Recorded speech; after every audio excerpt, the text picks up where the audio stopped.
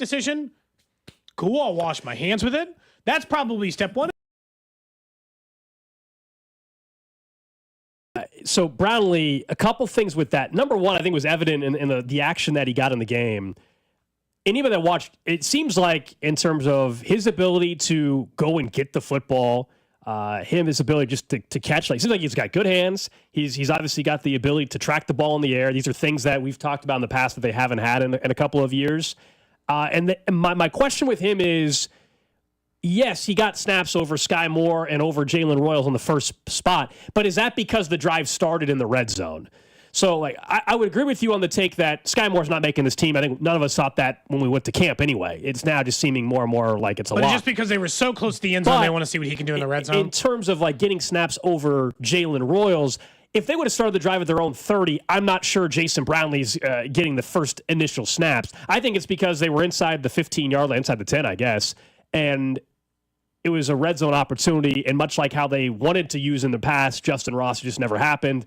How they wanted to use Jody Fortson, he got hurt. Like, they wanted a big-bodied wide receiver to go and extend and back shoulder type of stuff, and we saw that. It was a great catch, great throw as well, but we expect that at this point from Patrick Mahomes. So Brownlee is making this decision really tricky on them for the final spot between him and, I would argue, Nico Remigio more than it is Sky Moore. To me, Sky Moore is out of the picture. It is whether or not, Thornton, we all think is making the team now, but Thornton, Brownlee, and Remigio, that's really the question, I think, at that point. But Brownlee look good.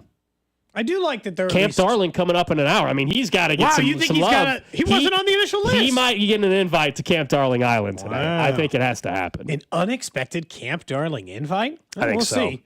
We're not up at camp, so I guess we'll see whether or not the elimination. If we invite somebody else on, that means we said we'd get down to 3 before the second preseason. Yeah, we'll eliminate someone tomorrow then, I guess. Which means 2 people it would have to be tomorrow if we invite a new person onto the island. We're at 4 right now. Brownlee, look, he's 26, but he's still not a big name. He qualifies. He absolutely qualifies. I'm not saying he doesn't qualify. The question is whether or not we'll get into that, whether he should be invited or not. And then you mentioned the offensive line. Yeah, look, it's O-line play, and in a game, there's only so much from a preseason game. Even it's a step above training camp and going up against your own team. But Simmons did what you want. You didn't really notice him. I mean that in a good way. That's pretty much how Andy just said. I wasn't yelling at him a lot, so he must have done fine. You didn't notice him. That's all you want in your offensive line. We should be able to sit and watch Chiefs games this year and not notice much about the O-line. That means things would be going great if that's actually the scenario we get in. So Josh Simmons, yeah, it's fun to see if he pancakes some dude at some point. Sure, whatever. But in general, he's just holding his own so much you don't even notice him. That's what you want from your offensive line. I thought that's honestly between that and you said you're not worried about health. That's fine. And just mostly because, like, health of any preseason game. They lose Deion Bush. Yeah, that sucks. For a serious injury. Good special teams guy. Obviously, he's had a postseason moment. Yes, he did. I'm not saying he's had, like, a bunch of postseason, but he's had a postseason moment, and he is certainly a good special teams guy. So it's not a nothing loss, but it's the kind of water you can take on versus, like, the Eagles, who have to have an MRI for Landon Dickerson, or, like all the other guys that could take place over the injury stuff that's taken place over the weekend for other teams. So, like, getting out healthy, but yeah, Patrick Mahomes, and then they left the starting offensive line in with the first drive of Gardner Minshew. You didn't really see anything, which is fine. Perfectly fine. I saw some people being a little nitpicky on some Kingsley snaps where he didn't do things in the perfect technical end, at least in that way. And then but for Simmons, if Andy's saying, I didn't have to scream at him much, and we know that Andy's been, like, kind of on Simmons a little bit to make sure he's like, hey, he still makes some mistakes. There are things to clean up. There are things we're trying to improve. I took that as a really good sign for Simmons. We already knew he was the starter. He was clearly going to be it. I still don't think that him and Jalen Moore and Jawan Taylor taking shared snaps at right tackle means anything. I think it's just about keeping Taylor healthy. Left guard, though, I know we had the discussion with Nate on Thursday, I guess it would have been, or Friday of last week, and I told you I still think it's 100% Simmons at left tackle. It's 99% that it's Jawan Taylor at right tackle week 1. Left guard, I told you I was 75% sure it's Kingsley, and I'm not changing that number. I think that is still – has that changed for you? You said you thought that was a done deal too. Nate Taylor thought it was a done deal too. I did.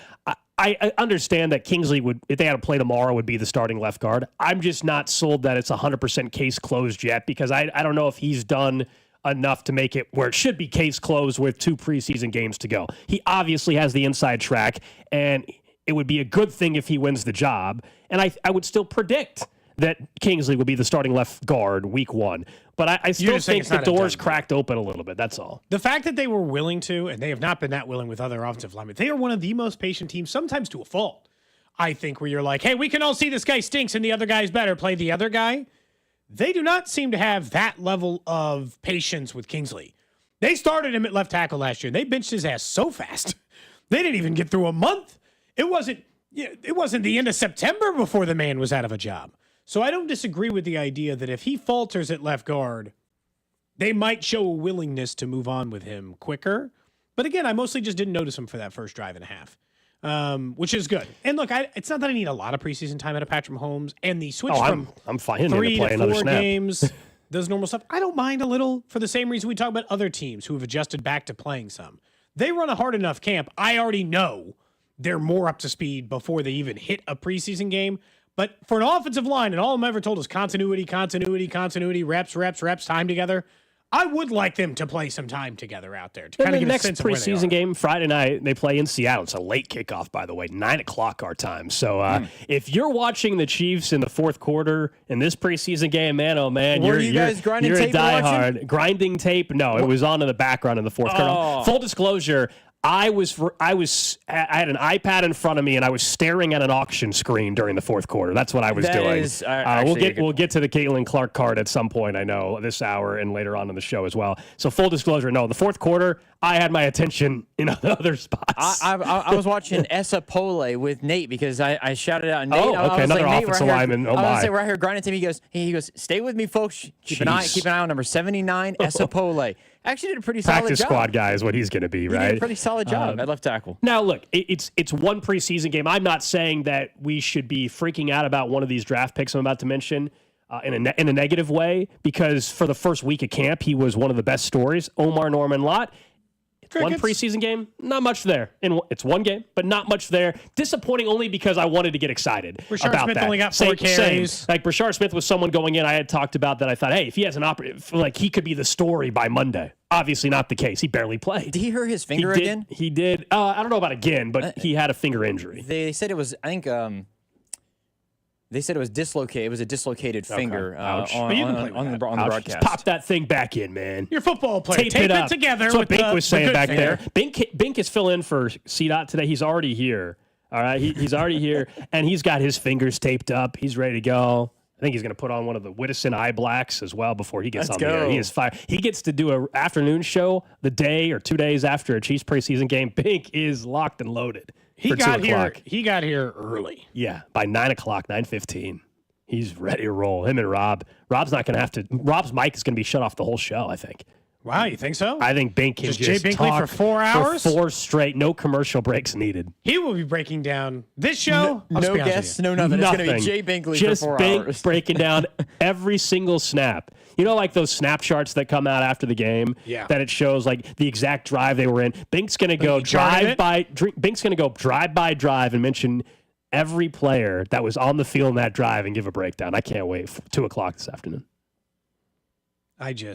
Bink is football. Yeah, that's true. This show will not be breaking down fourth quarter play from anybody because you were busy and I just, the focus. You don't want to talk about Bailey Zappi? He stunk. He looks. Who was? Not as bad as Graham Mertz. I saw some highlights of his randomly pop on my feed. What the hell happened there? That's a local kid. I know. That's what sucks. I actually like Graham Mertz. Seems like a good kid from the area. Obviously went to Wisconsin, went to Florida, dealt with injury, getting a shot at the NFL camp, and that was tough to see. Yeah, I did see that, unfortunately. Oludokin locked up, quarterback 3, practice squad guy, locked it up. Yesterday, it's done. We will here. One training camp battle is done. We will in 15 minutes talk about one of the biggest storylines, non-Chiefs related, out of preseason, and it happened on Friday night. Plus a really uncomfortable moment in an interview during a preseason game as well. That's coming up in about 15 minutes or so. But I want to talk a little Royals now. We knew frustrating series going in what they needed to do and what they still need to do during this stretch. If there was, as we said, if there was ever a time they were going to get hot, this has to be the stretch. And what do they do in the Twin Cities? They dropped 2 of 3, including a walk-off yesterday, where they are only 1 for 15 with runners in scoring position. I've said that about 100 times, I think, in this 120 games they Bad played. defensive 115 miscue, which games. put a guy in scoring position that allowed the game-tying run to score in the regular part of the game. They now have to, and I'll admit, I don't know why I should believe it'll happen, but if they're to reach that 7-2 mark you talked about last week during this 9-game stretch, or I said worst case scenario, they have to go 6-3. They have to go 5-1 the next 6 just to get to 6-3. Now they get the Nationals, who now, of course, James Wood is hitting again after being cold for 5 weeks, so that'll be fun. Yeah, it was an incredibly infuriating series because, again, the thing I will say about the Royals is it is not that they are without talent. It's that they are a sloppy baseball team. They make bad team mistakes despite having talent, and that is infuriating. They make young team mistakes. And I'm not saying they're like an oldest team in baseball situation, but like, Ray, what are you doing? It's 1 run. Don't. So bad. What That's are you so doing? bad. That's just like and then every time it's like they're constantly almost getting picked off or getting caught stealing, or like you said, can't hit situationally to save their life. Can't put a ball in play to move a runner over. Can't put a ball in the air to get a runner home. It's just like every play is just this, can you do any of the small parts of baseball well? Their problem is not, do we have talent? Can we pitch? Do we have a back? No, it's, can you do all the little things that are required of a good baseball team? Just run the bases, play good defense, not make mental mistakes. Yeah, and they do it too often. They do it runner. far too often. It's why they sit in the spot they are, why they are constantly just battling to get back to 500, something they finally did.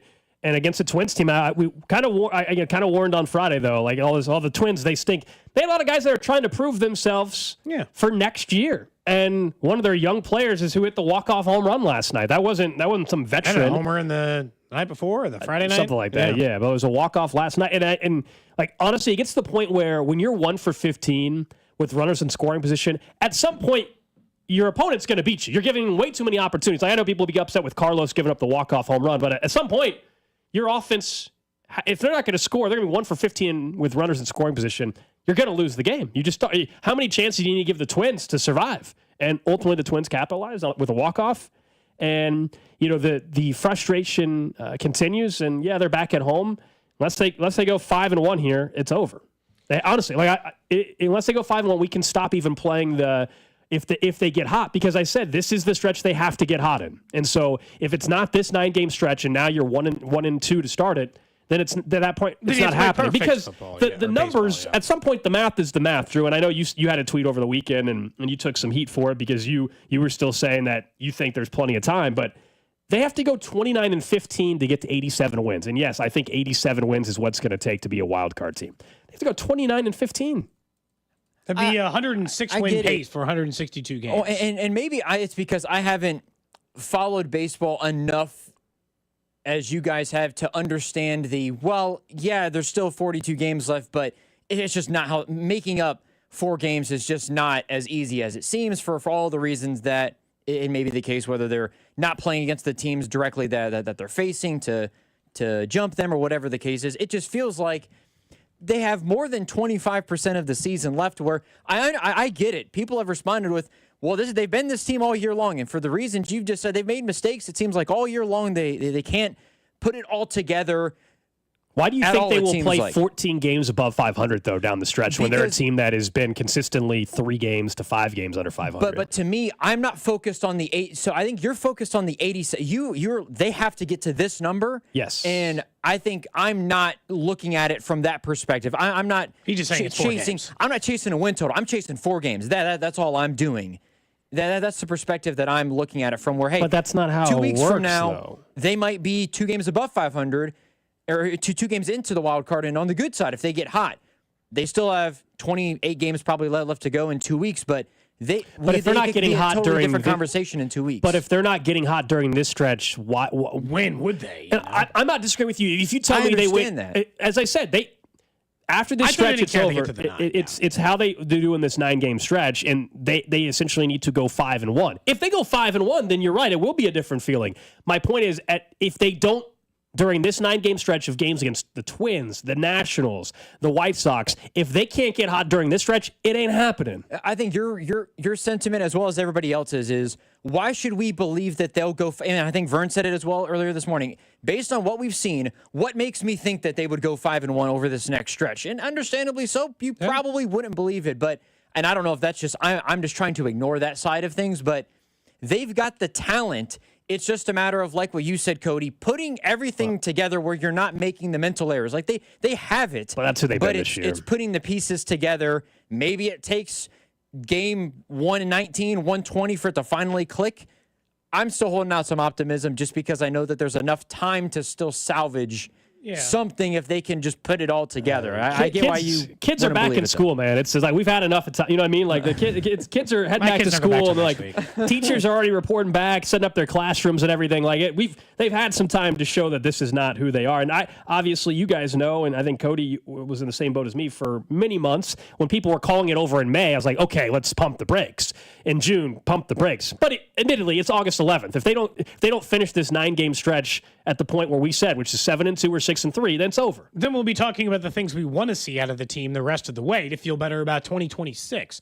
Look, and Ryan Burgert could land on that list. Yeah, long-term, maybe nice positive. Maybe JJ did it again, right? Maybe he found another starting pitcher who's undervalued from their current team, and he's going to roll him into the rotation and do a nice job with it. He's had 2 very, very good starts. Not like excellent or above, but like 2 very good starts out of the Royals. Maybe there's some positive there. But yeah, for this year's team, they frustrate me more than just a bad team because of talent. And it's like they frustrate me more than just a team that's won 68 games. And I'm like, well, they just stink. You know, like they just stink. They got no good baseball players. Like when it's that, I can just kind of accept it. When it's the way they lose, where you're like, Rave or Tolbert getting picked off, you're like, what are you guys doing? Like that frustrates you because you're like, there's a handful of games that you could be in a wild card spot right now if you just held it together. Coming up in 10 minutes, we'll get to one of the bigger headlines from preseason weekend and specifically across the league outside of what happened just with the Chiefs, with a quarterback in his debut. But Drew, you got to fill us in what the heck happened here because okay, you and Mac had a pickleball showdown at PickleCon. Friday, you did not sound confident at all. Then nobody said anything. Yeah, nothing on. I didn't see a single tweet or anything on Saturday, so I was confused if the game or match happened still. You and Mac weren't talking this morning. Yeah. Mac seems confident. Text line says Mac already said he kicked your ass. You haven't told us. Did you win against Mac? It was you and a pro versus Mac and a pro, correct? Technically, I did win, yes. Technically, okay, you explain won. what you mean. Technically, you won. So in match 1, we played. We lost 11-8. Then we ran it back and played again. We won 11-3. And then the pros were done after 2 games, and it's like, well, we're 1-1. So Mac and I just went single-handedly against each other. Okay. I was up 9-1, and then we called it, and then Mac called it. Oh. If that's really what happened, yeah, no, I mean, I'm dead serious. You won. I'm dead serious. That is what happened. Why is Matt claiming you didn't win? I don't know. We need to get Mac in here. Hold on. Why is he claiming you didn't win? I mean, I didn't win the first match. You each won one match. Yeah, but that's fine. You played another match. Correct. I understand that. And then we played solo against each other, and I was up 9-1. And then Mac quit? And then him and I were talking, and I was like, I mean, do you want to call it? And he goes, yeah, let's call it. And I said, okay. I just sent him a text because they're back in the building somewhere. I said, if you can hop on, please do. We need to sort this out. Based on what you just said, you did win, Drew. Based on what you just said, is you Matt won. claiming only the first match mattered? Yeah, that's what I'm wondering. I guess so. That's what I'm wondering. Now, I don't know why you played 3 matches. Going in, did you know it was a best of 3? No. In fairness, the pros did play with us the second match as well. So we had 2 matches. With the pros. With the pros. So you're saying at worst it's a tie. But in fairness, a one-on-one match is a true measure of the winner of a tiebreak anyway. No pros to help out, nobody to take these other shots, just 2 guys on a pickleball court. I think Mac's embarrassed. So our show held up. Yes. Good. Attaboy, Good, Drew. Thank you. What happened? 9-1. Just a murder? I think it took a little bit for me to get going, and then as soon as I was locked in a zone, I was doing some slice shots where I was putting side spin on the ball. It was. I mean, because you and I played pickleball against each other, and I don't recall you being like significantly better or worse than me. Yeah, I don't. We've played with each other, right? I think it took me playing a game for for the juices to get flowing a little bit. I started hitting some pretty good shots. So did you schedule a massage for today already? People are wondering. Yeah, no, how's the back? The back. Oh, dude, I took enough Tylenol to get me through the match fine. There were moments though I would go down to get the ball, and I had to put the paddle on the ground to help keep me up as I went down to get the ball. Yeah. I got done, got home, dead tears. Got out of the car. I was like, oh my goodness! I got out of the car. I was glad you. Holy smokes, dude! It was worth it though, man. You won. You needed to. You need to be more confident on Friday. You weren't. You were worrying us. I'm glad you won for this show. This show is 2-0 in pickleball matches against coworkers. Right? Are we down to do it again next year as a show? I feel like because I was talking to Greg about it. And it depends on availability and everything. All right. Last year, Cody and I did it. This year, you did. Maybe Cody and I are back next year. We'll see. Cody will be a year older though. So will I, but he's going to be really, really old. You know what I mean? So it could be a problem. That'd be 2 years removed from my last competitive pickleball 2 years match. removed. That's funny. I mean, I'm not moving like Parks yet. Let's relax. Hey, look. Well, I felt bad in our pickleball match because I just kept hitting it at his feet. I just kept hitting it at Parks' feet to a point that I think Alex was like, "Hey man, stop hitting it." So much so, Parks said he did it. I think Parks didn't believe you that was the first time he played competitive pickleball. He was convinced that you had done some sort of practice. Well, congrats. I'm glad you won. So Mac is going to fill in for you. Is that the deal, right? That's how this is playing out. Mac's got to come and fill in for 4 hours, and you're going to go home? Hey, look, we didn't agree to anything. So in all technicality, I there was texted nothing Mac. won. He's avoiding me. He won't come in studio. There was nothing won. We'll see if we can get Mac to come in studio to talk about this. Yeah. I'm so confused. He said no. He just said no. No, you didn't win. You said technically, and I was very confused. Yeah, you should say it with your. Yeah, I won. I kicked Mac's ass. That's what you should be saying instead of out here. I technically won. You absolutely won. It was funny because Mac. So we played the first match, and Mac goes, "Dude, you're not going to hear the end of this anymore." I was like, "No, I feel like we need to play another match." He goes, "All right, cool. Play another match." We won, and then we went solo. Okay, I like it. I'm glad you won. All right. Up next, let's talk about one of the biggest stories out of preseason this weekend. And yes, we have one final Caitlyn Clark card update next.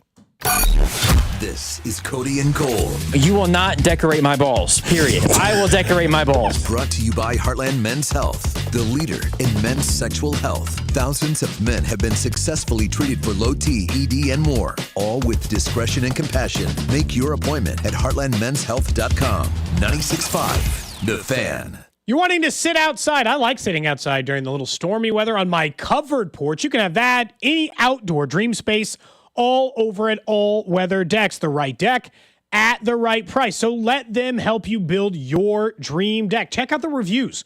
Check out their showroom over at allweatherdecks.net and see the kind of work they've been doing throughout town. I told you, they'll schedule a free estimate for you. They'll give you an entire breakdown of what it looks like. They've done work all over town, and I love the just volume of photos they have on their website to show you exactly maybe what you don't know. Maybe you're like, well, I got an idea for it, but I don't know exactly what I want it to look like yet. You can get inspiration photos over on their website. Some of the water features they include in these outdoor areas are built around fire pits that include masonry work.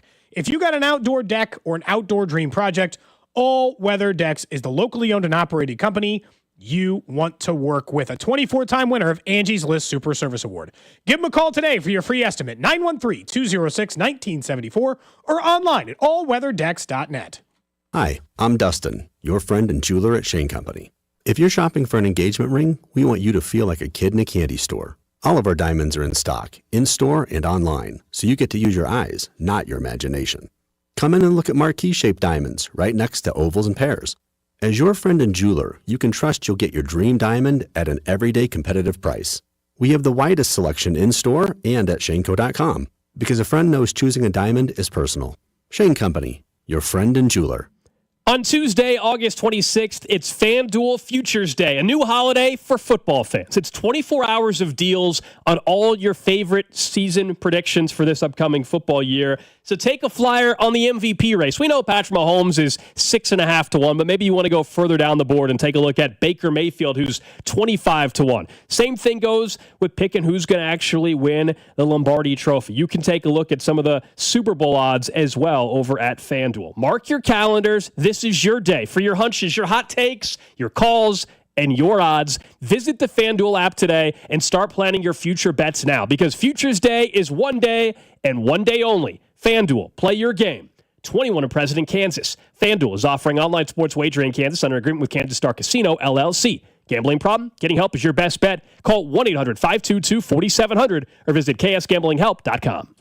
Our biggest deal is back. The Tires at Cost sale at Telly Tire and Auto Centers. You pay what we pay. No gimmicks, no catch. All in-stock tires from Telly's huge inventory at cost. Plus mounting and balancing by certified tire technicians for only $27.95. The top brands, the lowest possible prices, with a 30-day ride guarantee and lifetime tire protection. There's never been a better time to replace your worn-out tires. These unbeatable savings won't last long. Hurry and reserve your tires today. Take care of your car. Take advantage of our sale. Take it to Telly. Additional charges apply for junk tire disposal and road hazard warranty. When we're young, we take things for granted, like getting out of bed or even walking downstairs. But as we age, our knees and back and hips may start to prevent us from doing those normal everyday activities. And in the back of our minds, we're thinking, hey, this pain's going to go away. But nothing changes. It's time to call and schedule that free consultation with the medical pros at QC Kinetics. There are thousands of patients who will tell you they wish they would have done it sooner. They turned around their lives with QC Kinetics regenerative treatments that work with your body to help restore and repair that damaged joint tissue. Natural cellular therapies. No scalpels, no pills, just long-term relief with no dreaded recovery. So bring your x-rays and MRIs to QC Kinetics for a free no-pressure chat and through evaluation to see if you're a good candidate. Grab the phone right now and give them a call. Appointments available on Saturday, 816-412-6299. 816-412-6299. That's 816-412-6299. Off 435 in State Line and in Gladstone. This is the story of the one. As a lineman, he does whatever it takes to keep the power on in his community. And he wants a partner like Grainger who does the same. Grainger offers the professional-grade products he needs, from voltage detectors to harnesses to hard hats, plus fast, dependable delivery, so he can rise to every challenge. Call 1-800-GRAINGER, click Grainger.com, or just stop by. Grainger, for the ones who get it done. You gotta dip your chicken strips.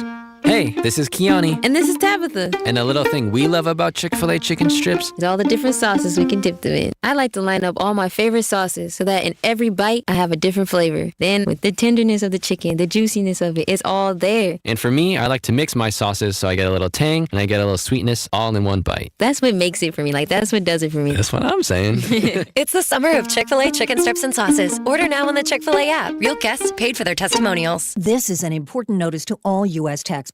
The IRS is giving away billions of dollars in tax savings through a federal program called the Fresh Start Initiative to aid delinquent taxpayers. This initiative was established for anyone facing financial hardship and unable to pay their back taxes. Qualifying and enrolling in this program will stop all collections, settle your delinquent tax problem, and even reduce what you owe by thousands of dollars. Call the hotline at People's Tax Relief to see if you qualify and get this free information by dialing 800-548-6839. If you have unfiled tax returns or cannot afford to pay your personal or business back taxes, you can now get the help you need. One simple phone call can resolve your tax problem and save you thousands of dollars. To see if you qualify and to get this important free information, call 800-548-6839. 800-548-6839. 800-548-6839. Must qualify for enrollment. Results vary. Consult with your tax professional prior to enrollment. Actual price will depend on product and subscription plan. Featured products are compounded drug products, which the FDA does not approve or verify for safety, effectiveness, or quality. Prescription products require an online consultation with a healthcare provider who will determine if appropriate. See website for details, restrictions, and important safety information. Want a boost in and out of the bedroom? Hims has you covered. Introducing a new 2-in-1 approach to level up your game. Tadalafil for better bedroom performance and zinc for testosterone support. Put it all together and you've got what you need to turn things all the way up. Getting started is simple. Just go to hims.com/joy to start your free online visit. Through Hims, you can access ED treatments including pills, chews, and more. 100% online. No office visits, no pharmacy lines. Just fill out a simple intake form and a licensed medical provider will determine if treatment's right for you. If prescribed, it ships free and discreetly to your door. Find affordable treatment options at up to 95% less than brand names at hims.com/joy. That's hims.com/joy, HIMS.com/JOY. Chiefs coverage on 96.5 The Fan is brought to you by Twin Peaks. Tune in to exclusive Chiefs training camp coverage live from St. Joe on 96.5 The Fan. All access player and coach interviews that you can only hear on 96.5 The Fan. Chiefs training camp coverage is sponsored by Twin Peaks. Eats, drinks, scenic views. You're listening to 96.5 The Fan from the Mission Plumbing, Heating, and Cooling Studios.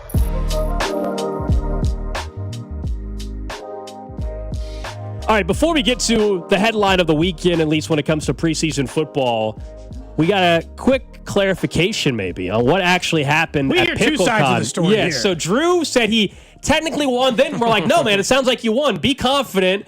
And I was like, you kicked Mac's ass, it sounds like. Okay. Mac came running, and he finally answered my text. He came running and said, we got to address this. So you guys play. Tell us your side of the story here. Okay, so we play with two pros. By the way, pros are incredible. Yeah, they're insane. Very good athletes. They're great. I had a very nice lady named Bree. She was great. We won the first game. I played fantastic. Drew, I was kind of in his head rent-free. It's not one to say. Yeah, I made some mistakes. I saw frustration was mounting. Game 2, we switched sides of the court. If Drew was bad in game 1, I was the worst thing pickleball's seen in game 2. I was an atrocity. And then game 3, pros are like, all right, guys, we got to go. I'm like, wait, hey, Bree, come back. No, come on, help me out. And then I don't think the solo game was the correct rules. Did you decide going in that? So he thinks it's so you're saying a draw. So you think that you guys split the first two, and then game 3 would have been the deciding game. Yes. But my understanding is you quit in the middle of the game, which means you would have lost.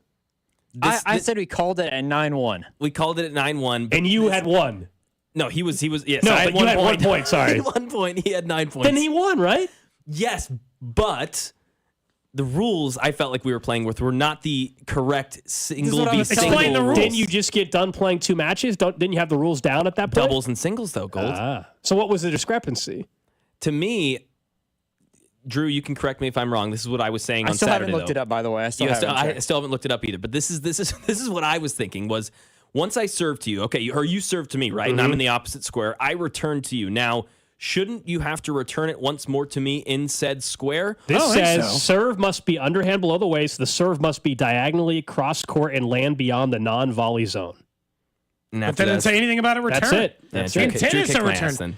Wow, we got to the end of it. But that's okay. It's okay. We'll get on the basketball court. We'll see who the true athlete is. Now you guys are threatening to play basketball against each other? Dude. Yeah, Drew won. I mean, Drew absolutely won. I will say So, Mac, are you tomorrow or when are you filling in for him? When are you going to produce for our show, too? We tried to get that to be the wager. We thought it was worth it. Which, to be fair, I would have said yes, but I said, Drew, I don't think that's fair for you. It was not. Yeah, for you, you're like, I'm already up. I'm already here. I'm already up. You have to change your sleep schedule, Drew, to wake up at 4 and o'clock. I'm not changing it just because I won. So there's no bet. No, you do not have to fill in. All right. Thanks, Drew. Appreciate it. All right, well, I'm glad we got some clarification. Yes, got down to the bottom of it. I'm still the superior athlete, but it's okay. Good job, Drew. He wants to bring back the combine. I do. Yes, that's what it sounds like. Yeah, issue we ran into I with also that. won a hot dog race, Cody. Let's go, buddy. I've won a combine. Yeah, he hasn't won I won a station combine. Yeah. I think the combine, it's one of the things I'm a that deceptive athlete. We not did hot dog races. We did it for multiple years in a row, and it was the same people, so it kind of got like, okay, what are we doing?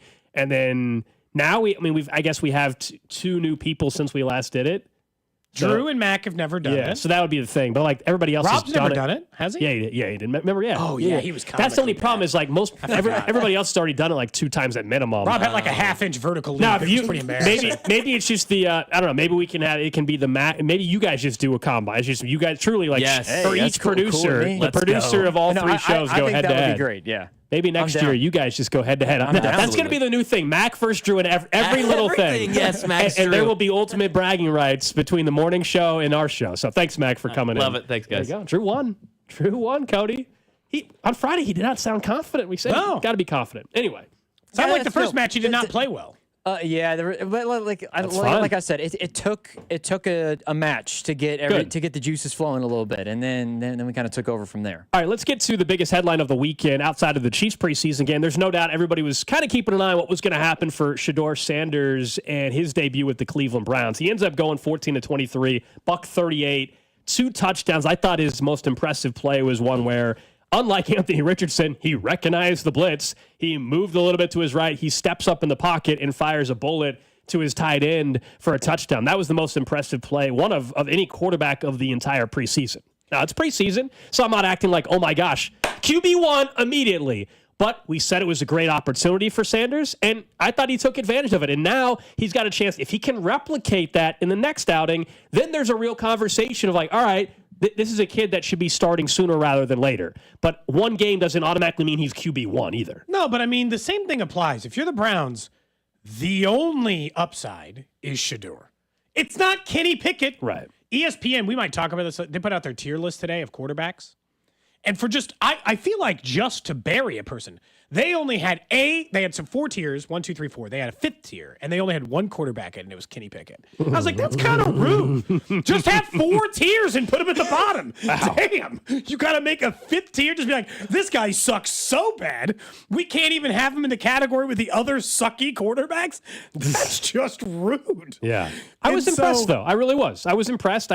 We don't need to overreact to it, but good accuracy. But I thought he was really, really good and took advantage of the opportunity. I thought he was more mobile than we thought as well. He made his worst play was one that he obviously can't make, and that was running backwards 15 yards in college. You can get away with that. It's not going to happen in the NFL. That's one of those you hope he learns from. They only had 2 healthy quarterbacks, so I'll be curious if they get a third healthy, how they split it up. But maybe he does get a first-team rep this week now. Did he earn that? Maybe he earned that. He should get a first-team rep. What's the harm? So he did what he needed to do, though. Absolutely did. Yeah, I thought all things considered, this goes back to the thing we were talking about last Friday. Last Friday we sat here, and it seemed like the national narrative had turned to, they're putting this guy in a no-win situation in which he's just screwed. And instead, what they failed to highlight, I think, that now is highlighted now, which you and I were talking about on Friday, which is, no, you're forgetting about what happens if he succeeds. And what happened was he succeeds is, I can't imagine walking into the office, there's nobody with their chest pumped out more than like Mel Kiper walking into ESPN today. I mean, he's walking on nobody clouds. happier than him. But that's silly still. But that's still but silly because as much as I'm giving him credit, I mean, it is one preseason. I don't think he should automatically be QB1. If he does it another game, then all of a sudden he should be ahead of Dylan Gabriel, who hasn't been healthy or whatever. But I don't think there's much of a scenario unless Shador, the next 2 preseason games, just looks incredible. He's not starting week 1. They're not. If Flacco and Pickett are healthy, one of them will start week 1.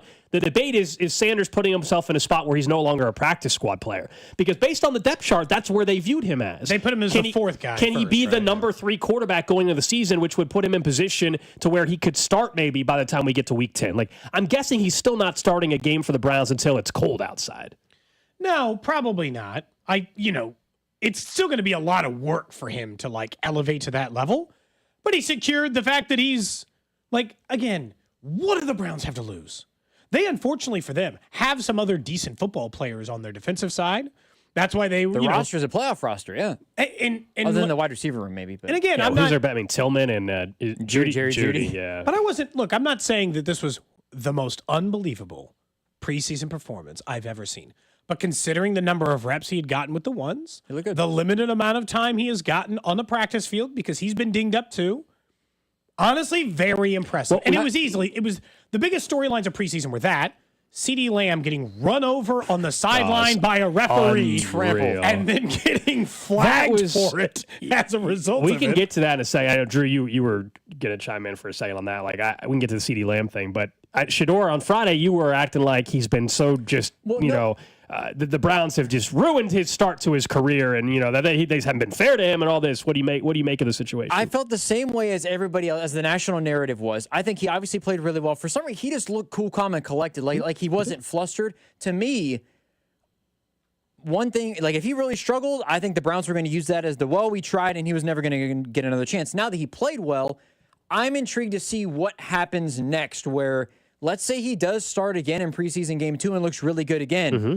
What happens there? Then he makes the team instead of being on the practice squad. I'm still convinced that if he has another really good game, he should be quarterback 2 behind Joe Flacco, and I think you should already put him ahead of Kenny Pickett. I gotta say, starting Joe Flacco in the year 2025 is tantamount to malpractice as a football team. I still think Shador should start. If Shador has another good game, I would start him in week 1, and I wouldn't have a problem with it. But I can understand why you'd have him behind Joe Flacco. But I would just start Gabriel or Sanders all year. Also, in all honesty, let's say he plays good again. Are there any other teams that like, are the Rams maybe all of a sudden interested in trading and just having him sit behind Stafford and then having him Browns try to aren't get him ready? trading Shador.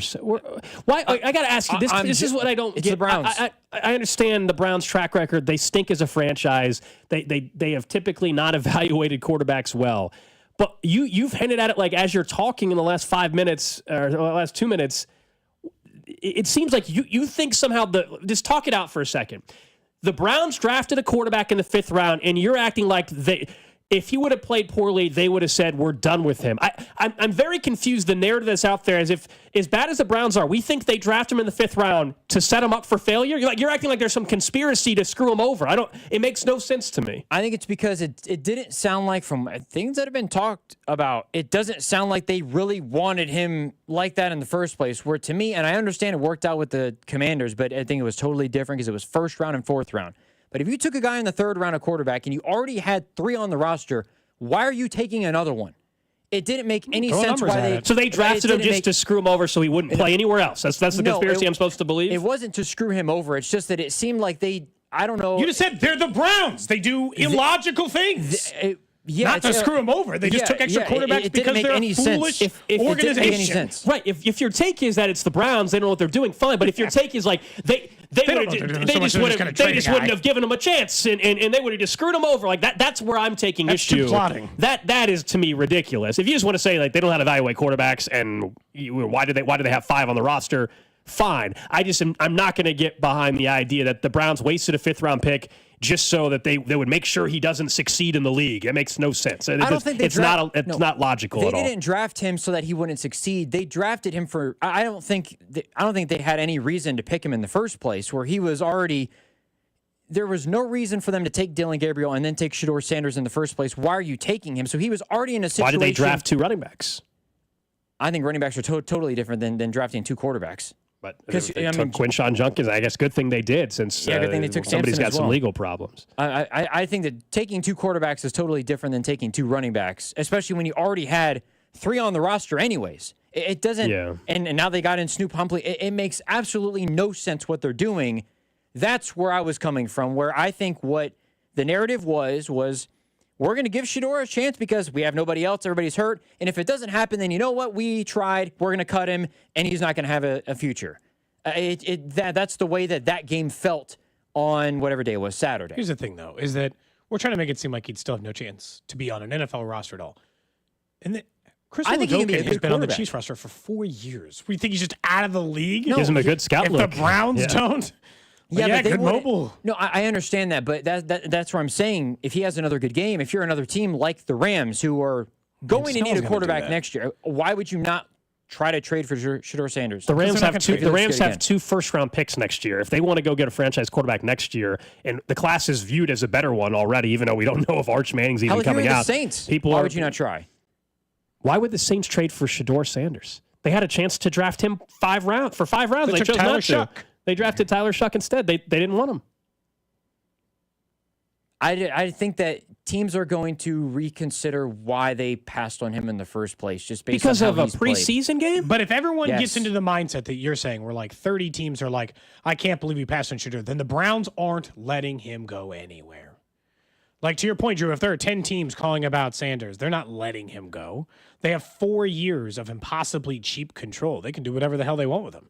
Nobody would just trade away a guy after taking him in the 5th. I know, but again, it's the Browns. I know, and but they still have Deshaun Watson, and they brought in Kenny Pickett. Deshaun Watson's done as far. I mean, he's not a factor anymore. They're paying him, but there's no future there in Cleveland for Deshaun Watson. He'll never take another snap for the team. He's on the roster because he has to be on the roster. Like it's really Pickett, Sanders, Gabriel, and Flacco. And then I still think between Flacco and Pickett, one of them ends up getting cut before the season starts. Pickett's not going to make this team. He's still not on the practice field today, I don't think. They had Sanders. They've already practiced. So Sanders and Gabriel and Flacco all practiced today. Yeah. But Pickett still didn't. I mean, that guy's definitely... I just think it's malpractice if Dillon Gabriel's still ahead of him on the depth chart. I think it is malpractice. If he has another nice preseason game and Gabriel's not healthy, then my guess is he will be, right? Like there'll be no case at that point in time. I mean, at some point we are still talking about the 3rd spot on a quarterback depth chart, like or a 2nd spot. We're not, I mean, like it's still. I don't want to say it means nothing, but if we're debating whether or not someone should be listed as third QB on the depth chart instead of fourth, I mean, I don't know if it really matters all that much at this point for a Cleveland Browns team. We are not at camp. Obviously, you guys can tell we're in studio if you're watching the video stream. That's with the severe weather and everything in the area. We did not want to have to bail in the middle of a show again. Hopefully, we're back up there tomorrow. Cloudy did give us a weather report, though, even though we're not up at training camp. Cloudy with a chance had time to send one in. With your training camp forecast, I'm meteorologist Cloudy with a chance, and showers and thunderstorms today with a high of 78. So everyone's staying inside today, and there won't be any Chiefs players dropping by the table for an interview and having to pretend to like Alex and Cody. I'm meteorologist Cloudy with a chance for Cody and Gold on 96.5 The Fan. Thank you, I think, maybe. We had to get for sent that. home in the middle of the show last week. We didn't want to risk it today. He's not wrong, though. There will not be a player joining us today. And everybody's inside. Yeah. We'll let you know if anything notable happens at practice today, though, from our guys on the ground there. Nate Taylor is going to join us around 12:30 or so as practice started late today anyway. I thought we were cool with X. I guess. I thought everybody. Yep. I thought Trey McDuffie enjoyed his time with you guys as well. I didn't see. I've had interviews where I'm like, do they want to be here? Nick Bolton was very. This year doesn't feel that way. Nick Bolton waited till we went to break to stop Shake Alex's hand. So I think everybody was. I think everybody was very nice. That's just a shot at us in general. That Thanks, should Cloudy. Be a part of your profile now, Gold. Is I shook up with Nick Bolton. All right, I'm cool with Nick Bolton now. It was like a regular, like a professional, like 80s businessman handshake too. It was like a straight handshake, 2 pumps, move on. It was just like a. It was like a classic handshake classic. That's awesome. Cloudy has one more day, then we're kicking him off the payroll. So many shots fired throughout these weather reports. Give us a weather report if we get one of those really cold playoff games. Yeah, a specific game day, maybe for a Monday Night Football game or something like that. Prime time weekday games. Yeah, appreciate Cloudy for sending that in, even though we weren't up there today. That was very nice. He's working. We're still working. We're just not working from St. Joe. I was worried about the weather. I'm worried about it tomorrow too, but I think it'll be okay. Always trouble. Meanwhile, we said Sanders had a good weekend. So did one Alex Gold. We promised updates on the show, and I got a plan for us later in the show. But just in the meantime, for those who wanted an update on the Caitlyn Clark card and do not follow Alex on social media, why don't you tell the people what the card finally went for? Auction finished up Saturday night. Yeah, you went to extended bidding. Yeah, it was a little stressful, a little up and down. We were waiting on Friday, and then Saturday morning it got to $32.50. You're like, okay, what is this thing going to end up at? It ended up selling for the final sale price, $10,980. The actual, going to me before taxes, is $9,000. And you guys remember on the show Friday, I said anything under 5, I'm going to be kind of ticked off. Anything around 6, I'll be happy. I'll be thrilled anything above 7. So I'm thrilled that I got the sale price of $10,980. So I appreciate those of you that did. Actually, a lot of you reached out on Twitter. And we're following it as well. People were tweeting me updates as I had in my iPad loaded up, obviously staring at that screen the final hour, because it went from $5,000 to $9,000 in like an 8-minute period or a 5-minute period towards the end of the night. It happened very quick. So I was very excited with that. Very happy with the result. Appreciate Golden Auction as well. For helping promote it a little bit to get it where it needed to be. So yeah, man, I'm excited. It all worked out. After there were some ups and downs along the way. At one point, I thought it was only going to sell for like $3,000, and I was going to be mad. But no, very happy. Man. So start thinking about your answers now. In the 1 o'clock hour, I've decided we're going to help Alex spend this money. So we're going to work out, Drew and I, and I'm hoping the listeners, will work out a $9,000 budget. Let's go. Of exactly how to break it down. So for instance, maybe I could find out what $1,000 worth of Propel will buy you. Is that a 2-year, 3-year supply? I might be able to set Alex up for success. Things out of the bank account, Propel, $1,000 of the Propel. That's what you want me to spend it on? You have a year's worth. And I feel like also, I think that's more than a year's worth. He drinks one a day. Well, in fairness, I'm also drinking one today. It wouldn't be gold if there wasn't a wager as well. Oh, you want me to make a bet with the money? Turn it into more. I have a very good idea what I'm doing with the money already, but I'll wait for your guys' suggestions. I obviously haven't got the money yet. I don't know how long it takes for that to happen. But I have a decent idea. I've had 3 months to think about it, for crying out loud. So I kind of know a few things that I'm going to do with it.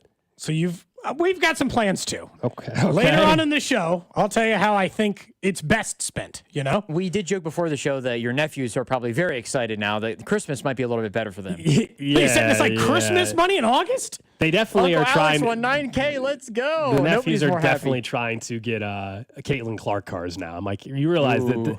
That's they just, think that this is their way to a payday. Yeah, and I'm like, that's not how it works. I also will never pull a card worth that much ever in my life again. This is a one-time. That'll never happen again. Somebody asked what portion of the budget will be allocated to smelling salts. That's a good question. There's $1,000 for Humphrey. Drew, did you take a smelling salt before pickleball? Is that why you beat Mac? I did not take a smelling salt before that. I do think it would be really interesting to.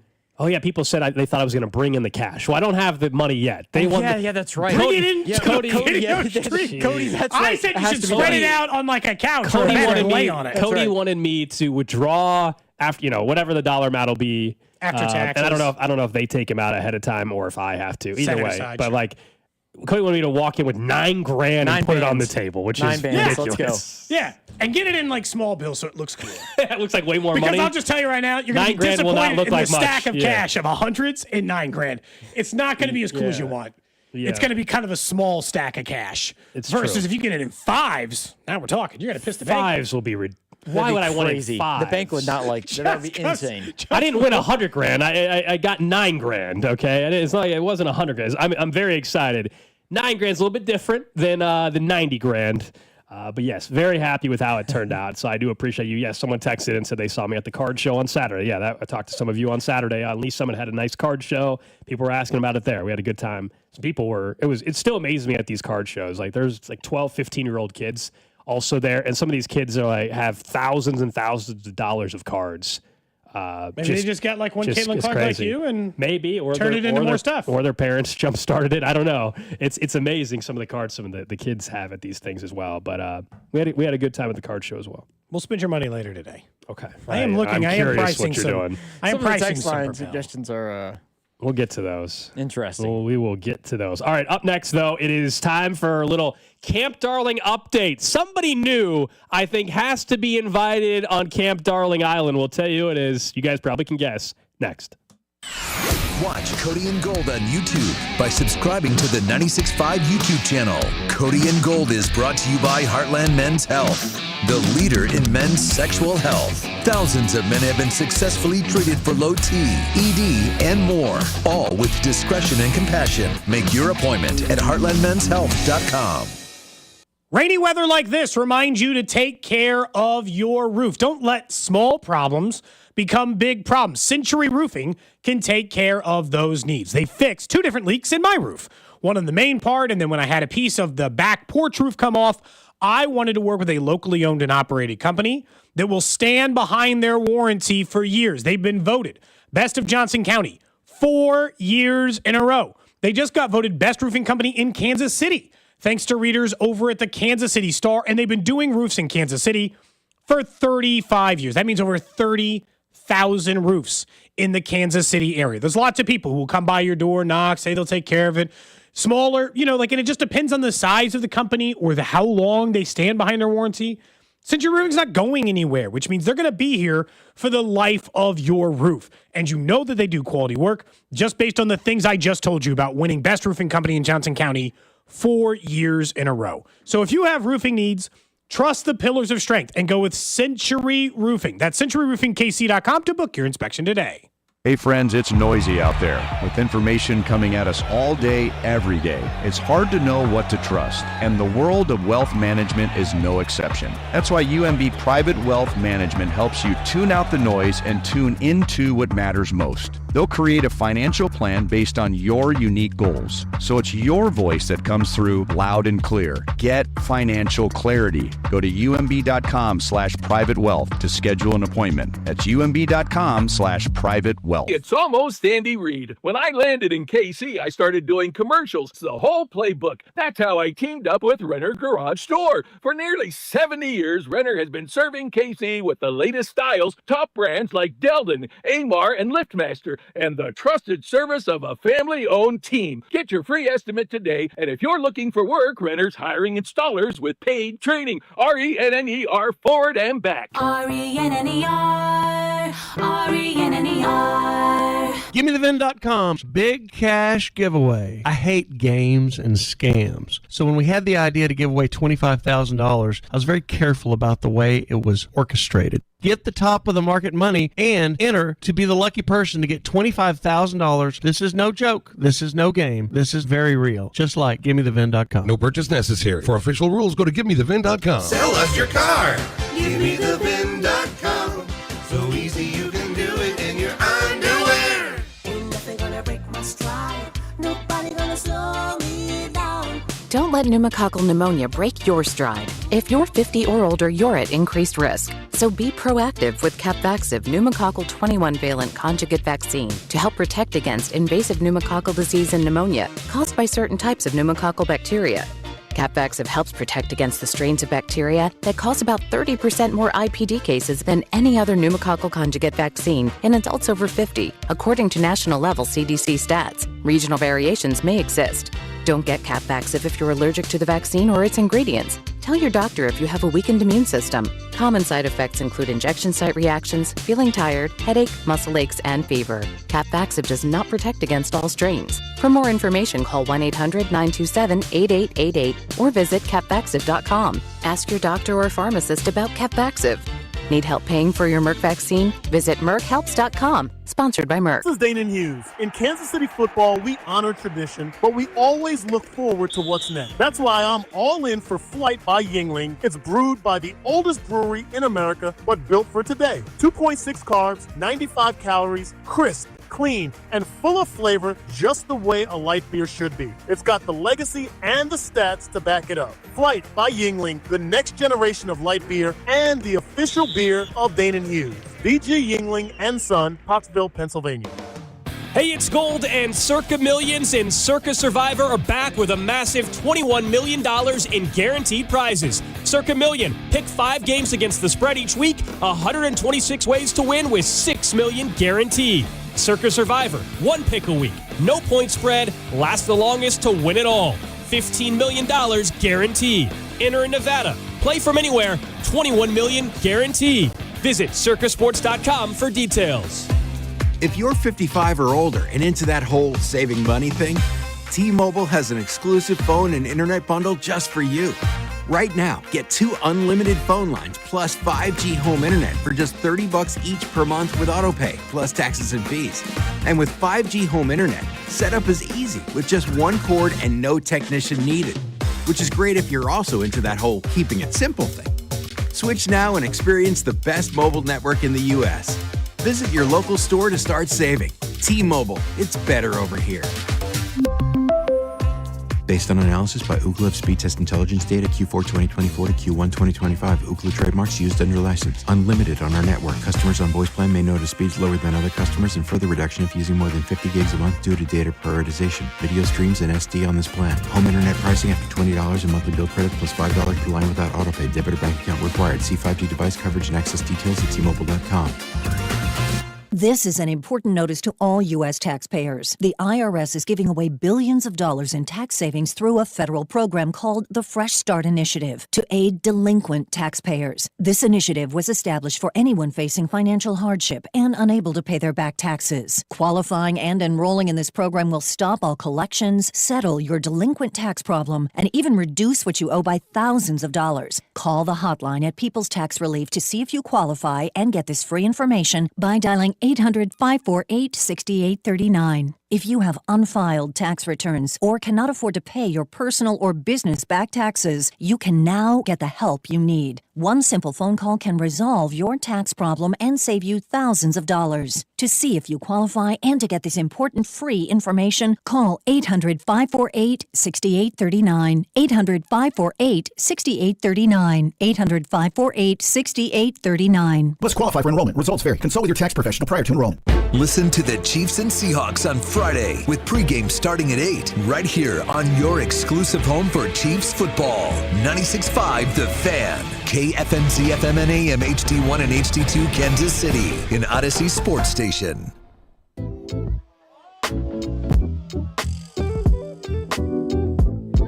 11 o'clock hour here on Cody and Gold. Alex Gold, Cody Tapp, Drew Nixon with you. We are in studio today, hopefully back in St. Joe tomorrow if the weather cooperates. That'll be our final day, scheduled at least, to be at training camp. Don't forget, training camp coverage brought to you by Break Time, Missouri's homegrown convenience stores.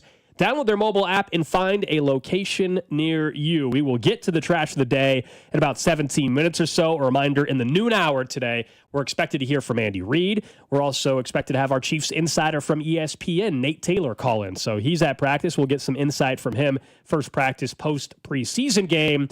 And with it being post-preseason game, it's time to head back to the island for an update. 9 players arrive in St. Joe for Camp Island. Only one can take home the final prize. Who will be the 2025 Chiefs Camp Darling? It's getting out of crunch time. We wanted to wait till after a preseason game to give some guys more of an opportunity. If you're just joining us for the first time, you heard right there. We started with 9. We've eliminated Jared Wiley, Elijah Mitchell, Jake Brenningstool, Noel Williams, Shaquarius Spivey. This is just to be Camp Darling. Doesn't mean Noel Williams can't still be a great player down the road. But here's who's on the island still: Brashard Smith, Tyquan Thornton, Omar Norman Lott, and Jalen Royals. Nobody's getting eliminated today, but we will have 2 guys eliminated during this week. In fact, tomorrow. The question today is, as we said, there's an opportunity to get somebody new on the island if they perform, if they have a performance that has people talking. And I think it's very safe to say, when you get one of the 2 throws from Patrick Mahomes in a preseason game. Wow. So you think that Jason Brownley? I think Brownley deserves to be on Camp Darling Island. I don't know if he's going to end up being the Camp Darling. Tyquan Thornton, to me, is still in a good spot.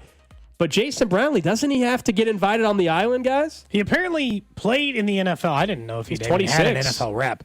In 2023, he had 5 catches for 56 yards and a touchdown for the New York Jets. So he's been in the NFL. The 2 names I would throw out there today, Brownley, and I know he's a vet, so you guys are going to say he doesn't qualify, but Robert Tonyan was really good in the preseason. Big Bob He's Tonyan, tight boys. end 3. He's tight end 3. Hey, Jared Wiley. Too hard to be a Camp Darling in a position that contains Travis Kelce. I understand. We had Wiley and only had Brenningstool. tight ends. Look, Jared Wiley. They were the first 2 dudes eliminated. Jared Wiley is in danger of being nothing more than a practice squad guy. He just hasn't done anything at camp. Brenningstool hasn't practiced. He's clearly done. I think Robert Tonyan deserves a look, and Jason Brownley deserves a look. Somebody said they wanted Issa Pohl to get a mention on here. He's a practice. He's going to be a practice squad guarantee. He looked good. He did. He was playing in the fourth quarter. Let's have a conversation about it, because here's my only issue with Brownlee. That was his only catch. He had 1 catch for a single yard. But that's the role he might have this year. It was good for a touchdown, but that man had 1 catch. He's getting on Camp Darling Island. Are you suggesting that he might be what people thought Justin Ross would be? Yes, let's also be reasonable with this. Jason Brownlee's not going to have 500 yards receiving. That's not what Camp Darling's about. It's not about your season Brownlee is a guy that maybe gives him what he did, which is why I still think in the preseason game, the only reason why he got snaps before some of the other guys is because they started their drive in the red zone because of the turnover on the kickoff. If they started the drive at their own 20, I don't know if Brownlee sees any snaps on the opening drive. This is why this second preseason game is going to matter for Camp Darling Island and the eventual winner next Monday. Yeah, so I think Brownlee or Bob Tonyan get added to Camp Darling Island. Text line is mentioning a lot of Tonyan fans over there. He looked good. He's going to be the third tight end.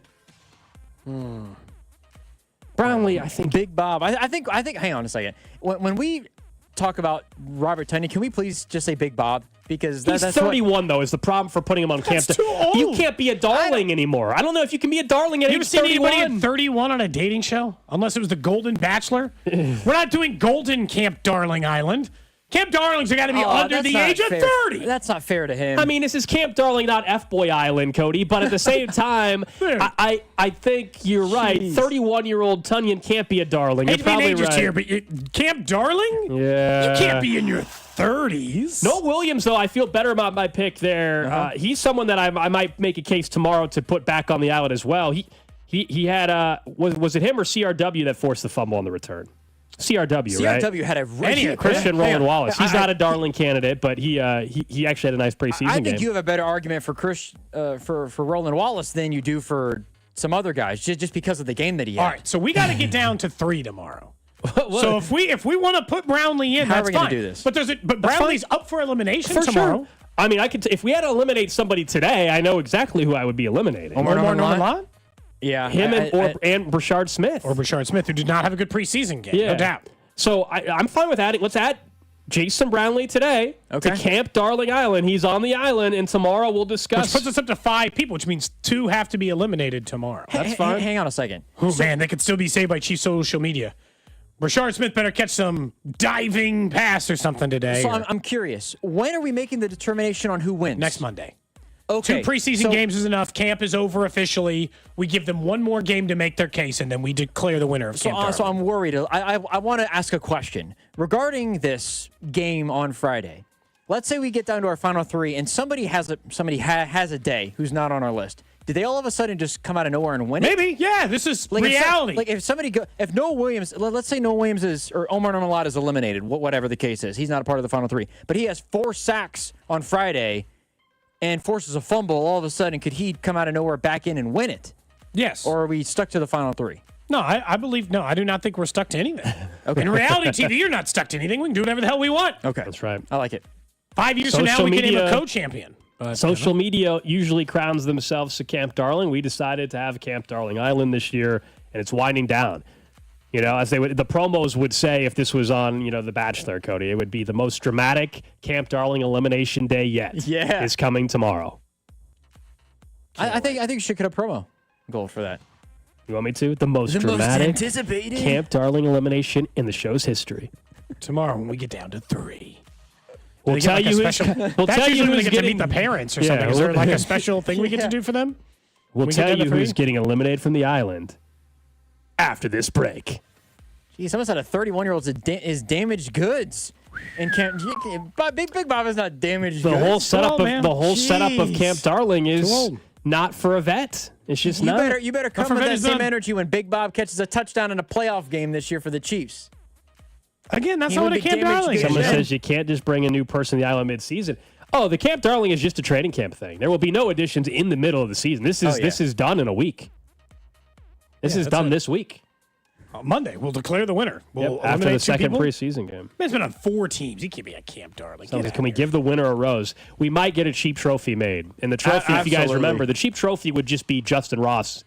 Mm-hmm. He would be the de facto representative of that. Yeah. The official Justin Ross trophy, because that's really the emphasis behind with this. The Chiefs have like the Mackley Hill Award. We want to establish the Justin Ross Award, officially known as the Camp Darling. Mm-hmm. Because he's the king of Camp Darlings, at least in the time we've been doing. And we're not able we're not allowed to rename it, correct? I don't want to get down the rabbit hole of the renaming trophies anymore. Cody, is he recent? Is he recent enough? Okay. Yeah, he's pretty recent. That's actually following the rule. He was technically on the team 3 weeks ago. If we were naming after someone older, we should be calling it like the Weston Dressler Award or some other guy from the 80s or 90s or something. But no, we're naming it after a recent one. It's already fitting. How can they win if they get eliminated? Because if you watch reality TV, somebody all of a sudden gets eliminated from a show, and then 3 weeks later, they're magically back on it. Or there's an ex that comes back on the show to cause trouble. I mean, that's basically what happens. Exactly. Somebody from a previous season all of a sudden just shows up. Yeah. All right. We'll so get you up to date on that tomorrow. Camp Darling Island. Thank you. Congratulations to Jason Brownley. You're on the island. We were talking some Royals baseball here in the show. And we'll get back to what was a frustrating series, obviously, against the Twins. And the same rule that applies, which means I got to go 5-1 in the next 6 games for this to even feel like they've got a chance. And you and I already think they're not making the postseason, but just from a mathematical standpoint, we know what they have to do here in the next few games. But I was thinking more about as the players sit, and this might be related to where they are in the standings.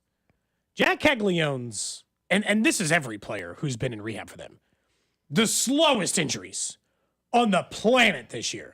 Michael Massey's been in rehab for 6 months, I feel like. He had a new injury. That's what happened there. He was rehabbing something else, and then he had a hairline fracture in his wrist, I think. So that was a different injury. But yes. So unfortunately for him, he's been on. But like Jack Caglianone hasn't even started a rehab assignment. Asked around, the expectation would be that Jack Caglianone would start a rehab assignment this week. Okay, good. Or later this week, early, sometime the next 7 days would start a rehab assignment. And then I started thinking about all the guys they traded for. Grichuk, and just like the way that and Yastrzemski is their leadoff guy now all of a sudden in 2 of the last 3 games. And like the way that they've been structuring things, it's like these guys are going to play.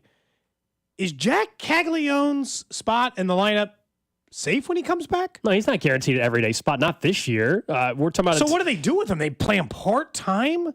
Or they send him down to AAA and make him play? Because he's got to play every day, man. Yeah, we have these conversations a lot. Stuff sorts itself out. So in the next 2 weeks, let's call it, of a rehab assignment or a week of a rehab assignment for Cags, one, what does he look like in AAA?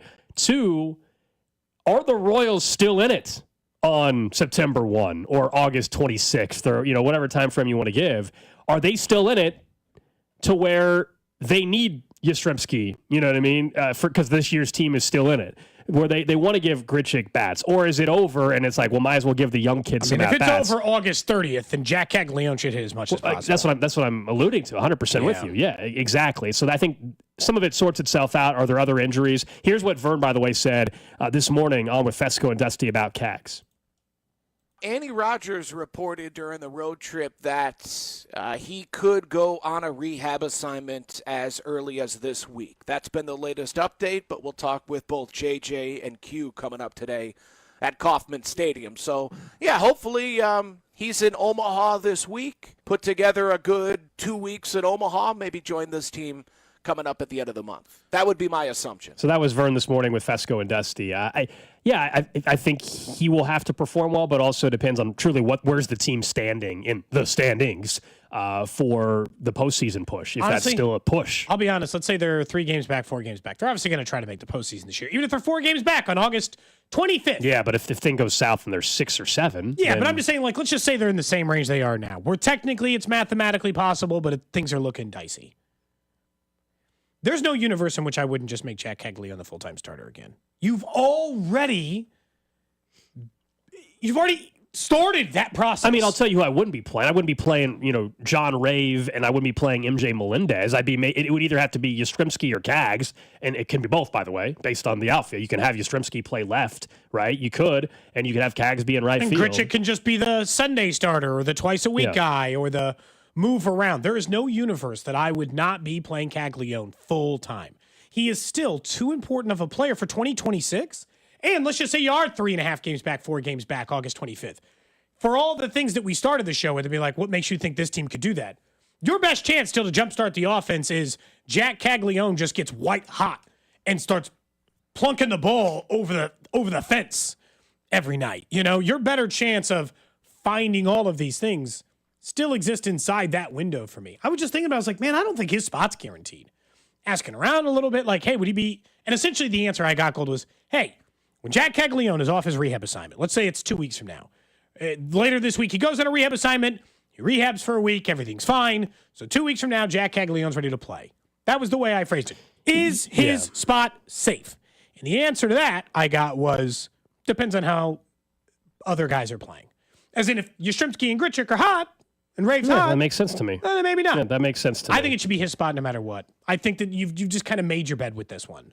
I understand he's not a vet. A vet would just get their spot back, right? If you're just already an established good major league player, wouldn't really matter how the other guys are playing. If you're in a playoff, if they're still actually in a playoff push at that point in time, and realistically, and someone's performing well and helping you win games, that guy's going to stay in the lineup. I mean, I have no problem with that. Long term, we will be talking in spring training next year about Cags clearly being the starting right fielder for the team, and I'll be very excited about his 2026 campaign. But right this second, the reality is he obviously hadn't performed good enough. And if Yastrzemski is playing well and the team is in the hunt, then I want the player that's playing better. The question is not about who has the higher ceiling. Duh, it's Jack Caglione. Yep. It's for a final 30 games, who gives you the best chance to win? Not what we think that player can do, but who gives you the best chance to win. And if we're in that spot in 10 or 14 days where it's clear that it's Yastrzemski, then that's fine, even though there's no long-term future. Here's the other part I would do. I would get Yastrzemski and Cags and these other guys. I'd put them in the DH spot, and I'd get Salvador Perez an extra day off. Man's playing. We said this from the beginning. I know that I ended up missing the show because I got stung on the lip by a yellow jacket. Yeah, we talked about it. I know we were going to talk about it, and you and I talked about it individually. He's playing too much. He comes up last night, Target Field, a place that he's absolutely raked his entire career. He can't play like that at that level this entire time. It's just it's too much. There's a window of DH to catcher, and if the choice is give Salvi a day off, Luke Mailey has to just catch and then we move it, fine. It's when Mailey and Salvi are in there together, it feels like it bogs down anything you can do in the late innings. You can't replace Maley, so he has to hit. No matter how big the spot is, he has to hit. And like that becomes a big challenge versus if Salvi just gets the day off and you need a late inning pinch hit, Salvi can come in the game then. Play part of a game. Maley doesn't have to hit in a big spot, and you get the better lineup in there. I would just find a way to play Jack Caglione every day. When he's healthy and ready, I'd find a way to play him. We'll have JJ Piccolo join the show tomorrow. Yeah, a lot of just sorts about it a little bit. To me, it just sorts itself out though, and like it'll be pretty obvious in 10 or 14 days, however long his rehab stint needs to be. And I'll also be curious. AAA, we know he dominated AAA. Does he go on this rehab assignment? And the Storm Chasers' first game is tomorrow. They're off today. It's a Monday. And then the Storm Chasers play tomorrow back in Omaha. So that's when I'm guessing you'll see his first game in a rehab assignment. Does he just crush it immediately in Omaha? And you're like, okay. Or is he all of a sudden, is there a problem down there? Like there's a lot of things that come into play here to change the potential outlook for this year. This is not about a long-term outlook. We're talking just for this final 35, 40 games, whatever it is at this point. Go back and see him in Omaha again. I don't think I'll be driving to Omaha with Dusty for the rehab assignment. I don't think that'll be in the cards. See, this energy I don't totally understand, which is from the 6-2-0. Says there's a better chance Jack completely ruins his confidence rather than gain it. So he's like, this I don't like. He's going to get more confidence by playing in AAA. AAA does nothing for him. He's got a rehab assignment because that's a normal thing, but AAA in general does nothing. AAA doesn't do anything for you. He's doing the normal rehab assignment. He's dealing with a hamstring injury. You're asking why it's taken so long. They're going to be really cautious. I mean, it is still a future piece for them. Would he be playing by now if they were 2 games up in the wild card? No, I don't think so. I think a soft tissue injury, it's also still summertime. You're dealing with you're not going to rush that. All of a sudden, he comes back too quick, and then he's done for the year, and then you just wonder if you screwed something up bigger and needs a longer rehab in the offseason. There's no reason to do that. I don't think it matters whether a team was 5 under 500 or 5 above from a recovery standpoint. Now, to what you're asking there is the question I would have with Cole Reagans. If this team at the end of the month is out of it, does Reagans pitch again in 2025? That, to me, is more of a question. Can't believe we're still weeks away from these guys contributing to this team. Again, this goes back to the same thing. Win some games, and then we can have a talk. Trash of the day. We go to Pennsylvania for this one. A heist of some sort. We do like a good heist on this show. Who doesn't? Heist movies, heist stories. They're great. Heists. So this one involves Pine Sol. You use Pine Sol in the house? No. Lemon scent? You like that lemon scent? I like over-scented stuff. Okay. Drew, you ever use some Pine Sol? It's not the brand of floor cleaner I use. But you're well aware of it. Yes. Okay. Yes, sure. So, I mean, they had very prolific ad campaign there for a long time. Yes, they did. So $400,000 worth of Pine Sol was stolen. Pennsylvania State Police are investigating a tractor trailer and its cargo container carried about $400,000 worth of Pine Sol stolen early Sunday. The semi belonged to a professional freight services, was found empty, along with its container valued at roughly $2,000. The cargo was being transported for 3 different companies, which are now listed as robbery victims. The theft occurred around 1 a.m. No suspects have been identified. Authorities are urging anyone with information to contact the state police, and if you smell a bunch of lemons, to call them. I added that last part, This is always... So do you think that they were just let's just rip off this truck, we don't know what's in it. Let's hope it's something good. No, or was the plan all along to rip off $400,000 worth of... If they're $8 a bottle, which I don't know, with inflation maybe they are, that'd be 50,000 bottles of Pine Sol. What are you going to do? Hawk them $5 at a time from the corner? So do you You're never getting that money. How the hell are you going to get rid of... You're going to try to go door to door in office buildings and hope somebody will buy them from you? So you think that they saw this container, they had a plan to rob a container. Crime of opportunity. A container that they knew always had stuff in it, and then they had the wrong item. Here's why I get the thought, and I think it could be true. My only pushback with that theory is when they were stealing it, you're telling me nobody opened one of the boxes to see what they were stealing? And then if they didn't want it, they would have said, darn, we thought these were the MacBooks. Trying to move quick. They're not trying to they're just hooking a trailer up and ditching. They took the whole trailer, so you think they just hooked? They didn't even open a single box till they got home, and now they're hooked stuck up the trailer and they left, and now they're stuck with $400,000 worth of Pine Sol, and they don't know what else is there? Another use for Pine Sol? How are you going to dispose of 50,000 bottles of Pine Sol? Is there other uses we don't know about for Pine Sol? Is it used to mix with anything else? You can't put it up on Facebook Marketplace and be like, I got cases of Pine Sol. What do you think the cops are going to be looking for?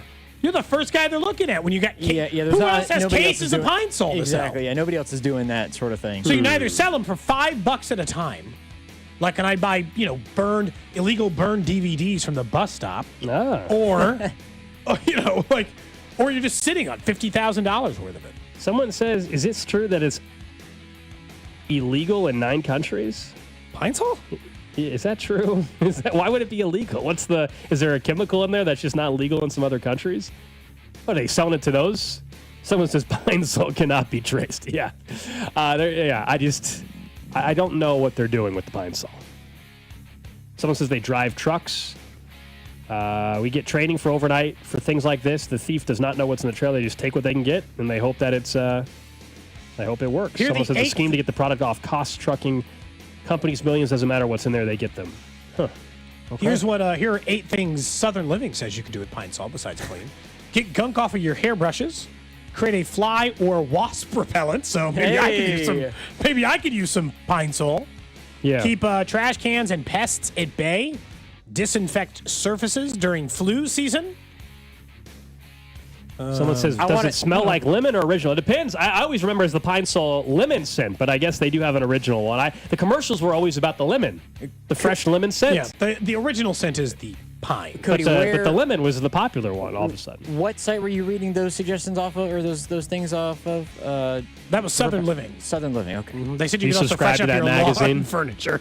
I just looked up surprising uses for Pine Sol. Black market smelling salts, Pine Sol. That'll wake you up. That'll get you going. From the 816, you're screwed when even Cody can't think of a scheme to save the crime. I got nothing for you. Someone you says looked it up, and now you got to figure out a way to dispose of $400,000 worth of Pine Sol. Another text did say maybe you're saying what do they use? Maybe they have a huge crime they're trying to cover up. Oh, get it? Great point. Yeah. Maybe huge crime. A huge crime. I like to think that this was like a cleaning business and they were sick of paying for it. And so they created a heist in order to cover their Pine Sol costs for the next 25 years. What do you think? Mary Maids is now sending it out to all their franchises? Be an easy way to get rid of it. You don't have to prove to anybody the invoice for that stuff. Alrighty. That is the trash of the day. A $400,000 Pine Sol heist. Up next, we'll get to the Chiefs Red Half Hour. We'll talk about a prediction that's out there from our favorite Mike Florio, this time about Rashi Rice. That's next. This is Cody and Gold on your home for Kansas City sports. 96.5, The Fan, brought to you by Heartland Men's Health, the leader in men's sexual health. Thousands of men have been successfully treated for low T, ED, and more, all with discretion and compassion. Make your appointment at heartlandmenshealth.com.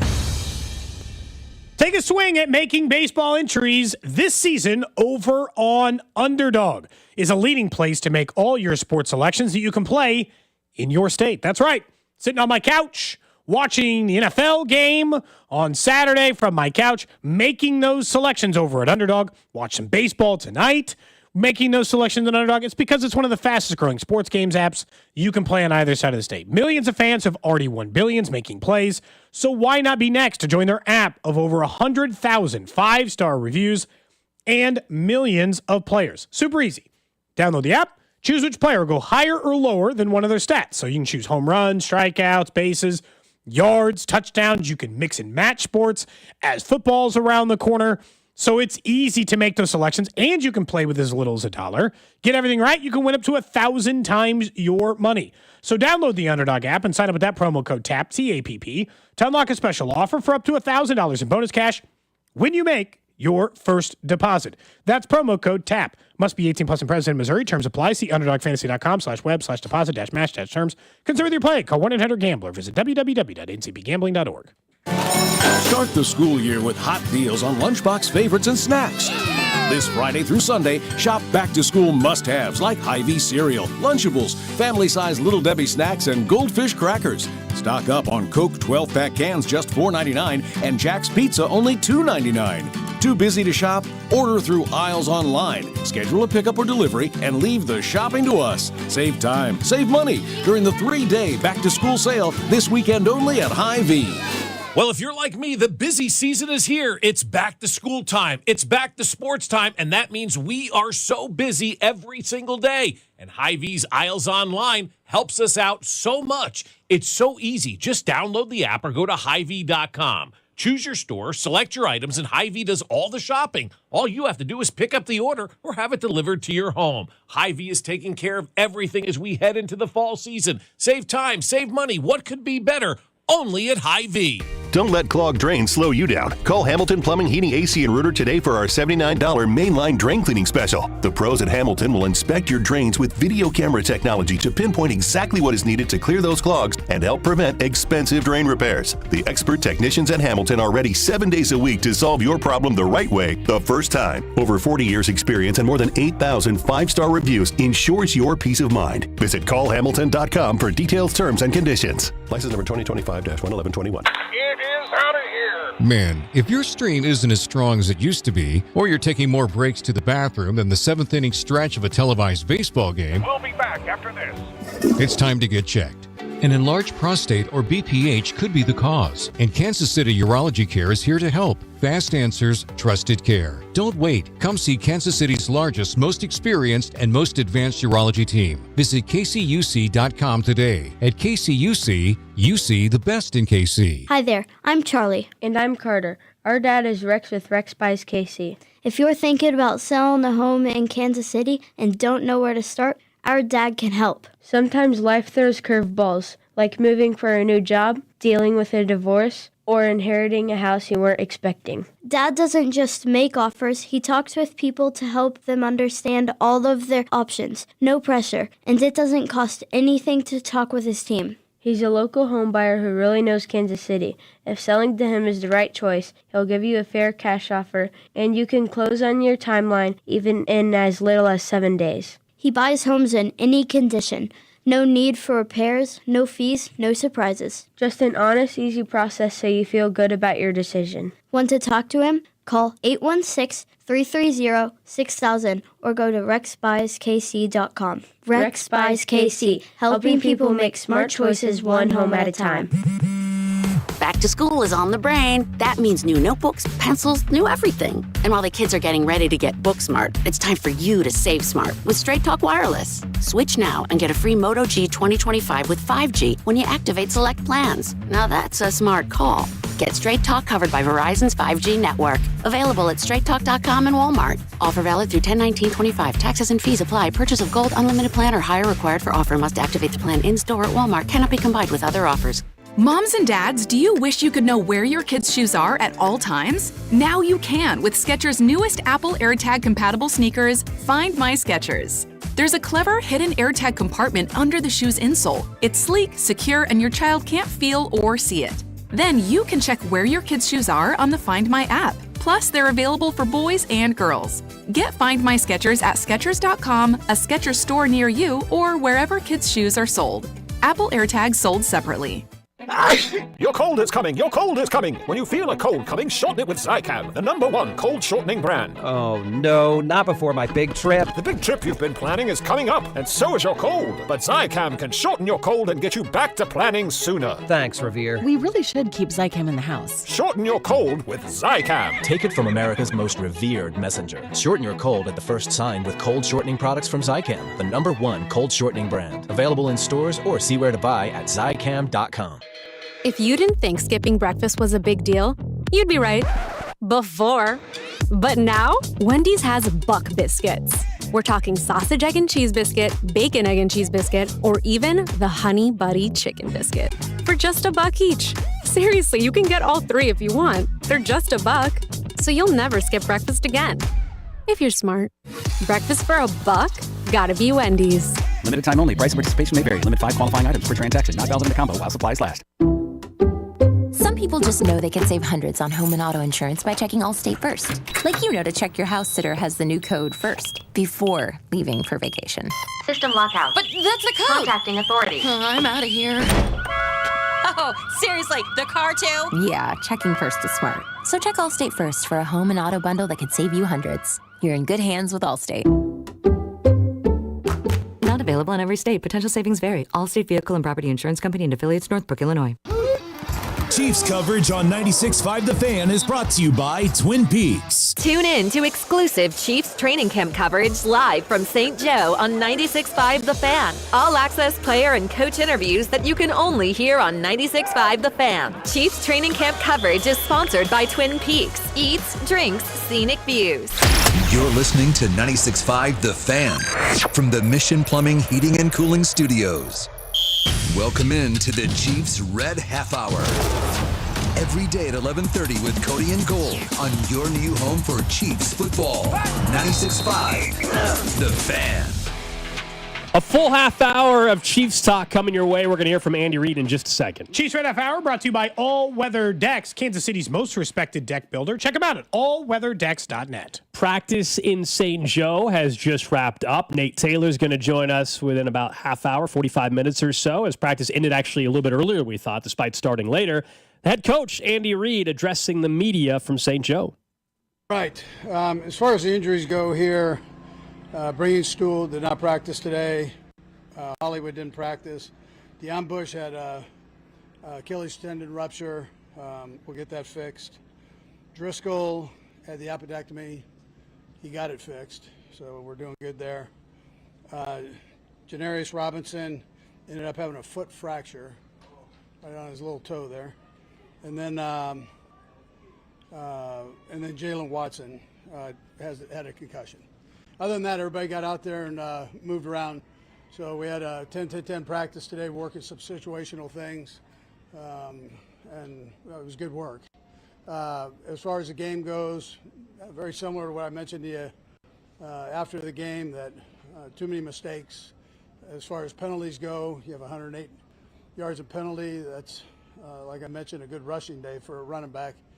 You can't have that. You can't go backwards on the offensive side. You can't allow them to move forward on the defensive side. So we've got to clean that up. Within that, there were some good individual efforts with some of the young guys. It was good to see them practice. It was good to see that the young guys on the left side of the line do their thing. A couple of defensive players, young guys I thought did well. Williams jumped out with some big physical plays on special teams and on the defensive side, and so anyway. But I thought the young guys collectively did a nice job. So with that, time's yours. Andy, you mentioned left side of the line. Just after you watched Kingsley over again, what you think of his performance? I thought he did a good job. Both he and Simmons, I thought, worked well together. They didn't have a ton of snaps, but what they had, I thought they did well with. Coach, sticking on the offensive line, we noticed Mike Caliando working with the ones at left guard, center, and right guard. What are you hoping to see out of him before the camp wraps up? Yeah, I thought Mike actually played well in the game too, but I would expect that. We look at him like he's a starter, so which he did last year. He got great experience last year, so we have pure confidence that he could step in and play either of those positions that you mentioned there. Coach, you mentioned some of those penalties in the game. How do you kind of address that here at camp and at practice? Yeah, you just have to detail your work. You have to focus in on the game plan, know where you're at, and then understand the snap counts, and you have to up your attention span there so that you get those covered. Andy, how did you see the end of the receiver room, the roster spots for that? How do you see that competition shaking out right now?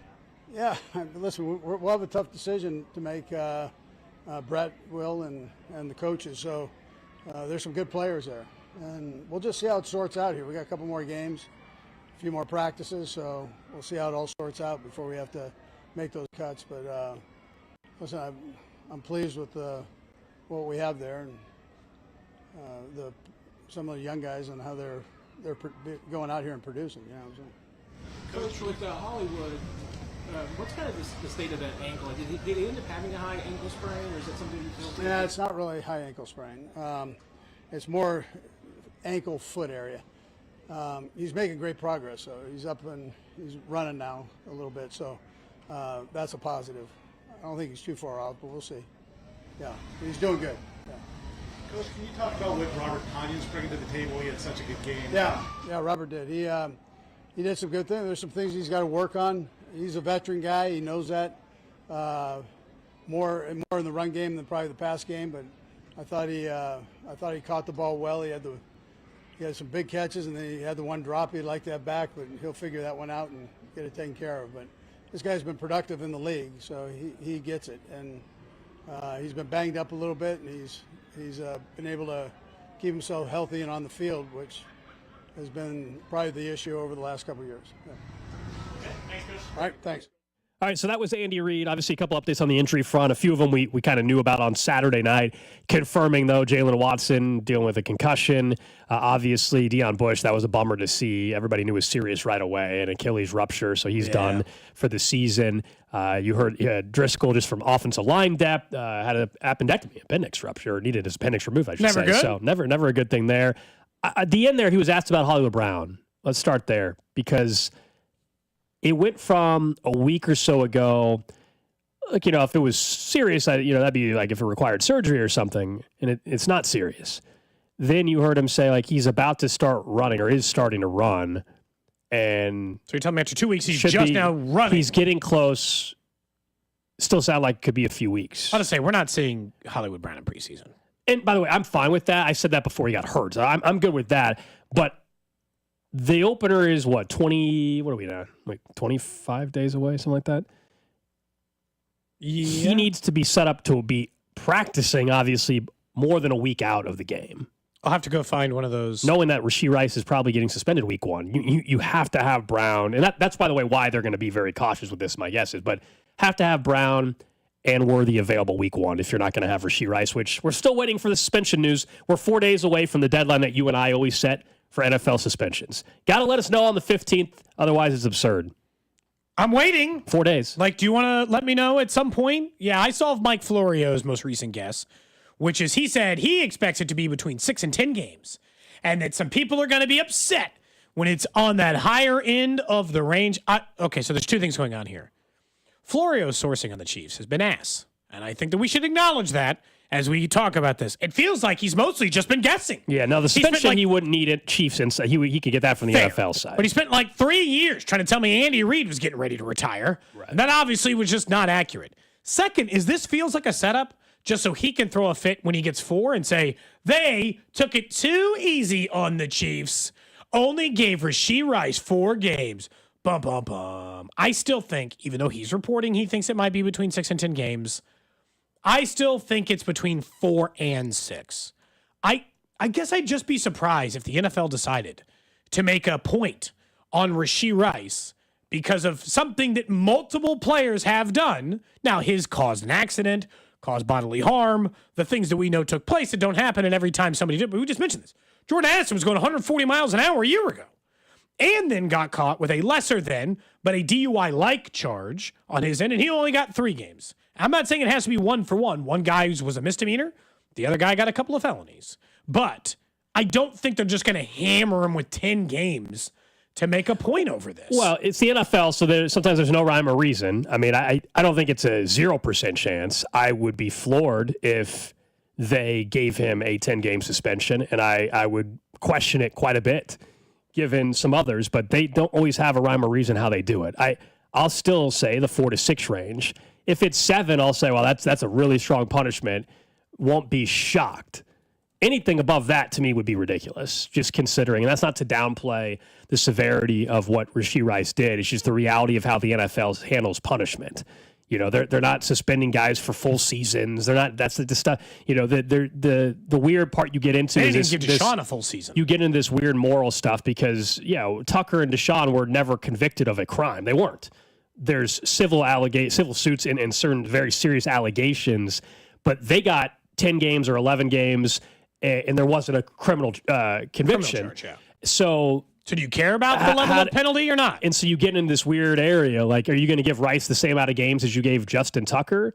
On one hand, you'd say, well, yeah, one guy has 2 felonies. On the other hand, we all know what Tucker is accused of. So it gets kind of dirty and gross because you start weighing like, well, this isn't as bad as this. Not saying that nobody's saying that what Addison did wasn't bad, but it's quote unquote not as bad, obviously, because nobody got hurt. And he also didn't have 2 felonies. So it's going to be more than 3. I think that's very clear. But is it 4 or is it 6 or is it Florio claims 10, which I think would be absurd. I'd be stunned. Based off of the NFL track record. Is that a number where you'd finally be like, hey, that's too hard? Yes. Because, like, I'm not feeling really bad for 8 Rashi or more. Rice for any. 8 or more, I would say. I'm not offended still. 8 or more, and I would say that's a bit harsh, considering their track record. If it's 4, 5, 6, 7, I get it. Totally get it. And honestly, that's the range it should be in. Mine is more than 8. Like, if it's a half a season, sorry, man, you drove 130 miles an hour, you caused an accident, you left the scene of that crime. Yeah. You did a lot of mistakes that led to that. You then had to settle for the felonies. You're going to spend 30 days in jail, and you had to settle all this civil stuff to go with it. We give you 8, you just got to kind of take it. If it's 10, I'm like, okay. That's when it's starting to get into the range of being like, relax a little. Now, I will say, between Hollywood and this thing, let's just say it's 8. Hollywood, who I assume will still be healthy in the next 4 weeks. Yeah, I think he'll play week 1. Andy called it not serious, and then he hasn't run for 2 weeks, so that's just not accurate. Go, if I don't run for 2 weeks, I've been seriously hurt. I'm not saying I'm injured for life, but if I don't run for 2 weeks, that's beyond like, I twisted an ankle, I'll see you back in a couple of days. But so when you're talking about that injury, it goes back to the same thing. Like, am I going to really have to watch the Chiefs offense 6 games this year in the middle of the season, or like weeks 2 through 8 where there's no Hollywood and no Rashi Rice, and I got to go back to Xavier Worthy's the one, and then I'm just Juju hoping. and Jalen Royals. Yeah, I don't want Tyquan Thornton. Yeah, that's as bad as last year's. I don't want to get. They need Rice and Hollywood really together, but they need at least one on the field during that stretch in order to make it feel like they're not right back in the same situation wide receiver wise. Now, if they're better offensive line, I'd still predict them to be a better offense. So let's say he gets 6. Does that? I don't think it should cause for worry necessarily, but like on a scale of 1 to 10, where would you be at concern wise, just in regards to the start of the season where we know they'll play Philly? They have the Ravens during that stretch as well, right? Like in terms of the start of the season, like where is your worry meter? Is that like a 2 still? Like for Hollywood? Just for the wide receiver room in general and the offense. Like knowing, let's say Hollywood's out, and let's say Rasheed's out for at least the first 2 or 3 games. If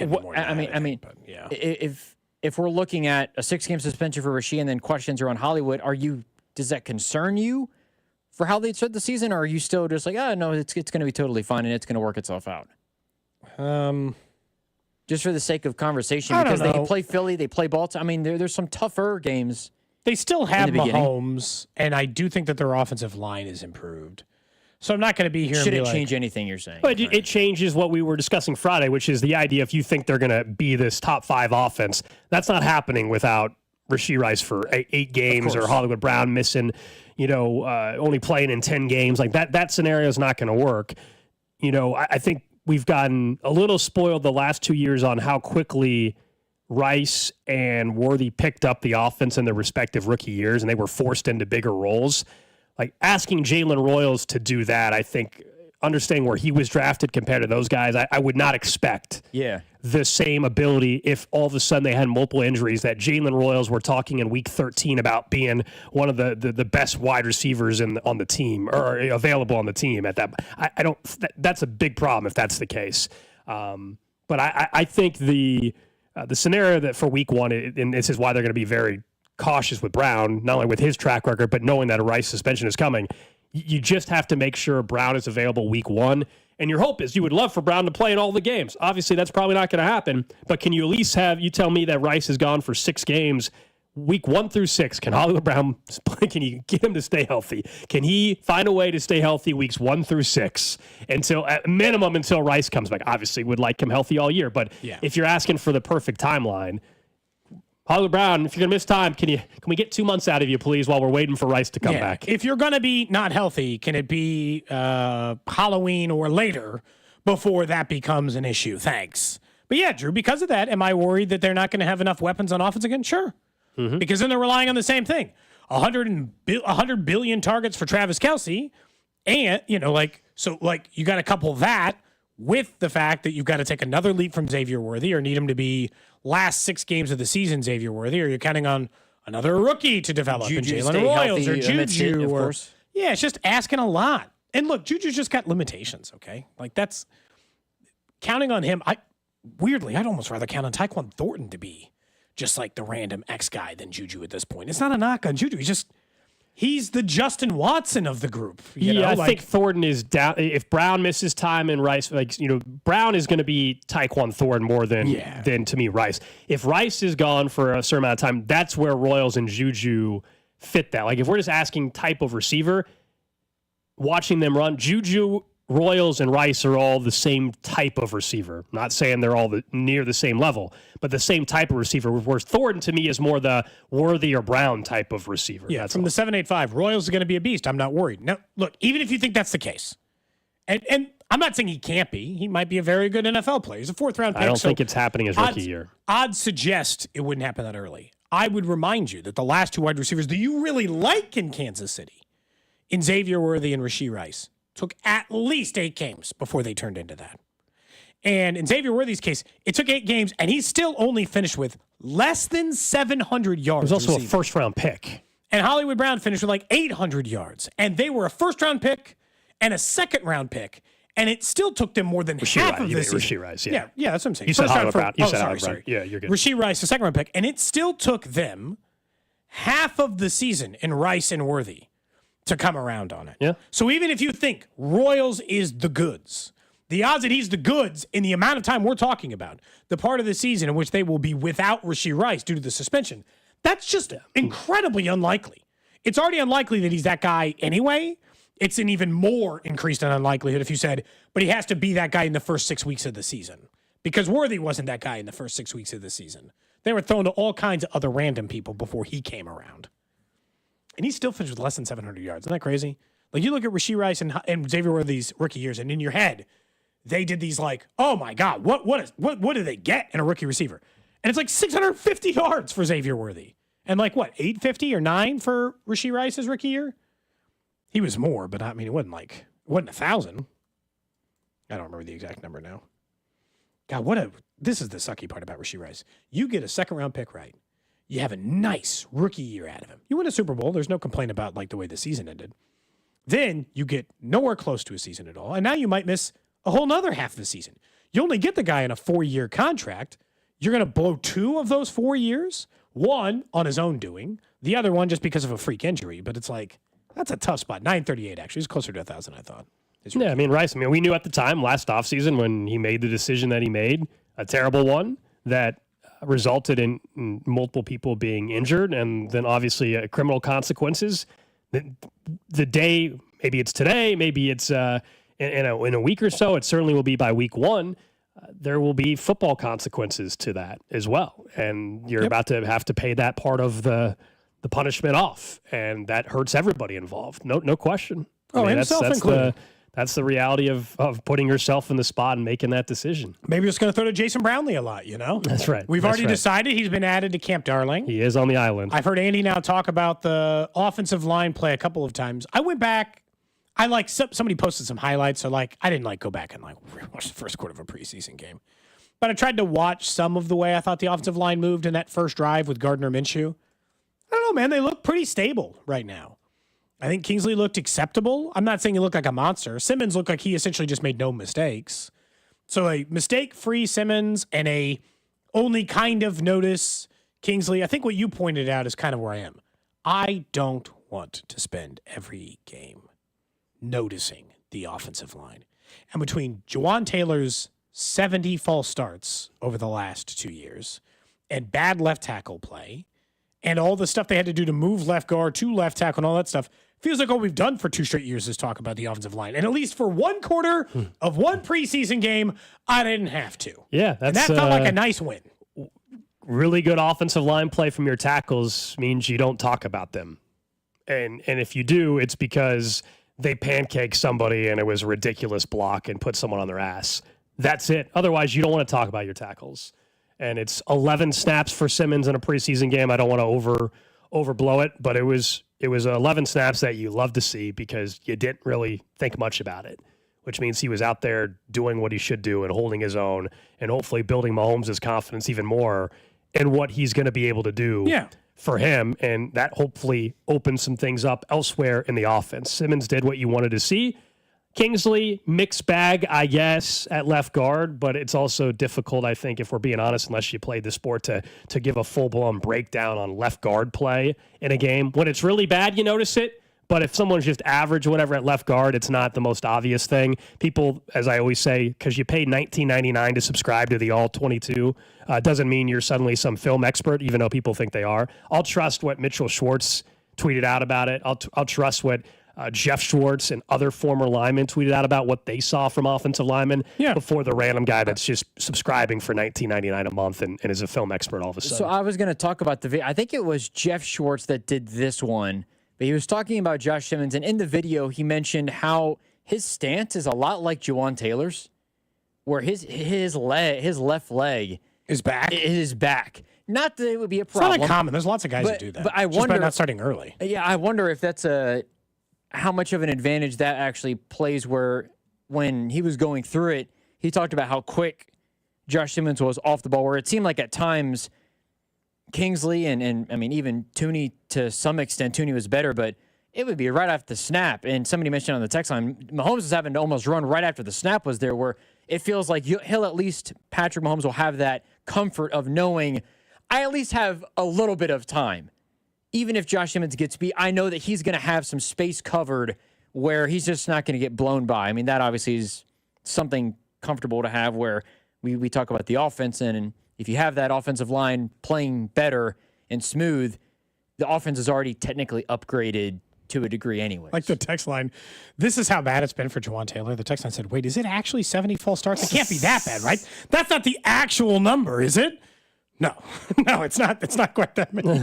But the fact, it says a lot that you had to think for a second to say, is it that many? And you're like, that is a lot. It's not that many, but he does lead the league over the last 3 years. Yeah, he's the most penalized offensive lineman or player. Yeah. So he gets a lot of them. I'm just saying it's not 70. It's probably 70 over the last 4 years. He's probably good for one a game, right? On average, there were games when he had 2 or 3. Well, the first year in Kansas City the first 4 weeks was a disaster. And the spotlight, I still think Chris Collinsworth caused a lot of that. Yeah. From that Sunday night game 2 years ago. The opener, or Thursday night, I guess would have been the Thursday night game from a couple years ago. All right, up next, guys, let's get to what's trending. Plus, we are expected to have Nate Taylor, our Chiefs insider from ESPN, call us from St. Joe. We'll find out what he saw from camp. Does he agree with some of our takeaways from the preseason game? That's coming up. This is Cody and Gold on your new home for Chiefs football. 96.5, The Fan. Brought to you by Heartland Men's Health, the leader in men's sexual health. Thousands of men have been successfully treated for low T, ED, and more, all with discretion and compassion. Make your appointment at heartlandmenshealth.com. What's up, guys? It's Drew. Could you benefit a little extra in the bedroom? I think we all could. You might be like my upstairs neighbors who are still making noise at random hours of the night. Blue Chew is an online prescription service. There's no visits to the doctor's office, no awkward conversations, and there's no waiting in line at the pharmacy. It ships right to your door in a discreet package. And their licensed medical providers work with you to find the right ingredient and strength for your prescription. And if you don't like swallowing pills, that's not a problem, because Blue Chew's tablets are chewable. The Chiefs are in training camp. They're getting ready for the season, and they are doing a lot to improve their performance and train. What if there was no training required at all?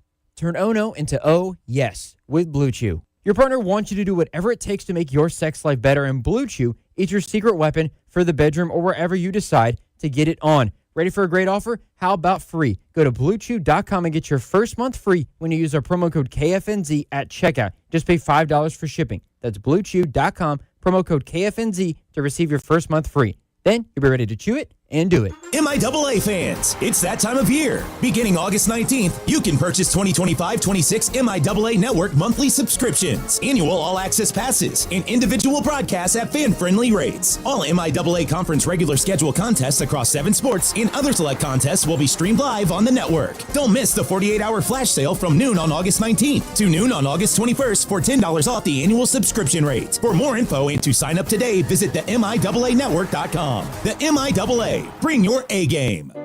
Hey folks, I've got a couple of important questions for you. Do you know how much money you need to retire? Do you have a plan in place for your loved ones?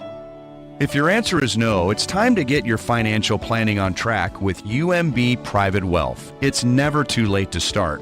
Plus, their team supports you at every step of the planning process. Go to umb.com/private wealth to schedule your appointment. That's umb.com/private wealth. Why not start today? Febreze. As a rideshare driver, I love keeping my car smelling fresh and clean. So when I'm driving, I only trust Febreze car vent clips, featuring 3 distinct intensity settings, because it's that little touch that sets me apart. I can turn the intensity down for subtle freshness, or I can turn it up for when I want lots of scent. So whether it's set to low, medium, or high, with Febreze car, I know my car's going to smell amazing. Which keeps my driver rating right where it belongs. Picking up, Oscar! Your cold is coming. Your cold is coming. When you feel a cold coming, shorten it with Zicam, the #1 cold shortening brand. Oh, no, not before my big trip. The big trip you've been planning is coming up, and so is your cold. But Zicam can shorten your cold and get you back to planning sooner. Thanks, Revere. We really should keep Zicam in the house. Shorten your cold with Zicam. Take it from America's most revered messenger. Shorten your cold at the first sign with cold shortening products from Zicam, the #1 cold shortening brand. Available in stores or see where to buy at Zicam.com. Now that I'm a dad, I can't stop thinking about what would happen to my kids if something happened to me, like losing the house or not affording college. Yeah, that used to keep me up at night too. It's why I finally got life insurance from Ethos. It's 100% online. No medical exams, just a few health questions. I got $2 million in coverage for around $2 a day. I never realized it was that simple. Get your free quote at ethos.com/game. That's ethos.com/game. Rates may vary. Bill monthly. Sample rate 10-year term life policy for a 35-year-old healthy non-smoking male. Sound familiar? At Mattress Firm, we understand there are many problems, like snoring, aches and pains, hot sleep, or even an old saggy mattress that can keep you up at night. And our sleep experts have the unrivaled know-how to match you with a mattress that can help. And now get a king bed for a queen price, plus a free adjustable base with select Sealy mattresses. For the great sleep you deserve, visit Mattress Firm. We make sleep easy. Restrictions apply. See store or website for details. DQ presents the sound of happy. Hear that? That's the DQ chicken strip basket. Only $7.49 for a limited time. We're talking 4 100% white meat seasoned chicken strips served with fries, Texas toast, and DQ signature country gravy. Yeah, you heard that right. For crunch time and no time, it can only be the DQ chicken strip basket. Just $7.49 for a limited time. Get it delivered in the DQ app. Happy tastes good at participating locations. Today, we're constantly taking photos and videos to remember our favorite moments. But what about those captured before the smartphone? What about the memories tucked away on aging VHS tapes, film reels, or in fading photos? These cherished memories are fading away with time, vulnerable to threats like heat, moisture, and mold. But fear not, there's a solution to safeguard your legacy. Hi, I'm Adam. And I'm Nick. Together we founded Legacy Box over a decade ago with one mission, to bring your memories into the 21st century. It's time to bid farewell to old tapes you can't watch and faded photos. Legacy Box transforms them into digital treasures, ready to share with a click. Just like magic, your shoebox of memories is now safely stored in the cloud or on a thumb drive. Over 1 million families have trusted Legacy Box, so you can rest assured your priceless moments are in good hands. Don't let your childhood fade away on old tapes. It's time to digitize those priceless moments. Fast forward into the digital age. Visit legacybox.com/value and unlock 50% off your order. That's legacybox.com/value. If you didn't think skipping breakfast was a big deal, you'd be right. Before.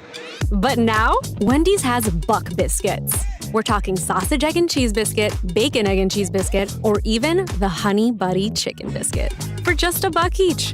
Seriously, you can get all 3 if you want. They're just $1, so you'll never skip breakfast again. If you're smart. Breakfast for $1? Gotta be Wendy's. Limited time only. Price and participation may vary. Limit 5 qualifying items per transaction. Not valid in the combo while supplies last. Some people just know they can save hundreds on home and auto insurance by checking Allstate first. Like to check your house sitter has the new code first, before leaving for vacation. System lockout. But that's the code. Contacting authority. I'm out of here. Oh, seriously, the car too? Yeah, checking first is smart. So check Allstate first for a home and auto bundle that could save you hundreds. You're in good hands with Allstate. Not available in every state. Potential savings vary. Allstate Vehicle and Property Insurance Company and affiliates, Northbrook, Illinois. You can listen to the Royals and White Sox Friday, August 15th on The Fan, AM 610, with Vern's On Deck shows starting at 6. KFMZ FM and AM HD1 and HD2, Kansas City, an Odyssey sports station. What's trending? Number one on what's trending, a couple updates from camp. Rashi Rice, good news with the groin injury, back at practice. Unfortunately, we did get a couple updates confirming what we thought from Saturday. That is that Jalen Watson is in concussion protocol, dealing with that. We also learned Deion Bush did rupture his Achilles. He, of course, is done for the season. Ethan Driscoll, one of the backup offensive linemen, had appendectomy. Yeah, obviously that's no fun there. He's going to be fine, and he'll be back out there eventually. But those are the latest on the injury front.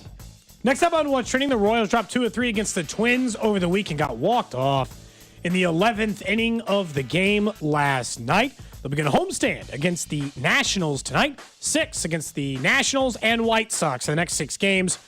In about 3 minutes, we'll talk more about it, or about 10 minutes, sorry. We're going to talk to Nate Taylor in a minute. We'll talk more about it. But yeah, really frustrating series against the Nationals. Yeah, against the Twins. Yeah, against the Twins. Getting ready to take on them. It better not be a frustrating series against the Nationals, Cody. No, it's going over. to be a great series against the Nationals. It better not be, or it's feel definitely over.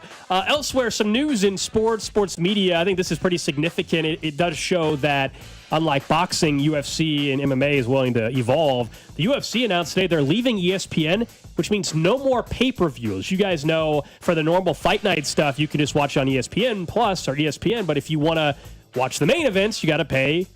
You probably got over a buddy's house or whatever. You split the cost. Yeah. That's gone. They're going to Paramount Plus. Yes, you have to have a subscription through them, but the point is you're not going to have to spend the, I don't know, what do they charge, $69.99, $89.99 for some of these fights. It's a deal with Paramount reportedly averaging $1.1 billion a year over 7 years. People still value live sports, man. ESPN obviously not matching that offer. I'll be curious to know what because like right now it seems like a great deal if you're a UFC fan. Pay this $10 a month for Paramount Plus, and then jackpot. Get in there. But like, what's the rate of Paramount Plus getting ready to go to if they just spent $1 billion on it alone? Yeah, they're also just banking on millions of new subscribers. But yes, yeah, I understand, but like. Everybody's have gone up. You know me. I do like what we're seeing in the last 2 weeks or so. There's a lot more bundling happening. Like, this thing basically is called cable, but they're bundling a lot of the apps together now. The one thing is, I just don't want to subscribe to 8 different ones. Next up on what's trending, Landon Dickerson will get an MRI today on his knee. Originally feared to be something in the Achilles area. They said it'll be on his knee today. We'll find out more information. The Eagles could be without a major contributor to their team as well. Yeah, Landon Dickerson, one of the better offensive linemen in the league. That's what's trending here on Cody and Gold. Don't forget, it's a Monday, so head on over to our Monday lunch partner, 30 Hop. Today, $5.99 classic burgers. Whether you're out in Lee Summit, their location there, or their new location just down the street from us in Merriam, the Grand Station area, really nice new area they've built up over there with some apartments. And 30 Hop, it's your new go-to, an American bar and kitchen with bold flavors, local taps, expansive patios, and an unbeatable happy hour. Stop in for lunch, stay for some happy hour, 30hop.com. Local beer, American Eats, big patio. Let's go up to St. Joe and talk with our Chiefs insider, Nate Taylor from ESPN. Hopefully we're up there tomorrow, Nate. The weather playing tricks on us a little bit, back and forth. But how was today's practice? Was it a little lighter because it's post-preseason or what? Yeah, you didn't miss anything, fellas. You won. You guys won. You won today.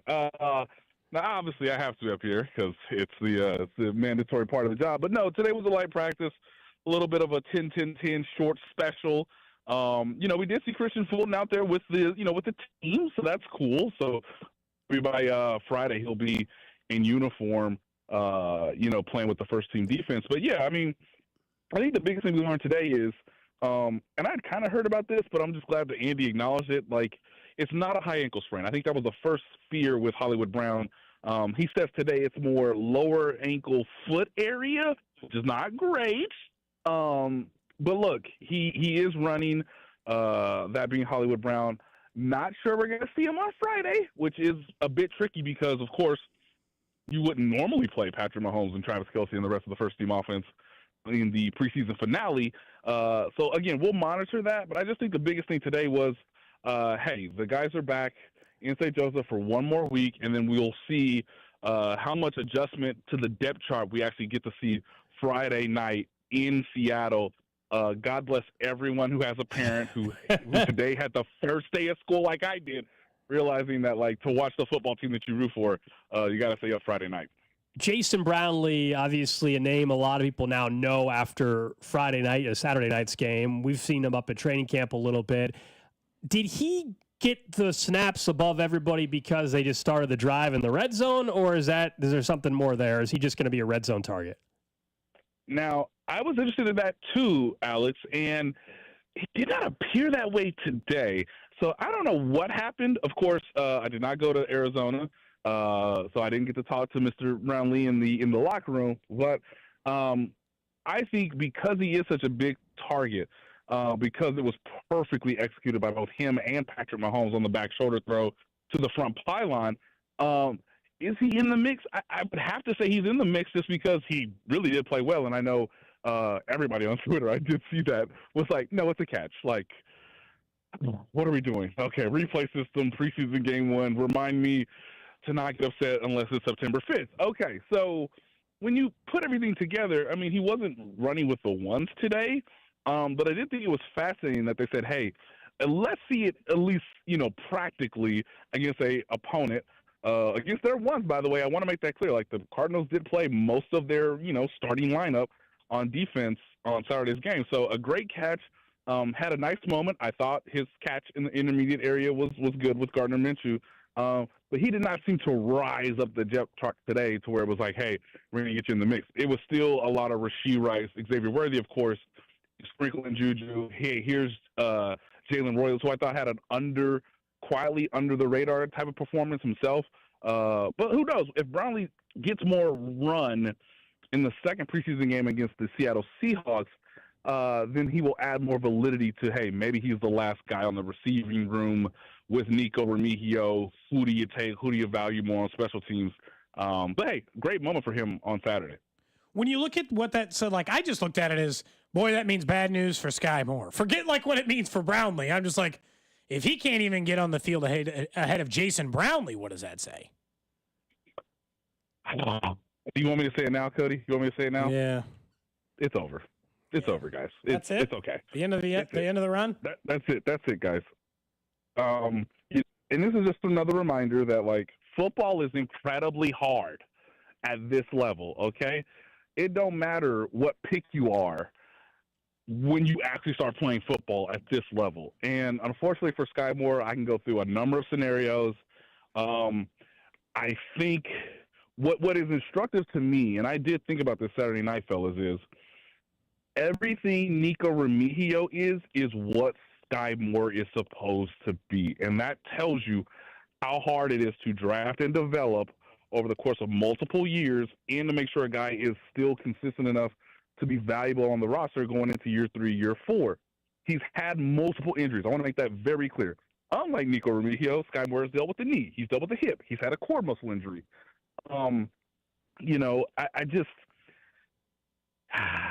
He did not get a fair shake as a rookie. Still had an amazing Super Bowl. You thought that might, push him into being a real contributing player. But I think from the mental standpoint, the fact that there's a lack of consistency catching the football, I mean, when you're out there with Bailey Zappi, I don't know. So things would have to change drastically between now and cutdown day. But it's okay. I think you could call around the league. You could try to figure out what his best case scenario is outside of Kansas City. But it's clear that Nico loves Nico Remigio. It has fed into Nico Remigio. We just talked about Jason Brownlee. To your point, Cody, let's not forget about Tyquan Thornton, who did very well. And they said, hey, you caught a pass, get him out, which I thought was really interesting to say, hey, we don't need to see any more, son. You just caught a pass with Buda Baker and covers. Get out. I don't need to see any more. The way I view that, Nate, is because Hollywood Brown is actively hurt and Rashi Rice is facing some unknown suspension length. Right. Yeah, you have the injury with Hollywood. It could be any day now with Rashi Rice. Who's to say? It's unfortunate. Amazing character. I think he's really well liked in the locker room. I'm now talking about Sky Moore. But yeah, if you could take anything from him, if you could flip 7th round picks, like let's just do a pick swap, and to make some form of the transaction. If you don't want him, if you need a slot receiver that you think your coaching staff can develop over the course of this year, to where you might get a reliable, consistent player, then by all means do it. But it's just not going to work out here. The Chiefs are worried about Jared Wiley, I think, more so than they're worried about Sky Moore. We're talking to Nate Taylor, our Chiefs insider from ESPN. You bring up the tight end position. I was going to say Robert Tonyan looked really good. He's tight end 3, right? Yeah. In fact, bubble wrap this man. I don't need to see him. He's a veteran. He's he nearing 30? 31. 31 years old. Yeah. Wrap him up. Wrap him up, guys. Wrap him up. You don't ever need to see him. I want to see you, sir, on September. Hey, shake my hand, September 5th. That's it, okay? Because I think the next 2 preseason games are going to be critical for how quickly can you maybe count on Jared Wiley if he's the tight end 4, if you want to carry him on the 53-man roster. I think these next 2 preseason games have got to be about him, right? Travis doesn't need to show you anything, which was hilarious because he was like, 1 play and I'm out, guys. So, you still have guys on the back end of the roster you could evaluate potentially for practice squad. But, man, Robert Tonyan has been awesome. So I don't need to see another snap. I don't need to see another down. Because of his age and because of the reliability that he has with both Patrick and Gardner Minshew, let me see more snaps of Jared Wiley in these next 2 preseason games. But yeah, Robert Tonyan, big winner so far in training camp and obviously the first preseason game. A couple people tried to get him on Camp Island for us, Nate, and we said, 31. We're not doing Golden Bachelor. This is Camp Island. You can't be 31. That doesn't work. That's what I mean, as I said it out of my mouth, I'm like, he's really, like, that tells you, like, how old I am, ladies and gentlemen. I'm like, he's 30. And then you're like, no, he's 31. I'm going, oh, he's even older. But, hey, he's done well. No, I couldn't include him on Camp Island. No. We need young, sexy, attractive, appealing options before we ultimately are disappointed. Exactly. So you get it. What's up? What's with the offensive line? How did you feel about their play? I saw some being critical of Kingsley, some saying Kingsley played fine. Probably depends on the former NFL guy you ask. Everyone seems to think Simmons was pretty much mistake-free. What did you think about the offensive line? Josh Simmons, flawless. I also might be at the point where I'm like, do I really need to see you? Okay, one more game. Okay. You're right. Let's do this. One more game procedurally. Let's see it for one more game, Josh Simmons. But obviously he was flawless. Here's my question for everyone when it comes to Kingsley Suamataia. I hope you guys clip this and run it all day long, fellas. Think about this, ladies and gentlemen. Have you watched preseason games this week? Because I did. I grinded and watched the Colts. I watched the Bills. I watched the Giants. I watched the Jets. I watched the Steelers. Like, think about it, guys. None of these offensive linemen are good in the first preseason game. 0 of them. That's why the Josh Simmons thing is so fascinating, because he was so good so early and was so dominant against a guy who's been in the league for 4 years and then Brownley. So look, Kingsley had 1 bad rep. Could he have ID'd the blitzing linebacker a little bit quicker? Yeah, of course he could have. Would have been nice if he had anchored and sat on his butt and not got pushed. Yeah, it would have been great. Guys, I literally saw a guy for multiple teams on their backside in the first quarter of preseason game number 1. So if you think Kingsley's bad, I just want you to go around the league and watch multiple starting interior offensive linemen on their keister, okay? So at least it wasn't that bad, but it was bad. Everything else from that was, I think, as much as you could ask for a guy in a new position in preseason game number 1 with a new rookie at left tackle, playing next to Reid for the first time. Again, that communication thing is going to be really interesting because I think the Chargers will try to throw a lot of exotic looks in the first game just to see, hey, how well are these guys communicating on stunts, on twists, on, delayed blitzes like we saw against, Arizona. I think it's clear to me that Andy still believes in Kingsley. He took, again, most of the reps with the first-team offense today. Again, no wild changes to the depth chart based on what we saw today at practice. Again, light practice, but hey, it's the start of a new game week, basically. So watch the Colts offensive line. Watch them. I know everybody's talking about the missed blitz that Richards didn't see. Watch the Colts offensive line. It left a lot to be desired. So that's why you might want Daniel Jones, who's a little bit more experienced, a little bit more sturdy, going to get the ball out on time, be quick about decisions. Whereas you have Anthony Richardson, you kind of need a great offensive line because he wants to improvise, show his athleticism, maybe not get all the reads on the first snap of the first preseason game. So there was a guy, I think there was a guy for was it the Steelers or the Jags? I can't remember which game, but it was on the right side. It was the right guard, and I think he fell on his butt, and I just said, yeah, man. We're back, baby. Everybody needs a preseason. Kyler Murray didn't even see Jaden Hicks, and he was right in front of him. So everybody needs a preseason. One final one for you, Nate. Running back-wise, we saw Brashard Smith late. I know he's dealing with a finger injury. Elijah Mitchell, I guess, out of the backs along with Carson Steele looked the best. Where are we at on that competition further down the depth chart? To me, I always feel like if Brashard Smith would come along quick enough, then they don't need Elijah Mitchell, but I don't know if that's happening. Yeah, I don't know if that's happening. So, again, let's see how it goes Friday. Again, if I want to see Jared Wiley, I definitely want to see Brashard Smith. What's fascinating to me, guys, is you thought last year, hey, at least they learned their lesson, right? You re-sign Kareem Hunt, you get Elijah Mitchell in the midst. Hey, you drafted another running back, albeit late in the draft, but hey, you drafted him. Guys, Carson Steele is still here, guys. They ran the first team period today, and guess who was on the field with Isaiah Pacheco? Carson Steele, guys. And when they handed him the ball, I mean, are we learning that Carson Steele is a when the lights come on player? Because I don't think Carson Steele's been, great in training camp this year. But, man, they handed him the ball on Saturday night, and he was like, yep, I'm getting back to that Mike Allstott style, guys. You ready to see 4 guys fly off me? So, as of right now, I would still say that Carson Steele is on the roster as your hybrid, H-back, fullback kind of deal. You still got Kareem Hunt. I thought Pacheco looked really well in his first, running attempt, and they said, hey, put him in bubble wrap too. So if I had to rank everything right now, I would say obviously Pacheco, Hunt, Carson Steele, Elijah Mitchell, and because Nico did so well on special teams and they really didn't even give a chance for Brashard Smith to do much on special teams, I guess I'm putting him at the end of the list, which is not appealing, not exciting. But that's just the way it is right now. And again, they're going to hand the ball off to Carson Steele against the Seattle Seahawks, and I hope they're ready to tackle, guys, because he's not the fastest, but, man, he plays so freaking intelligent in terms of how he uses his size, his ability, how he can see the hole and make something out of it. Look, they're asking a lot, and I think, even Travis Kelce told me that they're overloading Brashard Smith. So, hey, let's scale it down. Here's the game plan for this week. Let's see it against the Seattle Seahawks because I think Carson Steele is very much implanted in that number 3 spot right now. Nate Taylor, our Chiefs insider from ESPN. Appreciate it, man. Hopefully we'll see you up there tomorrow. Yeah, I'll be here. I mean, if St. Joe could just do this every day, that would be nice. A little bit of rain. I know I missed you guys, but, it's really gorgeous outside. So where I think fans are still getting their money's worth, I say that because the tickets are free, guys. So come on up. There you go, Nate Taylor.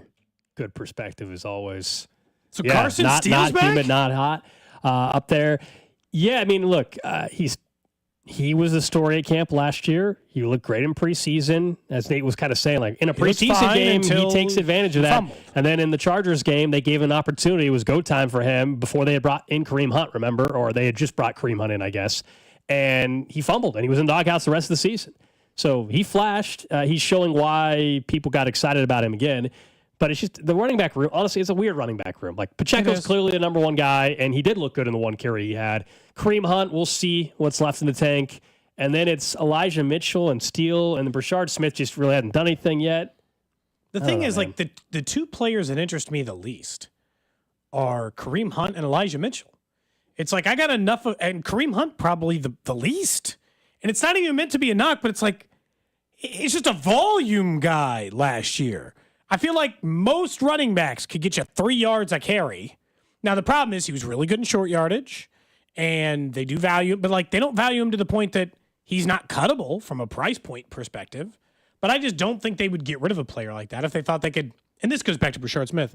You can stash 7th-round running backs in the practice squad. That is an available option to you. Most teams who 90% of the league drafted a running back ahead of your guy, right? Because 57 running backs went, so I don't feel like that's going to be an issue and all that other stuff. I guess going into camp, I never thought Carson Steele had a chance. Now Nate's telling me right now he's firmly running back 3. Are they going to keep 4 running backs, 4 tight ends? Where the hell are they cutting back on some of these other positions? They can't keep 7 wide receivers and 4 tight ends and 4 running backs and 8 offensive linemen. There's somewhere there's a cut down. To me, Jared Wiley, you just try to put on the practice squad, so that solves the tight end. You just keep 3 tight ends, and you have Tunyon, obviously Gray and Kelsey, and running back. Can you get Wiley through to the practice squad? I'll be honest with you, to this point, unless he blows up in a preseason game, what has he shown that any other team is really? I don't know. He was worthy of a 4th round pick the year before. Maybe somebody take a chance on a guy like that. But he's coming off an ACL injury or whatever knee injury it was, and he hasn't done anything yet. Now, if he goes in Friday night, NFL Network, preseason game, and everybody looks at film after the second week of a preseason, and another team sees him go out and have a touchdown and 4 catches, well, then, yeah, I would agree with you. Maybe you can't get him to slip through. Are you more likely to get him to slip through or Carson Steele or Brashard Smith? That's the game they have to play, too. They'll also be randomly towards the end of camp. Somebody will end up on the PUP list or IR and a stash guy. Like, there's that kind of stuff happens. Tool. He's going straight to the PUP. He might just not be around. I mean, the guy hasn't practiced in 2 weeks anyway. Maybe, but you can just How much do they like him, though? Injury settlement, see ya. I think they just put him on the PUP and buy themselves 6 weeks to make a decision on him. Is he that level of player, or they're worried about losing him? I think it's just if you He's an undrafted guy. No, I think it's a lot. It's like if you can just stash him, they're easier to get through to the practice squad if you get through the first week of the NFL season. That's all. Yeah. I'm not saying he's a player that we need to spend a bunch of time on how they're going to hold on to him. But Brashard Smith, that again, I assume he could get through to a practice squad. The entire league took a running back in front of the Chiefs. So I'm assuming they're not all dying to go steal their 7th round running back. And that this goes back to the Pacheco thing and what I said earlier. We were talking about Smith. You already knew by this time the buzz that Pacheco had. Smith is not competing for a starting job. That's never been the case. Pacheco's their starting running back. They'll probably draft one next year when Pacheco's gone. But Pacheco's their starting running back. And then I assume Kareem Hunt and some third name. I always just assumed that third name was going to be either Elijah Mitchell or Brashard Smith. Carson Steele, I don't even know. Had he held on to the football, he might have been the starter the entire year last year. But he just started fumbling. Kareem Hunt wouldn't have had the choice. opportunity that he had. Yeah. Yeah, he truly got in the doghouse. And that's the thing to watch with him is we didn't see one this other day, but does he fumble in one of these final 2 preseason games to bring back basically the memories? Oh, man, does this guy struggle to hold on to the football? If he can have a clean rest of the preseason, then, yeah, maybe he's the number 3 back, and then Brashard Smith kind of gets – remember, he was a 7th-round pick. There's no guarantees with that by any means. A lot of guys – we're used to it here, though. Every 7th-round pick makes the damn roster on this team. That's not common, but, starters. It's Pacheco and Watson, and it doesn't make any – Najee Johnson's been on this roster for multiple years. It's weird, but they have a better success rate of 7th-round picks than any team I've ever seen. Up next, let's talk a little Royals baseball. A disappointing weekend in Minneapolis. What they have to do over the next 6 still is the same as Friday, plus the latest on someone's rehab assignment next. Cody and Gold, brought to you by Heartland Men's Health, the leader in men's sexual health. Thousands of men have been successfully treated for low T, ED, and more, all with discretion and compassion. Make your appointment at heartlandmenshealth.com. Follow the station on Instagram for ticket giveaways and behind-the-scenes content from the show at The Fan 965. Guys, maybe you've just been running out of energy. Maybe you were down 9-1 in a pickleball match and just called it quits. All of those things, the low energy, the sleeping, the tiredness, moodiness, those could all be signs of low testosterone. Get those levels checked at Low T Center. But did you know that they can help women balance their hormones too? If your partner has been experiencing fatigue, moodiness, just feeling off, she might benefit from hormone therapy at Low T Center as well. Why don't you both get back to your best self and see how much better you could feel or what life-changing it could be if you both are back feeling the way you want to feel. So help get those hormones level restored.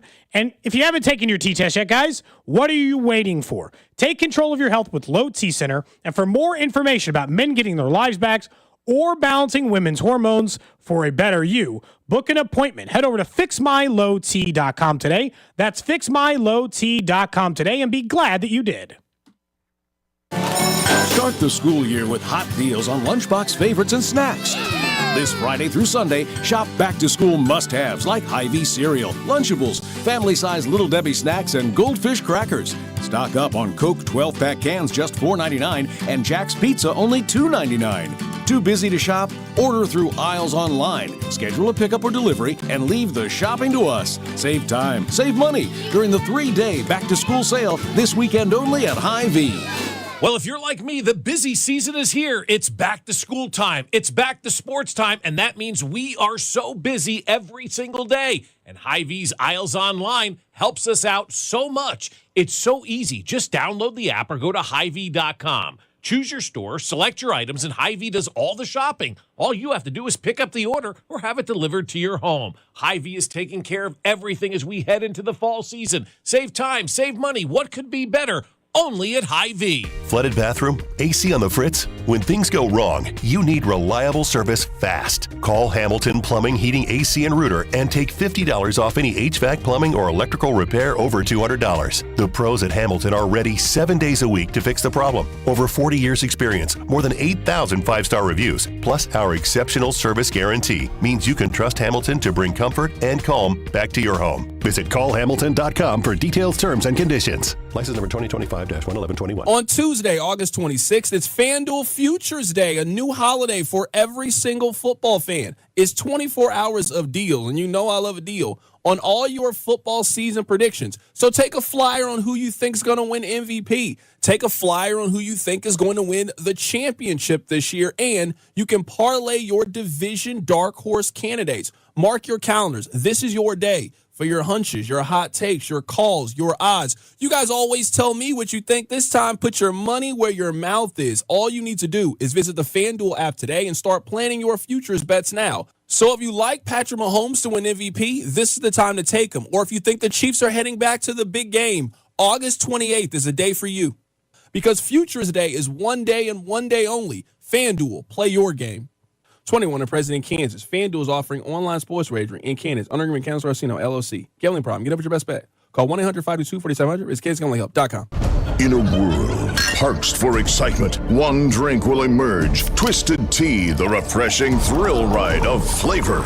Recreating its classic role as the hard iced tea that goes down smooth. Twisted Tea doesn't just taste like real iced tea, it's made with real brewed tea and a 5% kick of alcohol. Taste the adventure with Twisted Tea Hard Iced Tea. Keep it twisted. Twisted Tea Brewing Company, Cincinnati, Ohio. Please drink responsibly. Oh, hey. Hey, thanks for meeting me here. It's just, you're my only lawyer friend, and I need your professional opinion. Do you see that brand new Hyundai Tucson out there? That's all I paid for it.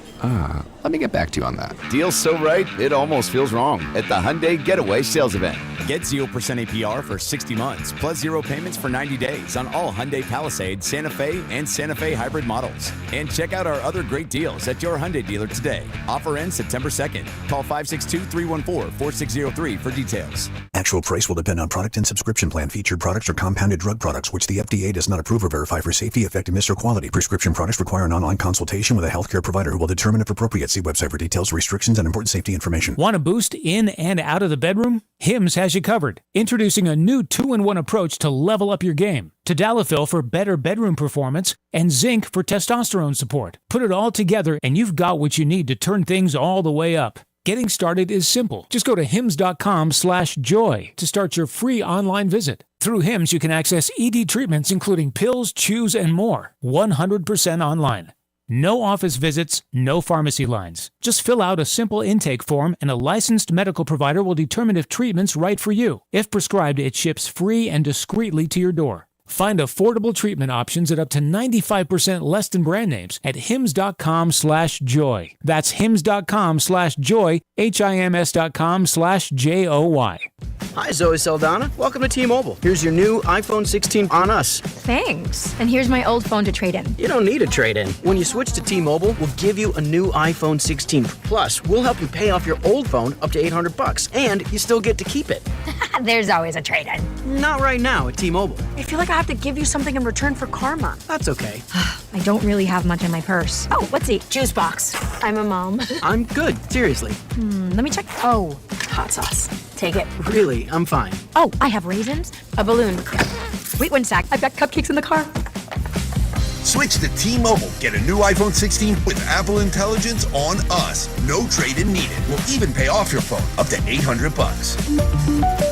With 24 monthly bill credits, new line, $100 per month on Experience Beyond. Finance agreement $829.99 and qualifying ported. For well-qualified plus tax and $10 connection charge. Pay out via virtual prepaid card. Allow 15 days. Credits end and balance due if you pay off early or cancel. See T-Mobile.com. This report is brought to you by Surfside Iced Tea and Vodka and Surfside Lemonade and Vodka. Surfside Iced Tea and Vodka and Surfside Lemonade and Vodka. Proud partner of the Kansas City Royals. Each can of Surfside is only 100 calories. And the best part, 0 bubbles. Grab it at the K or ask for it at your favorite bars and liquor stores. You're listening to 96.5 The Fan from the Mission Plumbing, Heating, and Cooling Studios.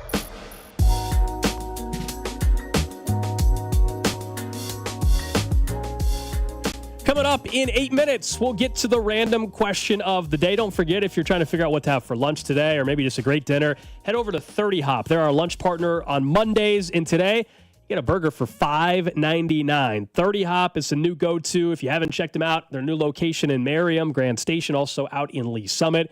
American bar and kitchen with bold flavors, local taps. I've been telling you about the patio. Cody and I mentioned that. The patios are massive at both locations. So even a day like today where it's not as hot and humid, great day to go out on the patio. Yep. Unbeatable happy hour. Stop in for lunch. Stay for a little happy hour. 30hop.com. Local beer, American Eats, big patio.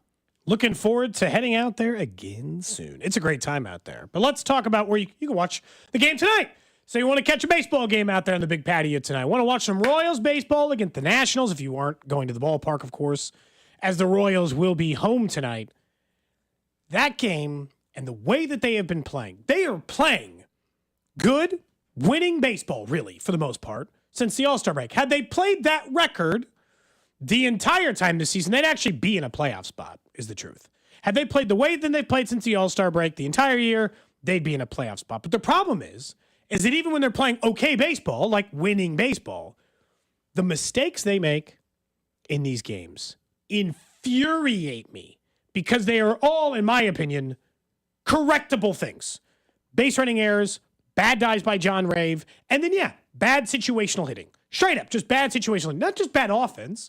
They're putting some people on base or giving themselves a chance, but then pop-outs, non-productive outs, bunting to get an out. Isbell did that over the weekend. We're on a strike 3 call. He bunted a ball foul. What I think are just bad little mistakes, bad team stuff. Not like comedy of errors, not Ken Harvey's getting hit in the face with a bit. Not that kind of bad, but bad enough that he's not getting rolled up into a tarp. But like what bad teams do to make constant mistakes, those little things feels like the difference between why they won't end up being a playoff team this year and why I thought they would be a playoff year. Not all the big problems. It actually feels like the small things are what's going to cost them the spot. Yeah, I mean, how many shows have we done where we've talked about runners in scoring position? I feel like it's the 100th time we've brought this up. It's another game on Sunday, 1 for 15 with runners in scoring position. That's who they've been for a majority of the season. That what we saw Sunday is who they've been for a majority of the year. And you give a team like the Twins extra cracks at it, they're going to get you. I know Carlos is who ended up giving up the walk-off home run, but they lost that game way earlier. They lost it the half inning before, and the half inning before that, and the half inning before that. And then, as you mentioned, in the 9th inning, John Rave, I don't know what the hell was going on there. In the a outfield, one-run right? game, you just got to keep that ball in front of you, man. There was mistake after mistake. It's just a mistake. It happens, but they've had a lot of those. Sure, but this is who they've been. This is who they've been. And now, the stretch that we talked about on Friday, if they are to go 7-2, or worst case 6-3 that we said on Friday, they have to go 5-1 or 6-0 over the next 6 games. If they were ever to get hot, this is the stretch. And now that stretch has to be 5-1 or 6-0. If they don't do that, it is over. I know some people will say, why are you talking about the stretch? Because on Friday we acknowledged at that point they were 3.5 back, and they have the Twins, the Nationals, and the White Sox. If there was ever a time to get hot and prove you can go on a run and put together 6 wins in a row, or 8 of 10, or 9 of 11, this was it. And yes, it can technically still happen, but I don't know why I should believe it will.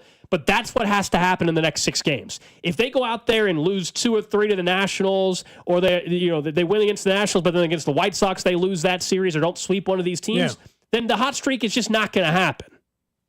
And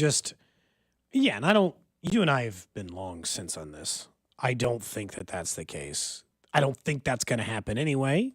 You and I at the moment do not think that the Royals make the playoffs. I'm not saying it's a 0% chance. They are only 4 games back. They are technically still alive. I'm not saying that.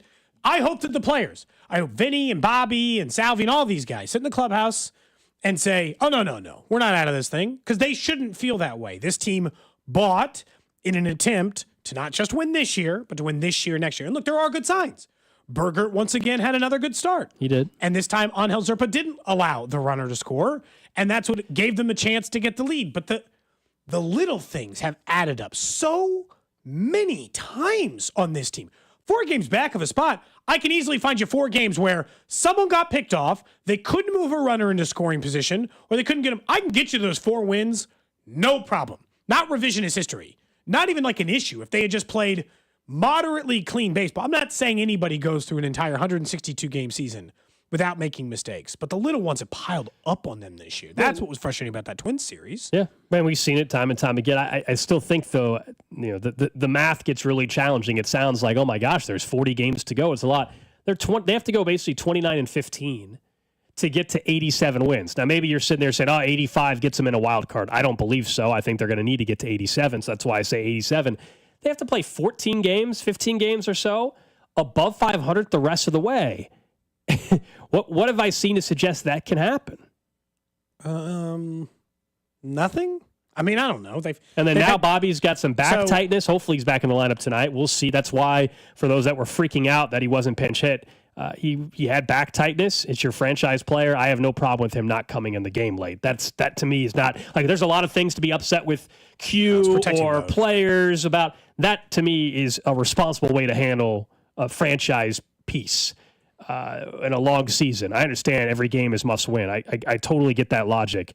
But you also don't have any chance, period. It becomes 0% chance if you rush Bobby back and it leads to an injury that requires him to be out for 2 weeks. Then it's 100% over at that point.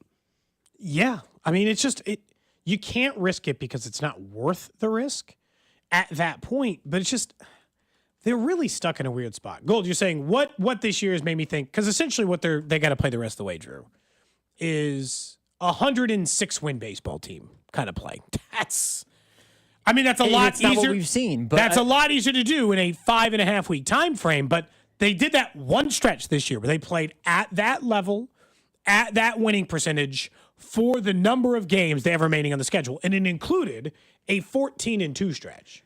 And so, it's just asking a lot. I don't know. It probably comes across, I guess, as blind optimism in a way, but because I get what you guys are saying, where we haven't seen this, so why should I believe it? And I think that's totally a fair stance. I'm just the way that I'm looking at it is they've got the talent and the pieces to make it happen. It's just if the pitching has an off day. The hitting is good, but the pitching hasn't been good enough to get the job done. If the pitching's great, the hitting, all of it, coupled with the mistakes and the base running and all of it, they haven't been able to put all of it together where if you went off of what has happened, they don't have a shot. But I think it's just if they can put the pieces together, they can get really warm and go on a little run where... But they got to get hot. It might, but to me, it might not take them getting to 87 to make it just based on what we're seeing from teams that are around them. Are we convinced that 87 is the number? I know Gold, you're pretty hot and heavy on that one essentially. The 87 is the number that they have to. I was trying to find a phrase, and that's the one that I used. You're in love with the number 87 he right starts now. reading Blue Chew ads again. I mean, my goodness. No, I think 87. You're in love with the number 87. Travis Kelce it was last week. I think 87 is what it will take for the final wild card spot, yes. But most years, by the way, 86, 87 is kind of the range. Of the number you kind of got to target if you think you're getting one of the wild card spots. Not every year. I'm not saying there's not outliers, but that would be like the general 86, 87 puts you in play, a real shot. Somebody did suggest this morning, because I was still getting responses to the tweet that I had trying to be optimistic on this, but somebody said, be optimistic about somebody said, why don't you just place a bet on the Royals to make the playoffs then? There you go. They're at 9-1 basically. I was like, oh, you know what? I think I will. 9-1, that's it? I would have thought it was maybe higher. I thought you might have gotten better odds. Nah, they were 4-1 like a week ago, then became 7-1, now 9-1. It makes sense. How many wins are the Yankees on pace for, I guess would be the question. Because they're, believe it or not, I know most people, like the Yankees are the last wild card. The Yankees are the team that, Right now, that's the team you're technically chasing. Correct. You're chasing a few others, but they're the one who possess Yankees the are West. 62-56. Okay, so they've been on a slide lately too, just in terms of where they were. 3 weeks ago. Yeah, they're playing bad baseball. They don't have Aaron Judge all the way back. They're on pace for 85 wins. The final wild card spot right now is on pace Aaron for 85. Judge. Now I still think Aaron it'll be Judge closer to the number. Came back. He's already back. Now he's not. Playing right field. I think he's DHing, but he's been back since August 5th or 6th. But they missed him for a good stretch of the time they're playing bad baseball, and they continue to play bad baseball. Random question. The random question of the day brought to you by Kansas City Urology Care at KCUC. Remember, you see the best in KC. Don't forget to hit us up on Twitter, Twitch, YouTube. Like and subscribe over there on YouTube and Twitch. Pop to the top of your feed, all of that stuff, right? So we can make sure you see us on video 4 hours a day. Alex and I in studio today, worried about the weather up in St. Joe. Laid back because we got kicked out of practice last week. That's exactly right. So if you want to check out the video, interact with the chats over there. We try to do the best we can to interact with everybody who listens and watches the show. Question I have for you today is, what does it mean? A classic, what does it mean from Cody and Gold? 2 things happened today. 1, New Heights wrapped up their podcast season and then sent out a teaser photo that said, big special episode coming Wednesday with a silhouette in which some people are predicting could be Taylor Swift. I'll ask you in a second. Looks kind of like Taylor Swift. Maybe. Jason Kelsey is wearing a Taylor Swift shirt on there. I want to point out that episode would release on the 13th. And I've already pointed out to you the significance of that number and the fact that Travis Kelsey spoke in year 13 on the 13th at training camp. I don't think it was an accident.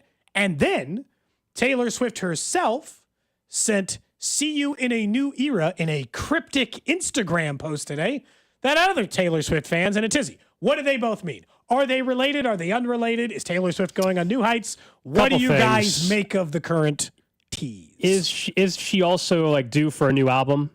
Yes. So people I think it might be new music. So I think she's due for a new album. That's what my first guess, and I would say the most likely outcome is she's got a new album. So she's promoting that. The other part would be the first place she's going to promote. I'm not saying she's going on necessarily New Heights. I'm just got it.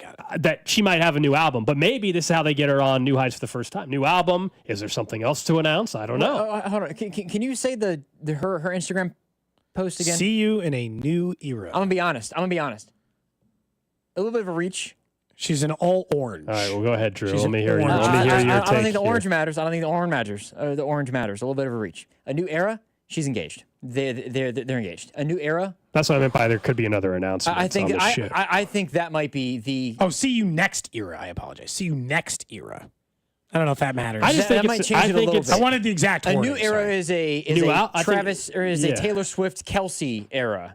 It could just be both, by the way. It could be a new album and that another They part called of it her a life. Very special guest. But they've teased great guests before, and it wasn't Taylor She Swift. also No, could but go the silhouette looks like her. Yes, of course it does. She also could go on there to maybe talk a little bit about the album, but it might not be like the album promotion on the New Heights show. It'd be crazy Like, to announce talking- new music on New Heights. Yeah.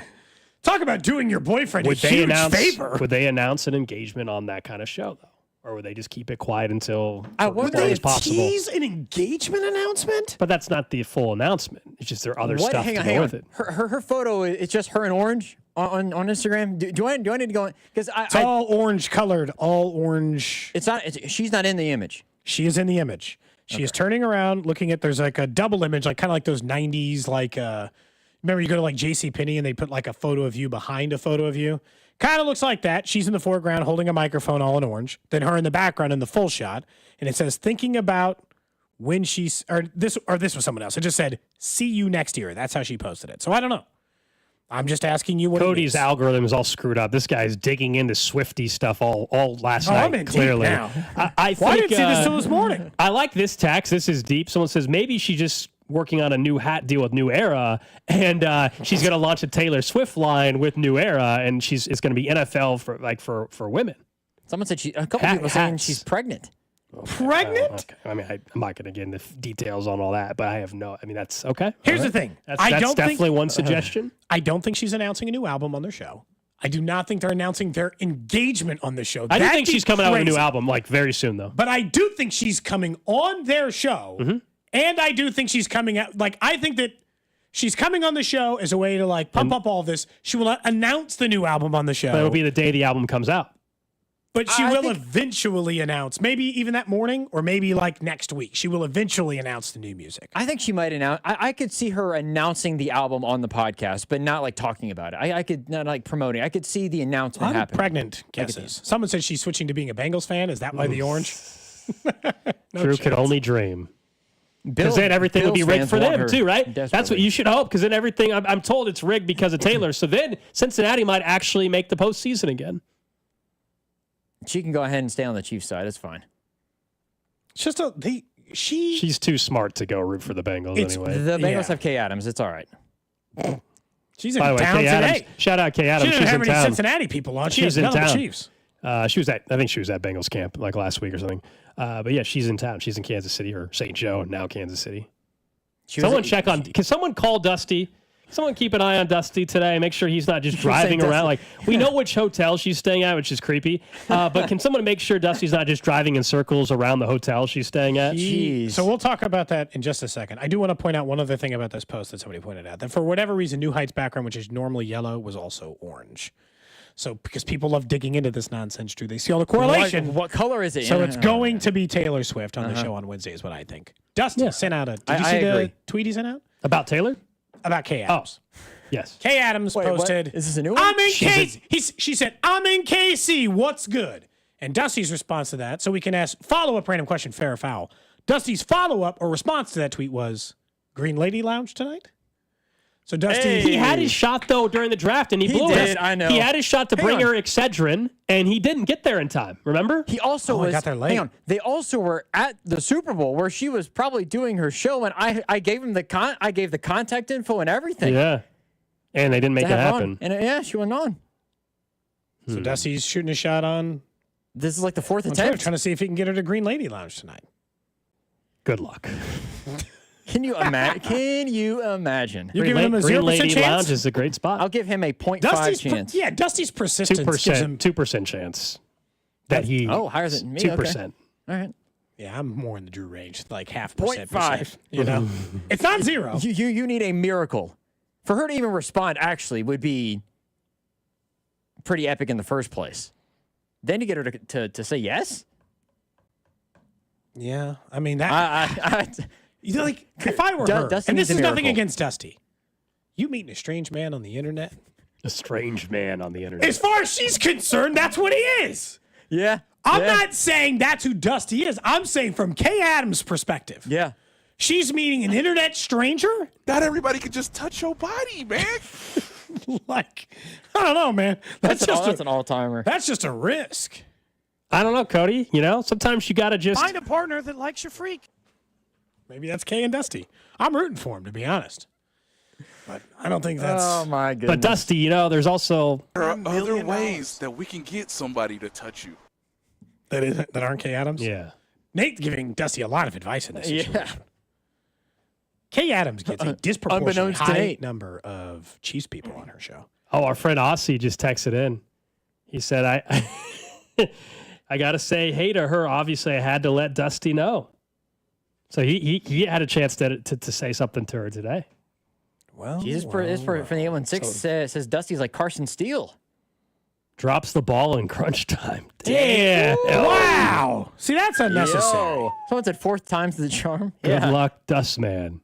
Come on, Dusty. She responded at all? The comments are funny because you've seen that where people try to hype people up. Dusty didn't get it at first because someone was like, thanks for loaning me your McLaren over the weekend. Dusty's like, huh? And they're like, you've never seen that? So it was a bunch of comments of people saying like, yeah, he helped save my grandmother the other day, or he donated his kidney. You know, go gas Dusty up in the comments. Sure. People did it. He didn't pick up on it immediately. I don't Dude, the think. McLaren would be like, no problem, man, anytime. Yeah.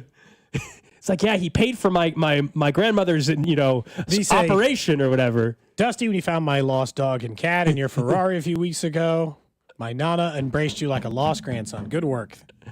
Like, send more of that stuff out there. You know? He should just, you know what, though? He sent out the thing. He should just go and hope that she shows up. It's like a glass slipper situation, you know? Go to Green Lady Lounge anyway, Dusty.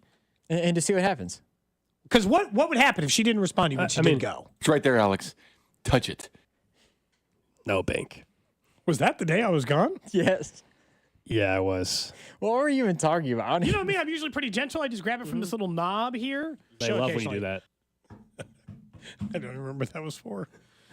Touch the knob here? What was that for? What are you talking about? I don't know. I don't have any idea. Uh-huh. You think I remember all the stupid things I say on the show? There's a lot of drops in the system. A lot of drops. But welcome to KC, Kay Adams. Welcome. Man, if we were up at camp, we could have seen if she wanted to come on the show.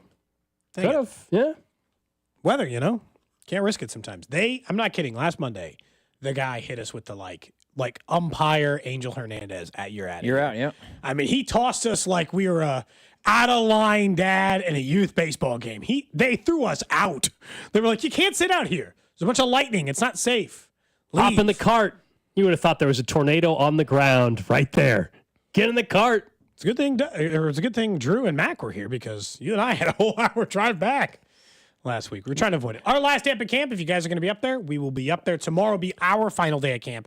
Last day at camp is mostly for the veteran day, and so as a result of it, it's just a very short practice. Not a lot going on in ours. Yeah, keep the texts coming. I'm enjoying a few of them. People talking about Kay Adams and Dusty. But Drew, you played pickleball against Mac on Saturday More at people PickleCon. have been asking what happened. Yeah, on Friday you were not confident at all. We said you need to represent the show. You need to beat Mac. You came in earlier today and said you technically won, and then Mac came in studio and basically we determined you won. You clearly beat Mac in this pickleball tournament. Yeah, match one, or the match entirely was made up of a best of three is what it turned out to be. Lost the first one, 11-8. Said, you know what, let's go ahead and get another one. The pros played in the first game and the second game. We won the second one, so it's 1-1, and then the pros left, but Mac and I were like, well, it's 1-1, you know, we can't just leave it on that note, so we got to go 1v1. And there was a point where I was up 9-1, and Mac and I talked, and Mac was like, yeah, let's go ahead and call it. He quit. So you won by default, too. Mac claims he did not understand the rules, and he thought that Drew was serving illegally. We looked up the rules. You were cheating. Drew was not. Is what he accused you of. Drew was not cheating. He was playing. Drew kicked his ass. You should be talking way more smack today on Mac than you have. You've been way too nice. The one thing I don't understand about Mac is Mac claims to be a great athlete. He's trying to claim he's the best athlete in the building. He said he wants to play him in basketball. Yeah, he wants to play him in basketball now, whatever. But he also, has he never played a paddle sport?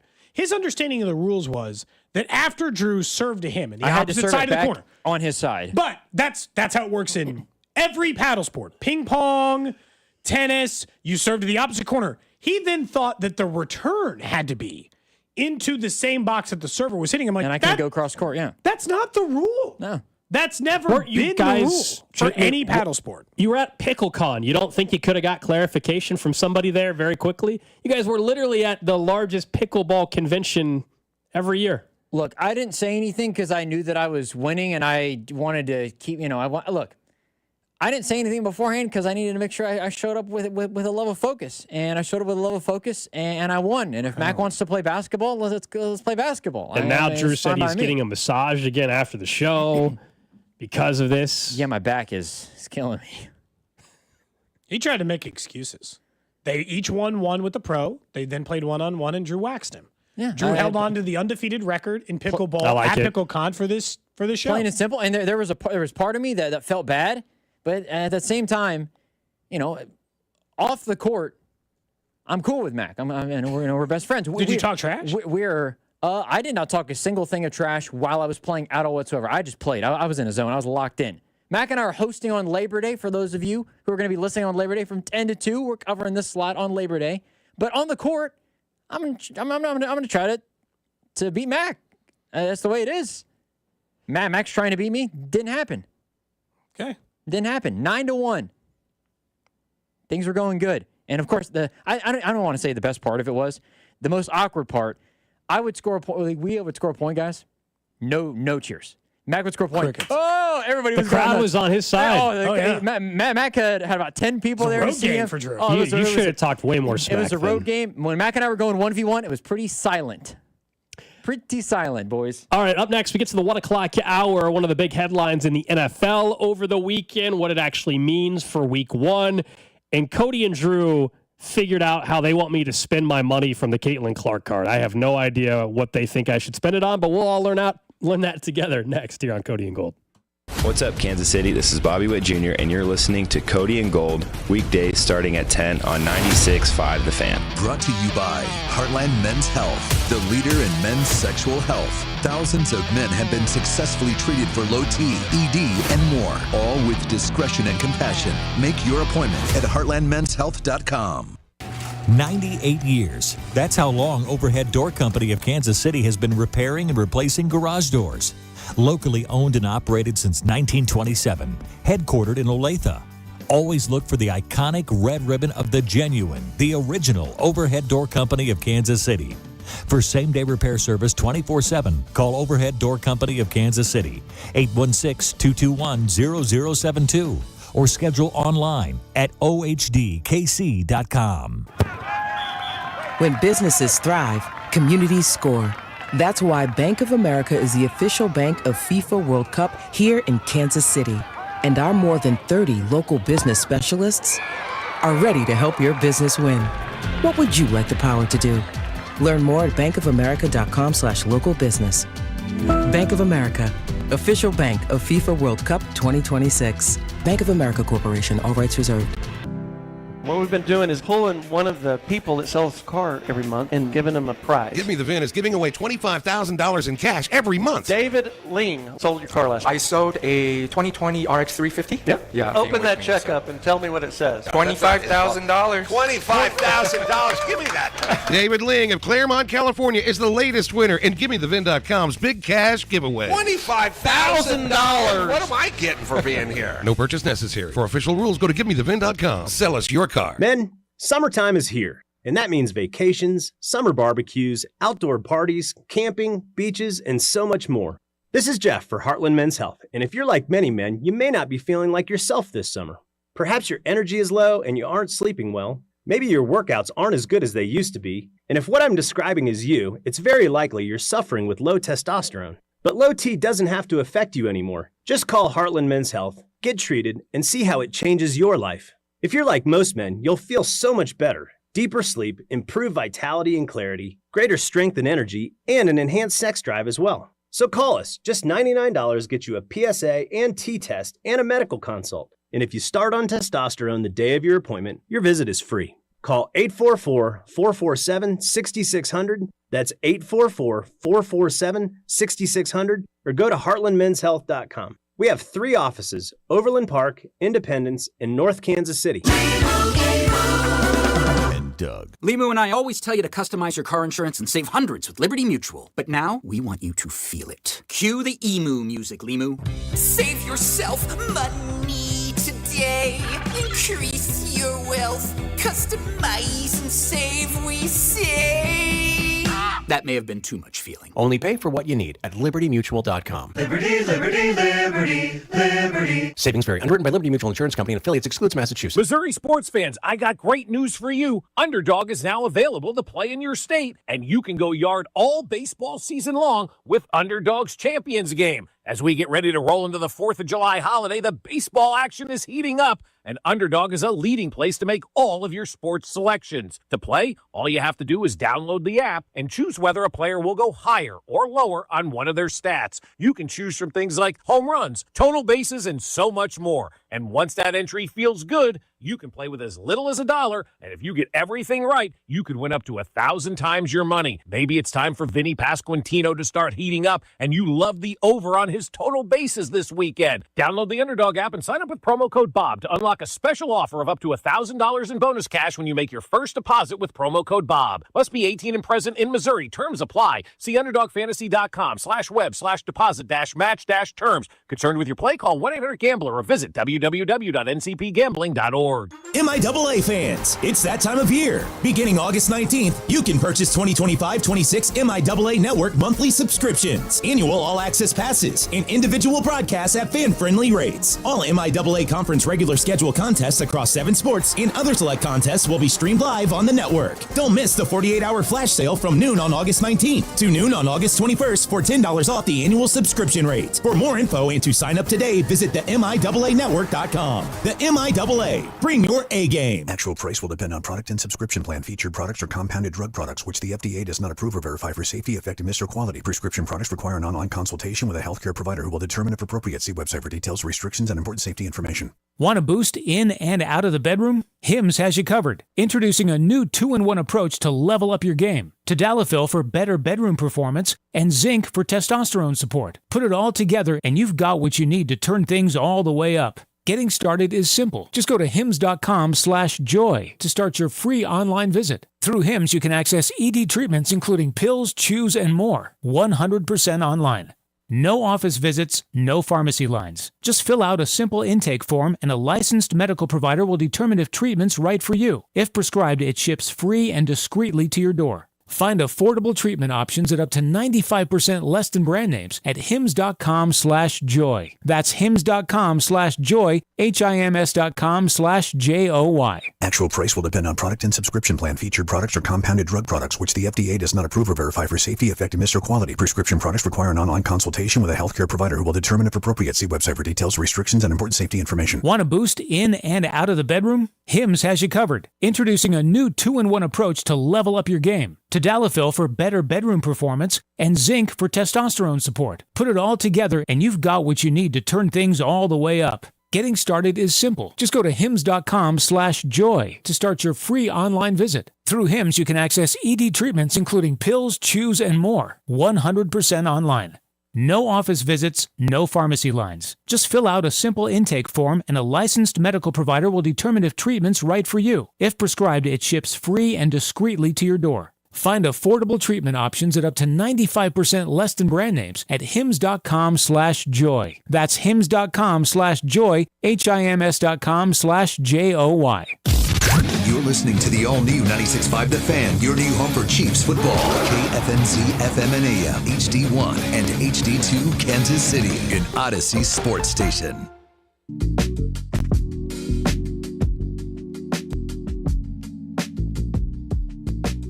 1 o'clock hour here on Cody and Gold. Don't forget the Red Roundtable with Mitch Holthus and Danian Hughes is coming up on Friday, August 29th. Starts at 6. It's free, open to the public. You do have to be 21 or older to enter. It's out at Hollywood Casino. Nice Q&A plus a meet and greet. Great knowledge right before the season, obviously, with Mitch Holthus and Danian Hughes. This will be a cool event coming up at the end of the month out at Hollywood Casino. Should be a great time. Obviously, we were just out at Hollywood Casino. Excellent sports book if you guys want to go out there and take a look.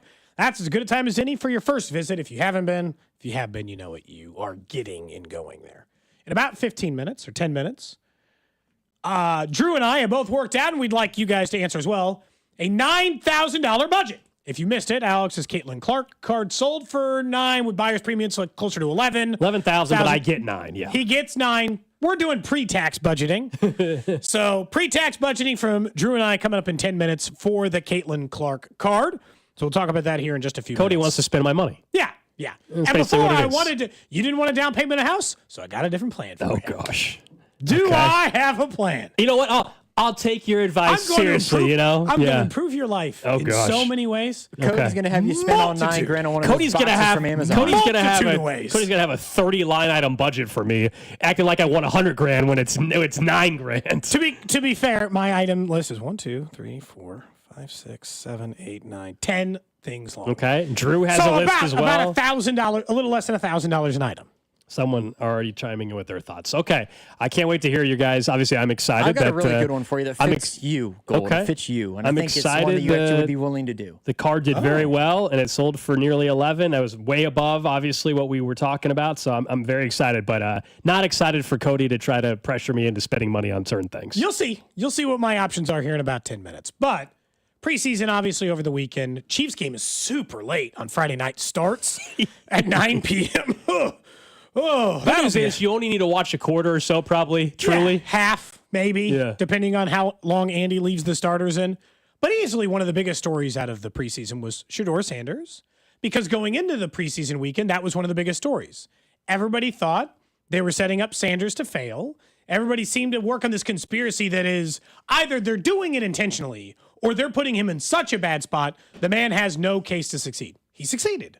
I'm not saying he's a starter now all of a sudden, but given the limited practice time, certainly the limited time with the ones, Sanders' debut could not have gone much better than it did. And he displayed some of the things that people thought might work as an NFL quarterback. So the point is, give him some run with the ones this week.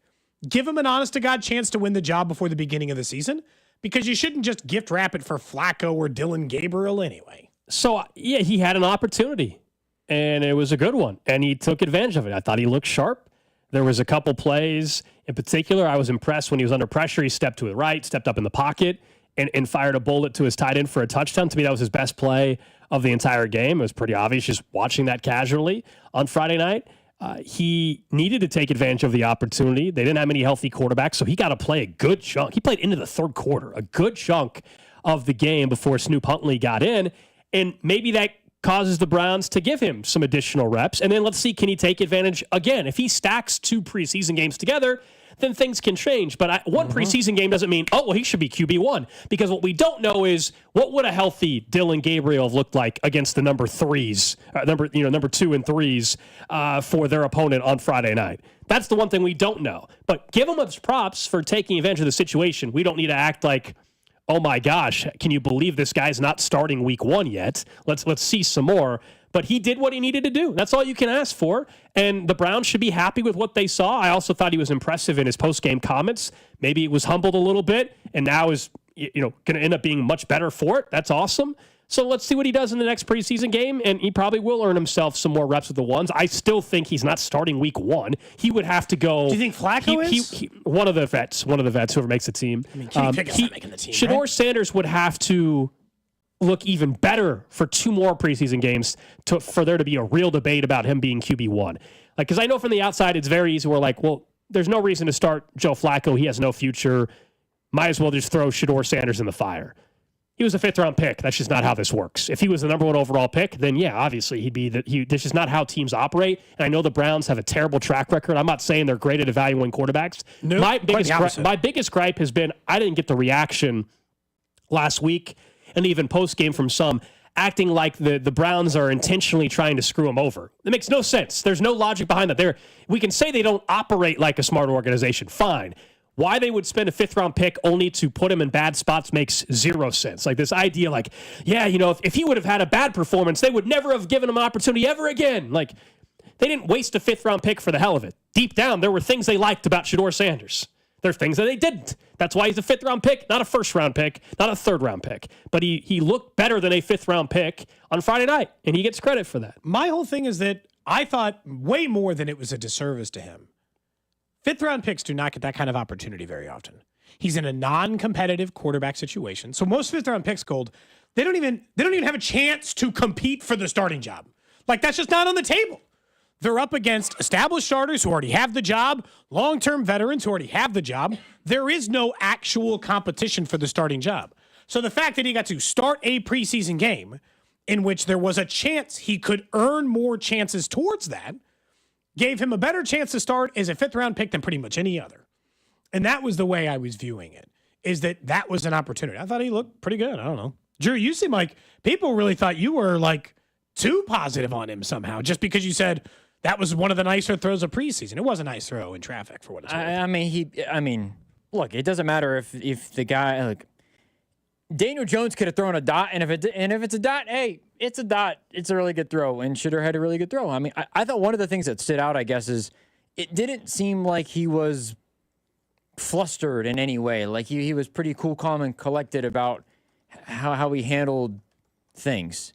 Other rookie quarterbacks did not necessarily have that same experience. So I thought that he did a good job of just being cool, calm, and collected, and took what the defense gave him and made some really nice throws. That was about it. I'm not gassing him up, but I'm also not saying he needs to. I mean, he needs to do more probably to show, but it's not absolutely. Like he isn't a bad quarterback.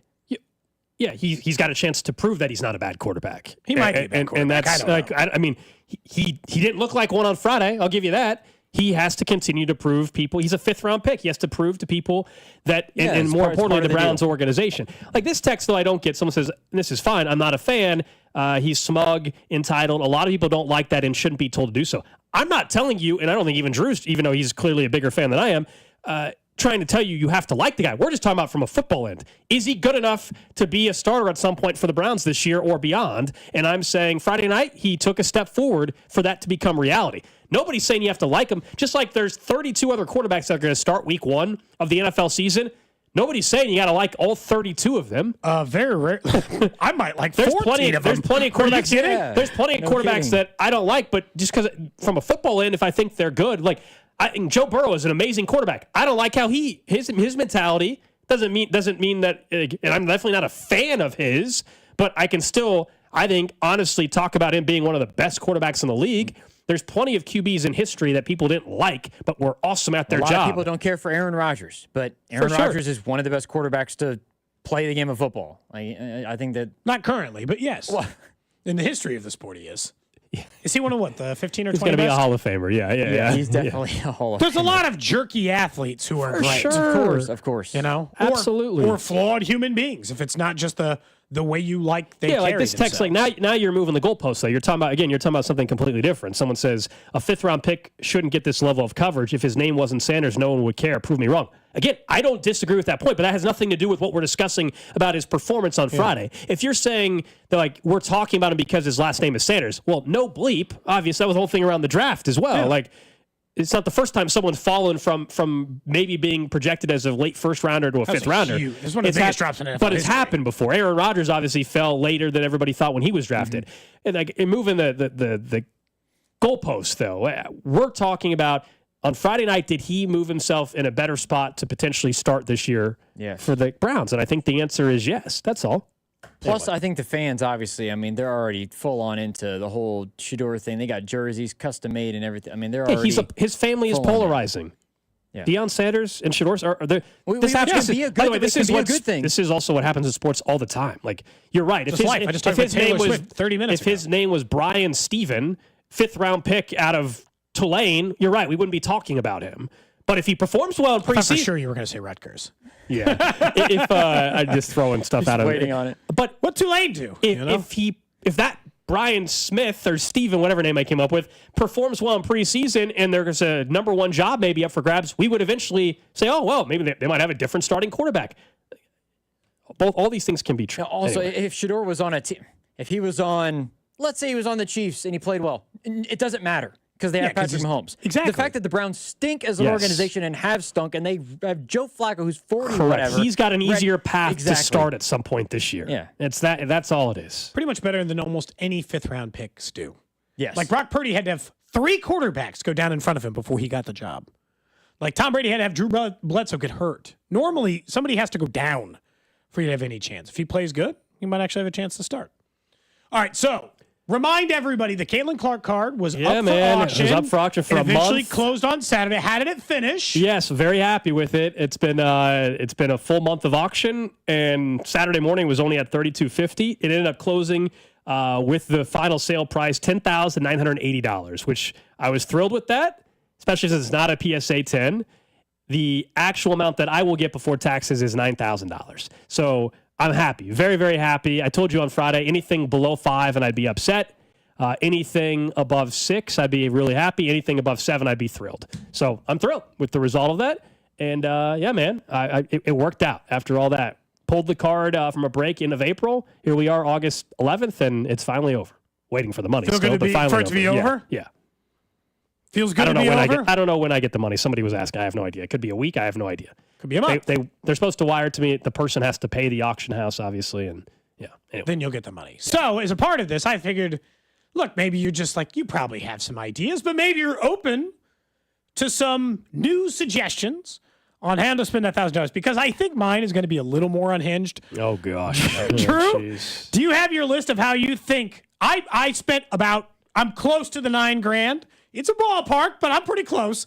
Drew, do you have how you would like? Do you have the breakdown of how you'd like Alex to spend his $9,000? Yes, yes, I've got a breakdown. Down to the penny, huh? Okay. Not exactly to the penny for myself, but maybe Cody goes into more detail. I think the one thing, though, that we both can agree on is that you should place a $1,000 parlay. $1,000? You want me to just throw away $1,000? No. I'm not having you throw it away because I asked you. I asked you one question earlier this morning. I think you had some illusion as to what it would be, but you do believe the Kansas City Chiefs are going to win the Super Bowl. I think I haven't made my official prediction for the year. Most years you think that. I would be stunned if you said they're not going to win the Super Bowl. But let's say the Chiefs win the Super Bowl. Oklahoma City, you've talked about them being the favorite to repeat. They're heavy favorites, actually, to repeat as NBA champions. Let's do that. And then to finish the cash out, bro, type of bet for you, Alex Gold. I asked you earlier this morning who you think's going to win the World Series. And you said other than the Dodgers, which we could have done that. You said the Cubs. Those three, just those three. You're not asking for 4 or 5. If you parlay those three together, $1,000 wins you $386,000. So you want me to buy it? You want me? So let me get this straight. You want to buy a $1,000 lottery ticket? Yeah. So let me get this straight. You want me to take the money that I got from essentially a card that I pulled that turned into a winning lottery ticket for $9,000. You want me to then go buy a $1,000 lottery ticket with the $9,000 lottery ticket I basically got already to try to make it into $300,000. To try to win the lottery twice. I'm not asking this seems like a terrible idea. I'm not asking you to take all $9,000 and go and bet it all right now. I'm asking you to take a section of it. Mm-hmm. And I think you believe the Chiefs are going to win the whole. I think you believe that. We'll find out with my final predictions. You said the Cubs. If it was the Dodgers, that takes you from 386 down to just 86, but it's still $86,000. Let's say it's the Dodgers. Okay. I think it's just 3 things. We can turn it into a cash out, bro segment. You would cash out, I think. He would absolutely cash out. But I feel like that's a bet that you should make. I think that would be a fun bet to follow over the course of this football season. The rest it'd be of the baseball a sweat. season. I mean, if you got through the first 2, just cash out. Who cares about the third one? You get through the first 2. World Series and then the Chiefs won the Super Bowl, then I think you should cash out 100%. Yeah, if the Cubs just made the World Series, I'd start getting excited. It's you just know what I mean? Like they were just even if you just bet the Dodgers to win the whole thing, which we probably think is going to happen, you already are above to cash out at maybe $4 or $5,000 compared to the $1,000. Yeah. Okay. I appreciate the advice, Drew. I can tell you there's about a 0% chance we can't spend too much time on the parlay. What else you got? Sorry. I do think that you should take $1,000 and dedicate it to your trip to Vegas in some way, shape, or form, and using it to spend when I've you got guys were there. specific plans for that. I don't know. I don't know if you did the numbers, Cody. I did. I made 9,000 exactly. I looked up $1,000 of Propel. What it would get you at Sam's Club? I bought a Propel too. That's nice. 1,500-ish bottles of Propel you would get with that 1,000. That covers you for probably the next until they're expired, I would assume, the next 2 or 3 years. That'd be 5 years worth if you drank one a day. I would also say this, two more things. I spend way less on Propel. I want to make that clear. It wouldn't be Drew's list for you if you don't dedicate $1,000 to getting 8 massages, deep tissue massages in Kansas City. I looked it up. That gets you 8 of them. And then the rest you should take on a trip to go to the national football or the national title game for the college football championship. So it wouldn't be me if... Okay. Is that if it? You didn't spend some college football money. That's how you spend it? That is it. Okay, mine's... Okay, so first off, I want to make it clear. I also spend some money on Propel. You drink it every day. I've already told you should buy it in bulk. He's spending $1,500. That's a crazy number. $1,500 on Propel? I wanted you to get $1,000 that gets you 1,500 bottles. I'm saving you... okay. I'm saving you money in the long run. I only have $300 dedicated to Propel. I just want you to be set up for a little while. Thank you. Appreciate that. Not trying to get carried away with your money on there. I also have you getting new spoons and forks for about $100. I'd like you with some quality cutlery for the rest of your life. You want me to buy nice forks? Yes! You're an adult. That is I want you to so have low nice on the forks. list. That's why it's only $100. There's a lot of stuff. You want me to buy a brand new silverware set? Okay, got it. Hear me out. Okay. I feel like this is like something that I would have just expected you to spend money on at some point in your life, but you didn't. I did. I felt bad if I spent your $9,000 and I didn't have one investment strategy. So you're buying $1,000 of Bitcoin right away from me. That's what you're doing with the $9,000. $1,000 in Bitcoin. That is your investment portfolio. The rest on the 8 we're blowing. You ready? Hold on. You want me to invest in Bitcoin? Mm-hmm. If this was 2012, I would agree. 2025, you want me to... He's got you on $1,000 parlay. Okay, true. Fair. What do you think's more likely to go up in the next 10 years, your parlay or this thing? Parlay. It's the parlay. No, Bitcoin will probably keep going up, but okay. Yeah, all right. Okay. I felt like I wanted you to have some things... Some fun things and some things for your life. So I got another $500 going back into the card game. I found a Travis Kelce PSA 9 clear downtown card. I thought he doesn't own anything from Travis Kelce. I do. Oh, you have a card? Not like that. I actually I bought a Travis Kelce card at the card show in League Sunday. Well, I this didn't weekend. know that. But not a downtown. I wanted you to have a high-quality Travis Kelce card for your PC. So I thought, I appreciate I'm that. going to get Thank you. Alex something. Okay. Then here's where we start getting reckless. Oh, jeez. The rest of this is just the normal stuff. That's just the baseline. I'm spending a little bit of your money. Now we're starting to get into it. I think $1,000 in Vegas for either the strip club, because you know I won't go, so you might as well have a great time by yourself. Or I'm not going to strip club by myself. Spending You're $1,000. going- What? hold on. Or If he actually- fine, I'll go. If you spend $1,000, You have to go. I don't want to 100%. You have to go, Cody. Or you can get that briefcase steak. Oh, at Pappy's Yeah, Steakhouse or I whatever wanted it to is. come out, the gold briefcase, I like the that. whole thing. Yeah, One of those that's- two have to be done. You know, that'd be a fun way to spend that $1,000. I could just go eat at Barry's, though, at Circa. But admittedly, that would be an Okay. amazing All time right. to do it. We're also putting $600 on Caitlyn Clark's number 22 on roulette. Oh, we are. Well, you know, We I'm are. helping you. We buddy. are. I'll put a little money on You're it. chipping in and half of it? Is that what I'm hearing? Are we going to do 300 each? Okay. On her number, I think you got to put something on 22 on a roulette. I like wheel. it. I like Seems it. kind of crazy not to do that. Okay. And then there's the stuff that I think could benefit the status of the show, which is important, I think, for let me your hear life. this. Let me hear The this. status of yourself and other things. So, number one out of the gate, I looked up what it cost for 2 years of premium Hinge. Goldberg and producer right on premium. None of this regular dating app stuff. I like it. Hinge premium, baby. We're going to the top. How much money? How much money? $300 for I a couple like years. it.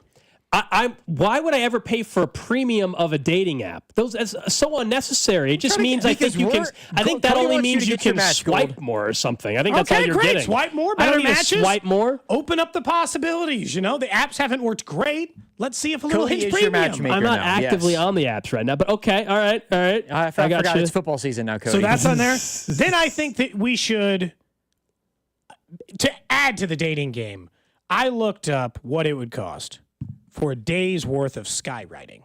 That What? would Skywriting? like, you know, like do the that to smoke him? and the planes. Oh, Scott. Okay, I was not thinking that. Skywriting. It's about Oh, I it's thought a you couple said of grand. Okay. This I is thought you his said writing. future. I thought you. Skywriting. This is you for want his me, life. You want me to pay for someone to fly in circles and spell out things? Yeah. For what? To who? The dating stuff. Your Hinge profile. Wait, you want They're connected. you want someone to you want an airplane Yes! to or I looked at the hang a billboard. banner? Skywriting's way cooler. So you want a plane to fly around Kansas City at Arrowhead before Chiefs game with a banner that says, "Here's my link. Help me Yeah. get a date." That's embarrassing. Yep. That's pathetic. pathetic. Hey, I will I'm say trying to this, help. Hey, All right, it's not okay. And then I think you need a betting hobby outside of the NFL. I don't think you get enough action during baseball season. I found what I think will be the premium one during non-football season. It appears the best thing to bet on from a handicap perspective, pigeon racing. So we're putting $500 and you're getting into the pigeon that is racing more game. egregious than my $1,000 Yes, parlay it is. bet. Yes, it is. That's more egregious. Pigeon racing. I want you to have a new betting hobby. Cody just wants me to blow most of this money away. Oh no, I also have $1,500 for cooking lessons because I think it'd be important to learn a good life skill. He's getting you the silverware. $1,500 for cooking lessons? Yeah, I want you to be able to cook well. I think it'd be nice. That's a good skill. It's important. I'm surprised that you didn't That's say a lifelong skill. Gold. I'm surprised that Cody did not say an Amazon pallet. I'm very. He knows we're out on that game. Ready for that. I wasn't going to win anybody We are over out that. on that game. That was a disaster last time. So you guys have some other suggestions. So how many of these things are you actually consider? Would you actually consider? Top on my list. Might be zero. Because I already have. My thing is, I already kind of know what I'm doing with most of it. What is that? It's not that They're all much very sensible things. because it's not that like as much. Don't get me wrong, I'm thrilled that I got $9,000 for the car, but also it's not $100,000. Okay, there's not much. There's not that much to go around. You just see how much you can get done with $9,000. No, I already know. Like I already told you. Like there's a balance on one card I'm going to pay off on one credit card, and then I'm going to jumpstart the IRA, and then I'll leave a little bit of money after that. That's basically what I'm going to do. Hold on. How much money after get? Like 1,000, 2,000, or are we? I think I would have if I put in the IRA when I want to put in there, I would probably have like 25 to 300. You need to take all of that Or to to Vegas. 3,000, sorry. You need to take all of it to Vegas and just see what happens. To see, strip club, roulette wheel. I'm not going to a strip club and blowing money. That's stupid. Okay. I'd rather put $3,000 on a parlay. Okay, Yeah, what are we doing? Like $1,000 on my parlay, $1,000 at the casino, and then you get the briefcase steak as well. How sick are you going to be if Drew's parlay hits? We actually need to keep tabs on it now. If the 3 legs. Well, he asked for my teams. I guess it's my. I guess I'll do a smaller version of that parlay, but I'm not putting $1,000 on a World Series, Super Bowl, NBA. So you'll take 100. So you would bet 100 to win 3. I don't know if I even do 100. Oh wait, no. What's the odds on $50? Yeah, what can we get for $50, Drew? I'd have to hang on a second. I don't know if they're going to give you the same odds. If Gold threw 50 on it just for so he did something on these 2 lists. I mean, if you reran the numbers, let me pull it back up. Someone says put all the money in VOO. It's funny you say that. That's actually the fund I'm in on my IRA. Thank you very much. So that's we're on the same page. I think the Cubs number actually changed since this morning. Really? Yeah. Got better or worse? Better. It's now. I think it was 1,400. Now it's 16 to 1. Okay. All right, hang on a second. I gotta find it again and put it together. Someone says Cody wants to get silverware, cooking lessons, and a girlfriend for $9K, trying to make Gold sound desperate. Honestly, that doesn't sound like a bad price. Someone says I Think should about invest. how much money you spent dating over the years. $9K Someone for a future wife. Someone says I should invest in a bee farm, have it placed in Cody's backyard, then have a date night dinner with a stripper and go to 1587 Prime. I did seriously. 1587 Prime. Actually, you might that might be a trip. One for celebration dinner is a nice thing, but right, like that I've doesn't got cost it. you $1,000. No, That's a few $100 for you. Very good. Anyway, go ahead. If you bet 50 on that 3-leg parlay, again to remind people, Cubs World Series winner, Oklahoma City NBA Finals winner, and the Chiefs win the Super Bowl. $50 wins you $26,597. It's crazy. That's more realistic than $1,000 bet, Drew. The 50? Yeah. I mean, there's no way in hell I'm betting $1,000 on a parlay. Now, okay, so I'm curious now because obviously the World Series would be more of a guarantee if it was the Dodgers, who have significantly better odds. If you did that bet $50 on the Dodgers included instead of the Cubs, you still get $5,500. So theoretically, you bet $50 on that. The Dodgers win the World Series. I don't know what that cash out jumps to, but you could at least make some money on just simply having the Dodgers win the World Series. Somebody says rather than spend the $9,000 in the things I'm suggesting that could help you in the dating world, they're saying just buy an engagement ring and invest. just get the engagement ring now with the cash. That way, in case you meet the right girl, you're already set and it's paid for. Our guy Rob, being single, just buying an engagement ring just in case. Our guy Rob Collins with the smart advice, Cody. Spend 10% of your earnings, put the rest in a money market account. It's liquid in case you need it as an emergency fund. I told you, I'm definitely putting a good chunk of it in an IRA I have just to get that a nice little boost here unexpectedly in 2025. Sure. If you were into golfing, then I would tell you to get a golf membership. I don't even think Dusty did that with the money that he won on the card that he got. Yeah, he got. I think he ended up clearing $3,000 off of a card he got. I think he ended up taking that trip. Someone says $9,000. Take a trip to Greece and Italy. I wish. That'd be a sweet way to spend it. I wish, yeah.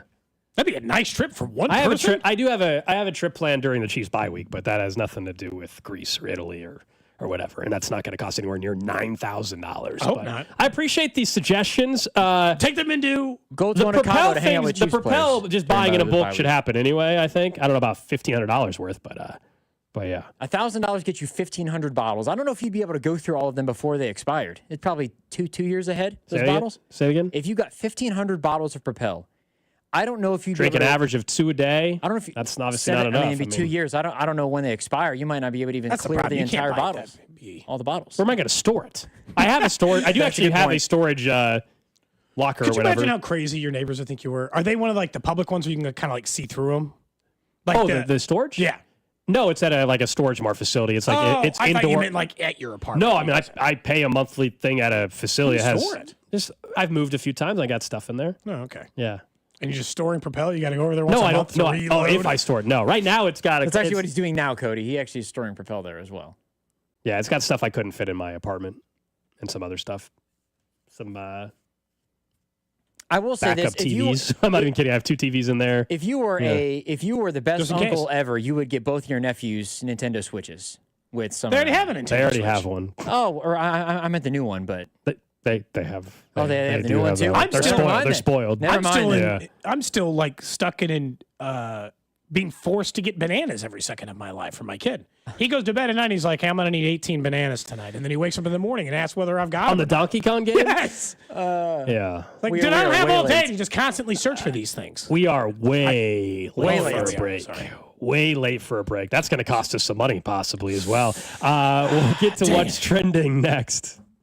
This is Cody and Gold on your new home for Royals baseball. 96.5 The Fan. Brought to you by Heartland Men's Health, the leader in men's sexual health. Thousands of men have been successfully treated for low T, ED, and more, all with discretion and compassion. Make your appointment at heartlandmenshealth.com. If you have back-to-school shopping to do, then you should make Macy's your first stop, because Macy's has back-to-school styles from brands like Nike and Jordan, must-have denim from Levi's and Good American, and now Macy's has Abercrombie Kids too. It's all in one place, all at great prices. And here's another reason to come in. If you're already at Macy's and you saved so much, you could stop by the fragrance counter and pick up something for yourself too. The best back-to-school styles are here now at Macy's. DQ presents the sound of happy. Hear that? That's the DQ chicken strip basket. Only $7.49 for a limited time. We're talking 4 100% white meat seasoned chicken strips served with fries, Texas toast, and DQ signature country gravy. Yeah, you heard that right. For crunch time and no time, it can only be the DQ chicken strip basket. Just $7.49 for a limited time. Get it delivered in the DQ app. Happy tastes good at participating locations. Need to sell your house in Kansas City but not sure where to start? Selling a home can feel overwhelming, especially if you're facing foreclosure, a divorce, an inherited property you don't want, or just need to move quickly. But you don't have to figure it out alone. Rex Buys KC is here to help. As a local home buyer, I understand the Kansas City market inside and out. My family and I live right here, so I know the neighborhoods, the trends, and the challenges homeowners face. That's why I take a consultative approach, helping you explore your options and find the best path forward. We buy houses in any condition, no need for repairs, no agent commissions, and no hidden fees. You'll receive a fair cash offer with a closing timeline that works for you. Whether that's in as little as 7 days or at your own pace, just a simple, hassle-free process designed around your needs. If you're ready to talk through your options, call me today at 816-330-6000 or visit rexbuyskc.com. Let's find the right solution for you. Rex Buys KC. Local, fair, and focused on you. Don't let clogged drains slow you down. Call Hamilton Plumbing, Heating, AC, and Rooter today for our $79 mainline drain cleaning special. The pros at Hamilton will inspect your drains with video camera technology to pinpoint exactly what is needed to clear those clogs and help prevent expensive drain repairs. The expert technicians at Hamilton are ready 7 days a week to solve your problem the right way, the first time. Over 40 years experience and more than 8,000 five-star reviews ensures your peace of mind. Visit callhamilton.com for details, terms, and conditions. License number 2025-11121. You don't need to be a financial MVP right out of the gate. At Main Street Credit Union, we're here to coach you through it. No matter where you're at, lining up for your first play or deep in the game, we'll help you move the ball forward. From building credit to launching a business. Because here, it's not just about money, it's about progress and having a team that's got your back. Learn more at mainstreetcu.org. Jake from State Farm. I'm winning. I finally cleaned my house, so I'm breaking out my new tropical room spray. Keep winning and create an affordable price just for you by bundling your home and auto with the State Farm Personal Price Plan. It's like your own personal paradise. Ooh, hey, grab me a coconut water. Bundling, just another way to save with the Personal Price Plan. Like a good neighbor, State Farm is there. Prices are based on rating plans that vary by state. Coverage options are selected by the customer. Availability, amount of discounts and savings, and eligibility vary by state.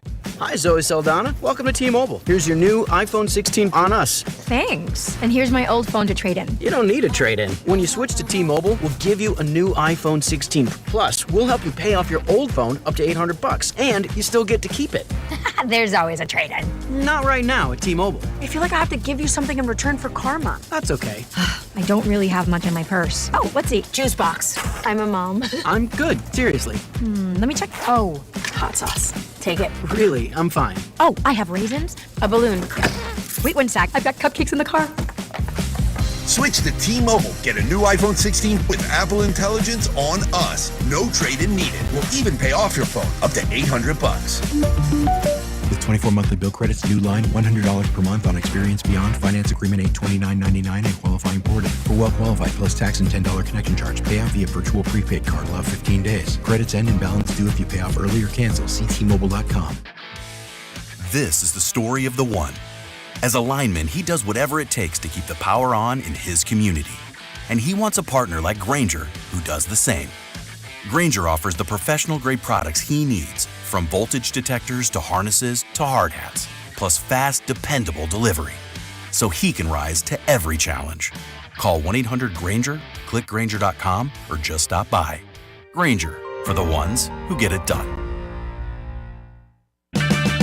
Check engine or ABS light on? Take the guesswork out of your warning lights with O'Reilly Veriscan. It's free. Ask for O'Reilly Veriscan.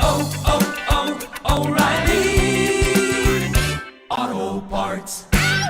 Hot damn! Twisted Tea Hard Iced Tea just got harder with Twisted Tea Extreme. Twisted Tea Extreme is made with real brewed tea, goes down smooth, and an 8% kick of alcohol. Dial up the fun with Twisted Tea Extreme. Keep it twisted! Twisted Tea Brewing Company, Cincinnati, Ohio. Please drink responsibly. This report brought to you by the American Cancer Society. We are the American Cancer Society, making strides against breast cancer. Are you ready to join the #1 breast cancer movement in the country? Sign up today at makingstrideswalk.org. You're listening to 96.5 The Fan from the Mission Plumbing, Heating, and Cooling Studios. What's trending? Number one on what's trending. A couple updates from St. Joe today. Chiefs training camp. We did unfortunately get confirmation that Deion Bush ruptured his Achilles. His season is over. Also, a few other injury notes. Jalen Watson does have a concussion. We all kind of figured that the way things were going on Saturday night when upstairs the officials got basically buzzed to go and tell him, hey, you got to walk off the field, and then he did not return. We also learned that Ethan Driscoll, one of the Chiefs' backup offensive linemen, had an appendectomy. He will be fine eventually. Hollywood Brown still not practicing, but Rashi Rice was back at practice today. Next up on What's Trending, Matthew Stafford did not return to practice today. He was seen in street clothes for the portion of Rams practice that was available to the public.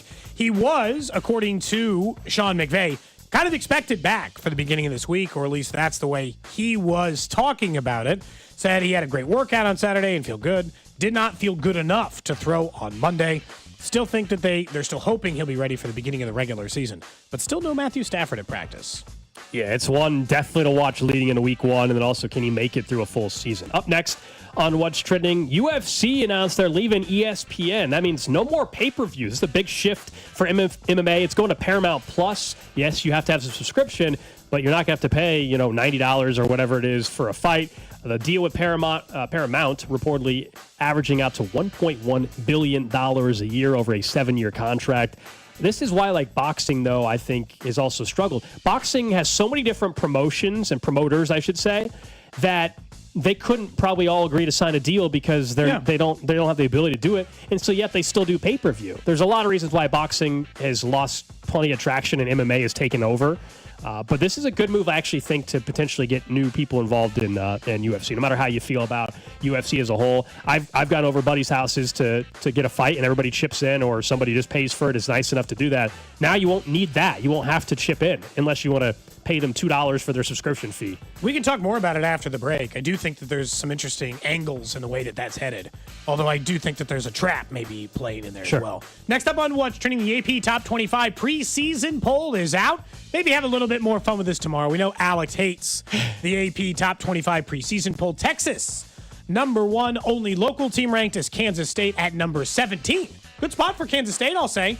For a preseason poll matters very little in the long run of what these teams will actually accomplish, but they do matter as far as what people say about you later in the year. So K-State being at 17 before the year starts. Missouri did receive votes. Kansas did not.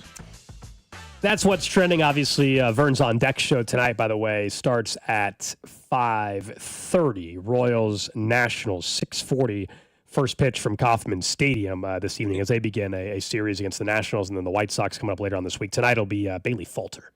Get a second chance to take a look at him. It's obviously been going well for Burgert.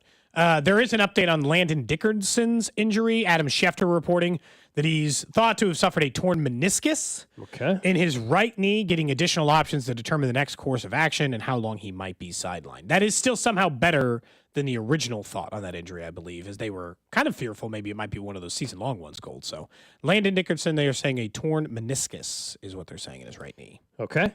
Obviously, a Pro Bowl guard for the Philadelphia Eagles. And I don't know. I don't know off the top of my head. Like ACL, we know what that means. Meniscus, is that a 2-month thing? Is that a 10 weeks? It depends on the no position. idea. And with offensive line, I'm not as sure. I don't know what that exactly means, but obviously significant loss for the Eagles for some portion, at least, of this 2025 season. Yeah, I wanted to briefly talk more about the UFC thing. I do think it's a pretty historic shift, though, for MMA, and obviously boxing has been doing pay-per-view since the beginning of time. And at one point in time, it made sense. I don't think pay-per-view makes any sense in the year 2025 with streaming. It just doesn't. And so I think this is smart for UFC. There will be, if you're Paramount, plenty of people that will subscribe and pay the $9.99 or whatever trial offer they come up with for the first time, and you hope that you get them hooked and they don't cancel, and all of a sudden you add millions of new subscribers. And once a month when they have another decent-sized card, you just keep sticking with it. And of course on Paramount, Paramount, once a month thing helps you stay on Paramount, because normally you just cancel in between something else you're interested in. Right, and on Paramount Plus, of course, there's all sorts of other content and sporting events. I think Paramount Plus, Drew, you're more of the English Premier League guy, but I believe there's a lot of soccer on Paramount Plus, if I'm not mistaken. You can watch some of the EPL games or other leagues that are, I don't know if it's Serie A or Serie A that is on there as well. But what are their biggest shows over there? Landman with Jerry Jones? I actually want to watch that. That might actually be one of the bigger ones. Well, and you also get access because they're with CBS. Dexter? To get, I think you get all the CBS stuff on Paramount Plus too, like Survivor, Amazing Race, FBI, CSI, whatever the series are that are over there too. Look, my only issue is what happened with cable companies. And look, I'm fine with consolidating some of them. There's just too many apps all kind of working against. We mentioned this like a week ago when it was announced that HBO Max, or was it, or Disney and Hulu were going to be a singular streaming platform with all of that content on one platform. The problem what happened with cable companies, and the reason why we went to the streaming stuff in the first place, is the cable bill got so crazy high when it was consolidated. Like, all right, so Spectrum bill this month, $220. You're like, $220? It do. It really do. I'll just move it to different stuff and figure out a way to isolate the content I'm not interested in getting, and I can do it for a whole hell of a lot less than $220. My fear is that Paramount Plus is like, hey, no additional cost, no pay-per-view, UFC's right here, and then you go from paying $10 a month to all of a sudden you're a month away from getting the, hey, Paramount Plus is getting ready to go up to $17.99 a month. Yeah, I mean, I'm sure and at they're going some to cover point their cost on your end one way or the other. And if you're not a UFC fan, that's going to suck. Yeah. If you are a UFC fan, it's parsing it out, so maybe you don't care as much. I'm sure at some point they'll raise it. My understanding now is like they have Paramount Plus has two plans. There's like a base one, it's like $8, and then there's a higher level. I don't know what the premium probably is what they call it. And it's $13. So maybe you have to have the premium plan for $12.99 to get this. You can't get it with the $7.99 plan. Something like that. Yeah. It makes sense. Now, that's like how Apple TV does it for their MLS stuff. Now, this It's is a fair separate point. add-on. You know, there's always you worry about the trickle-down effect of stuff we don't think of. Here's a good example. Someone says, hey, I'm a bartender at a local sports bar.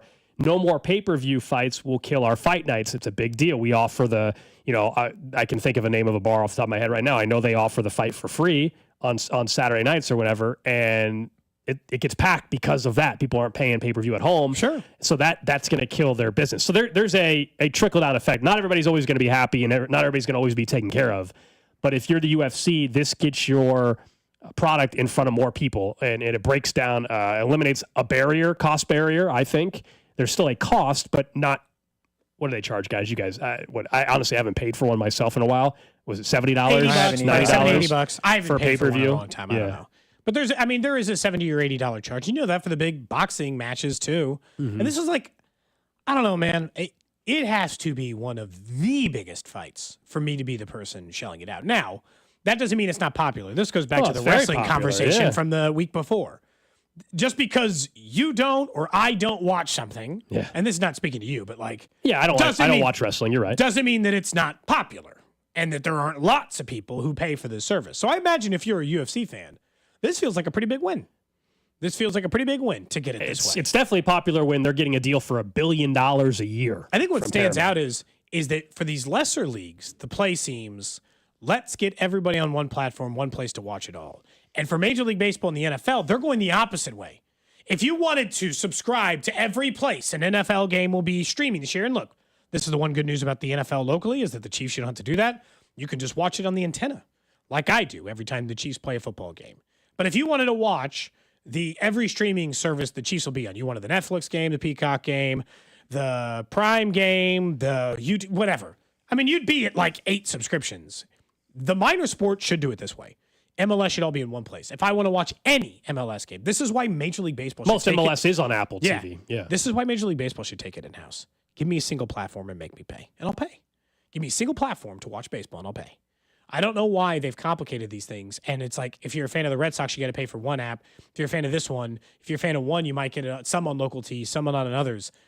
Consolidation feels like an easy way to convince me I'll buy into the Royals. There has been more bundling happening with a couple of the streaming apps here in the last couple of weeks. Some of it is just mergers of companies, right? Disney and ESP, like Disney and Hulu is becoming one. I believe even Paramount, if I'm not mistaken, didn't Paramount just get sold or merge with somebody in the last like couple weeks? Yeah. Well, Paramount was always part of CBS. Or Paramount and Universal? Yeah, it's something like that because Paramount and CBS were already linked. But anyway, as there is more consolidation and mergers, not to get into a much deeper conversation about if that's a good thing or not, but from a streaming perspective, it can be potentially a good thing for the consumer to a certain extent. Like even this Sunday, if you guys are trying to watch the Royals game, I pay for the monthly subscription it's like an Amazon add-on to watch the game. I go on there, can't find the game. I'm like, where the hell's the Royals game? I watched it through my MLB TV. Well, yeah. It was on Roku. It was the free Roku, but I couldn't watch it on the normal one. Yeah. So then I'm like, oh my God, where's this game at? Oh, okay, it's the Roku game of the day. And look, it's not that I couldn't find the game, and it was Justin Morneau and Ryan Lefevre instead of like the normal broadcast. Yeah, and we always get, whenever we talk TV streaming, we always get texts like, hey, I only pay $19, I get everything. Look, I understand. Like, if you want to do the jailbreak and the illegal stuff, go right ahead. But like, obviously, when we have conversations about streaming, we're only going to talk about the legal, legitimate options for people to watch. Like, people always get mad at us when we have these conversations. Like, you guys aren't even mentioning people could do this for X amount of dollars. We're obviously not going to talk about that as a legitimate option for most people, okay? Some of you have found ways to watch it. I know exactly what you're talking about on the Fire Stick jailbreaking stuff, but that's not like... quote-unquote, stealing content we're not going to actually discuss as a legitimate option when we're talking about how to watch NFL games or the UFC, okay? Like we're obviously not going to have that conversation on the show. How far until we get... On the air, you don't want to just tell people the exact names of the websites?